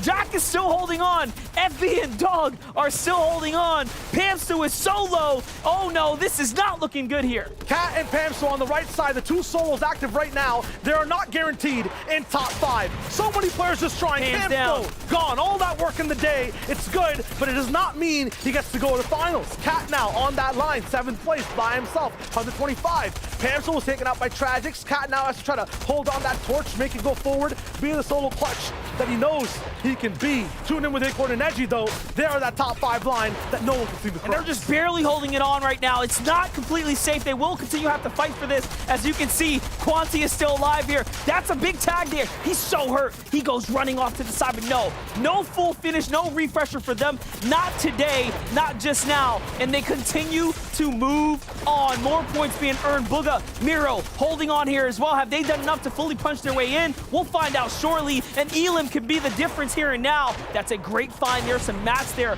left behind. Meanwhile, Dog and FB still alive here too, fighting for their spot, fighting for what they're worth. It's Bugha and Miro who get punished and pushed, and they go running off the layer. Right now, we're in Sanctuary, but it's nothing like Paradise for any of these teams. They have to put in that work. And Dog, what an angelic shot all the way off to Cease. He's going to go down. 3 eliminations. They're making their way up. Cooper Nani still in the business, 121 points, but that only nets them 10th place right now. 11 teams still in the way. It's all about that cascading placement that's about to come in. Cat's still alive. The solo man in 6th place. He's making it work, but he goes down. He will not make the final. And that's to the hands of Narwhal there, so a big elimination for him, who's trying to do some crazy comeback situation here. That's 9th place off to the side, still realistic for them too. Edgy and Acorn are fighting. They're battling it out. Snake and Xcept have 4 elims, and just a little bit more can separate them into that top 5 spot. High ground though, they lose the wall there. He has to step out. He goes for a wild play off to the side. He wants to take height. He goes off, finds Cam from the side there. High ground is his. Snake and Xcept can realistically do this, but no. Down goes Snake. It's up to Xcept here. He needs this elimination. That's 4 points and more. Placement 2. Can he find the full finish? Too much time's being left over. A big tag, no mats, and down they go. No shot for them to make that one through. And now it's up to Cold here. It's up to FV.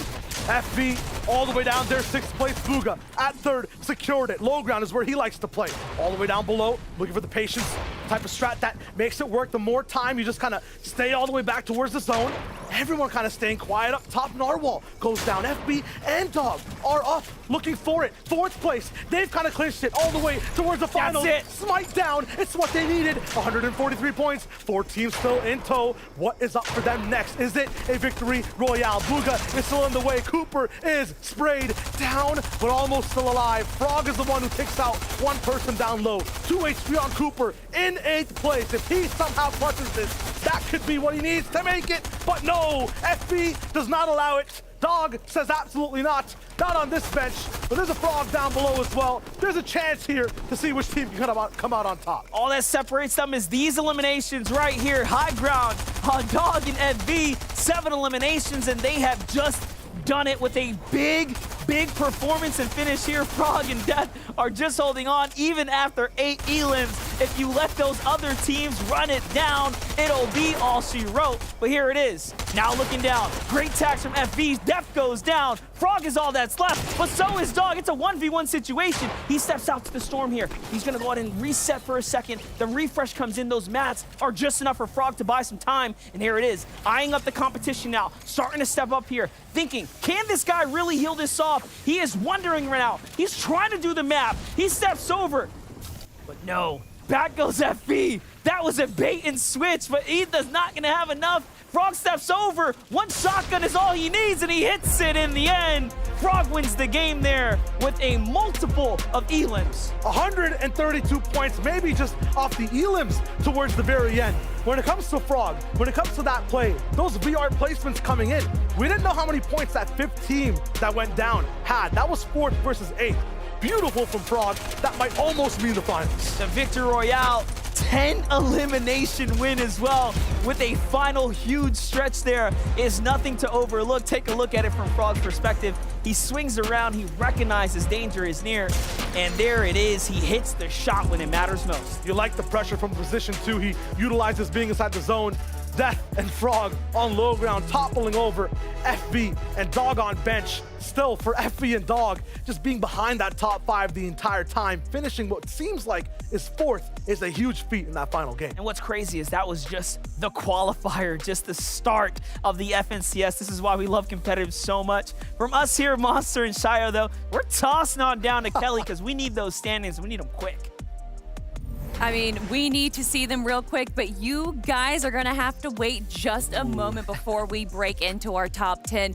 But the moves that some of those teams were making, especially FV and Dog, I believe that they started that game in 7th place and then jumping all the way up into our top 5. Yeah, huge performance out of them. Honestly, they just know how to clutch up situations like this, right? The pressure is on, but they don't care. They got 2nd place in the last FNCS, and I do believe they ended in the 4th position after their great performance in game number 6 here. I mean, that's just incredible. Think about it. Game 5, you're in like 7th position. You're just outside of that top 5, and this is when you clutch it up, and they do it in such good fashion. A multiple amount of elimination, as you can see there, on the likes of Acorn and all these other top tier players that we have going on. And never in a million years would I have thought casting, watching Fortnite, watching a dog go head-to-head with a frog on a bench. Never, but they both did it. Even Frog on bench and Lizard were coming out of nowhere. They had a chance to grasp it at the very end, but his dog and bench, FV, they just were a powerhouse all day long, and they deserve that spot. Let me ask you this, Kelly. Do you think all of these animals are on the same bench? I mean, I don't see how they could be on the bench anymore after these games. They're definitely playing on the court and no longer benched at all. But here we have it, everyone. Our top 5, and it's going to be Quanti and Polarized in first place, taking over Agers and Kanata, who's going to be sitting in second. In third, it's Miro and Booga in fourth place. Jumping all the way up, it's going to be FV and Dog on bench. And jumping up 9 spots, it's Death and Frog on bench with a tie, but the VR is what breaks that tie. Gosh, the Game 6, the victory round, they just got the clutch on the cold at the end there. That is what puts them in this top 5, and it bumps Acorn and Edgy out. And like Kelly mentioned, the victory route is what is important here. That's the tiebreaker. And you guys kind of saw it before the game started. Their lights were red. It was the danger zone, and that is exactly why. Even though it might seem out of reach for some, if you're going to call yourself the champion at the end of the season, you have to beat the best in order to be the best. And they definitely beat out Acorn and Edgy, but now that is the team to look towards in Qualifier 2. Remember, this isn't the only qualifier. We still have 2 more to go here, and with the plays that they made today, they're definitely a threat for next week. Yeah, and we talked about it after Game 5. I was like, listen, Edgy and Acorn, they need to not succumb to the pressure, right? They just need to have another consistent game. And I was watching them till the end. I saw them bump up to 150 points, and I was like, oh, nice. Like, they went ahead and they got it, but like, no, that performance there out of a frog on a bench is what actually pushes them out. Like, what just happened? And this is the team I was kind of looking at. Edgy, multiple-time champion on West. Acorn has one on East, but not in duos. They were looking to come out strong, but I believe, man, there's 2 other qualifiers. They have 2 other chances, plus the heats. I still think they can pull it out. I mean, the fact that they tied for 5th place definitely showcases that they have a chance next week. And coming back to the center stage, joined by our in-game team here. I mean, what an incredible run, Minnie, getting to watch EU and NAE East now. I can't even imagine how you're feeling. It feels like a holiday. It feels like my birthday. I've been treated to so much action today. We've had incredible solo clutches, incredible duo clutches, and comebacks on both regions. Oh boy, has it been so much fun. Well, when we're speaking about comebacks, we have to talk about Booga and Miro being down a player. And so many players and teams would let that affect them mentally, but they didn't. So Vivid, your pick, you got to be feeling proud right now. Listen, it definitely affected them a little bit on Twitter, right? Miro was not happy for the first game, but ended up bringing it back. That's why they are professionals. They do know how to, reel themselves in. And MDF, I know you kind of want to say something about this. Man, listen, Acorn and Edgy were just there. They ended up slipping on out what could have been, of course, a crazy qual for them, but you have to give hats off to, of course, Frog. Listen, they popped off. They got the win. That was so good, and we're here to celebrate just that. But you know what? For Acorn and Edgy as well, they were one of the few teams that were contested at Tilted Towers, and I knew that coming in, so it was a risky pick. I'm really proud that they even got top 6. That means moving forward, they should be like week 2, week 3, no doubt about it. Well then, MDF, let me ask you this. Are you going to pick them for Qualifier 2? I just might. I mean, listen, I like Acorn and Edgy. The energy, the attitude they have what it takes. A top 6 is a great finish. So obviously for me and Jacob, our picks here, I believe they win out, getting 2nd place right there. So we're going to be taking that. But Vivid and Minnie, you guys grabbed the 3rd place there. Chayo, walk me through your pick. Yeah, we rocked in at 4th. Looks kind of nice overall. It's really good. I like it. FV all the way towards the very end. Very nice clutch situation. When it comes to him and Dog, it's all about just those last Game 6 types of stakes. I like to keep it interesting. We'll give these guys a pedestal, to start off with the win. We all catch up as a 4-man conglomerate towards the top. You know what? This has been a great week. One call for all of us, though. All of our teams are truly performing right now. So, that keeps it close for us as we continue to develop through.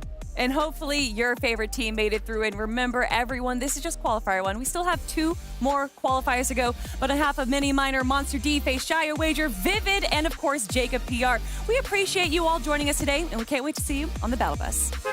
Beep, beep. Yeah. Go.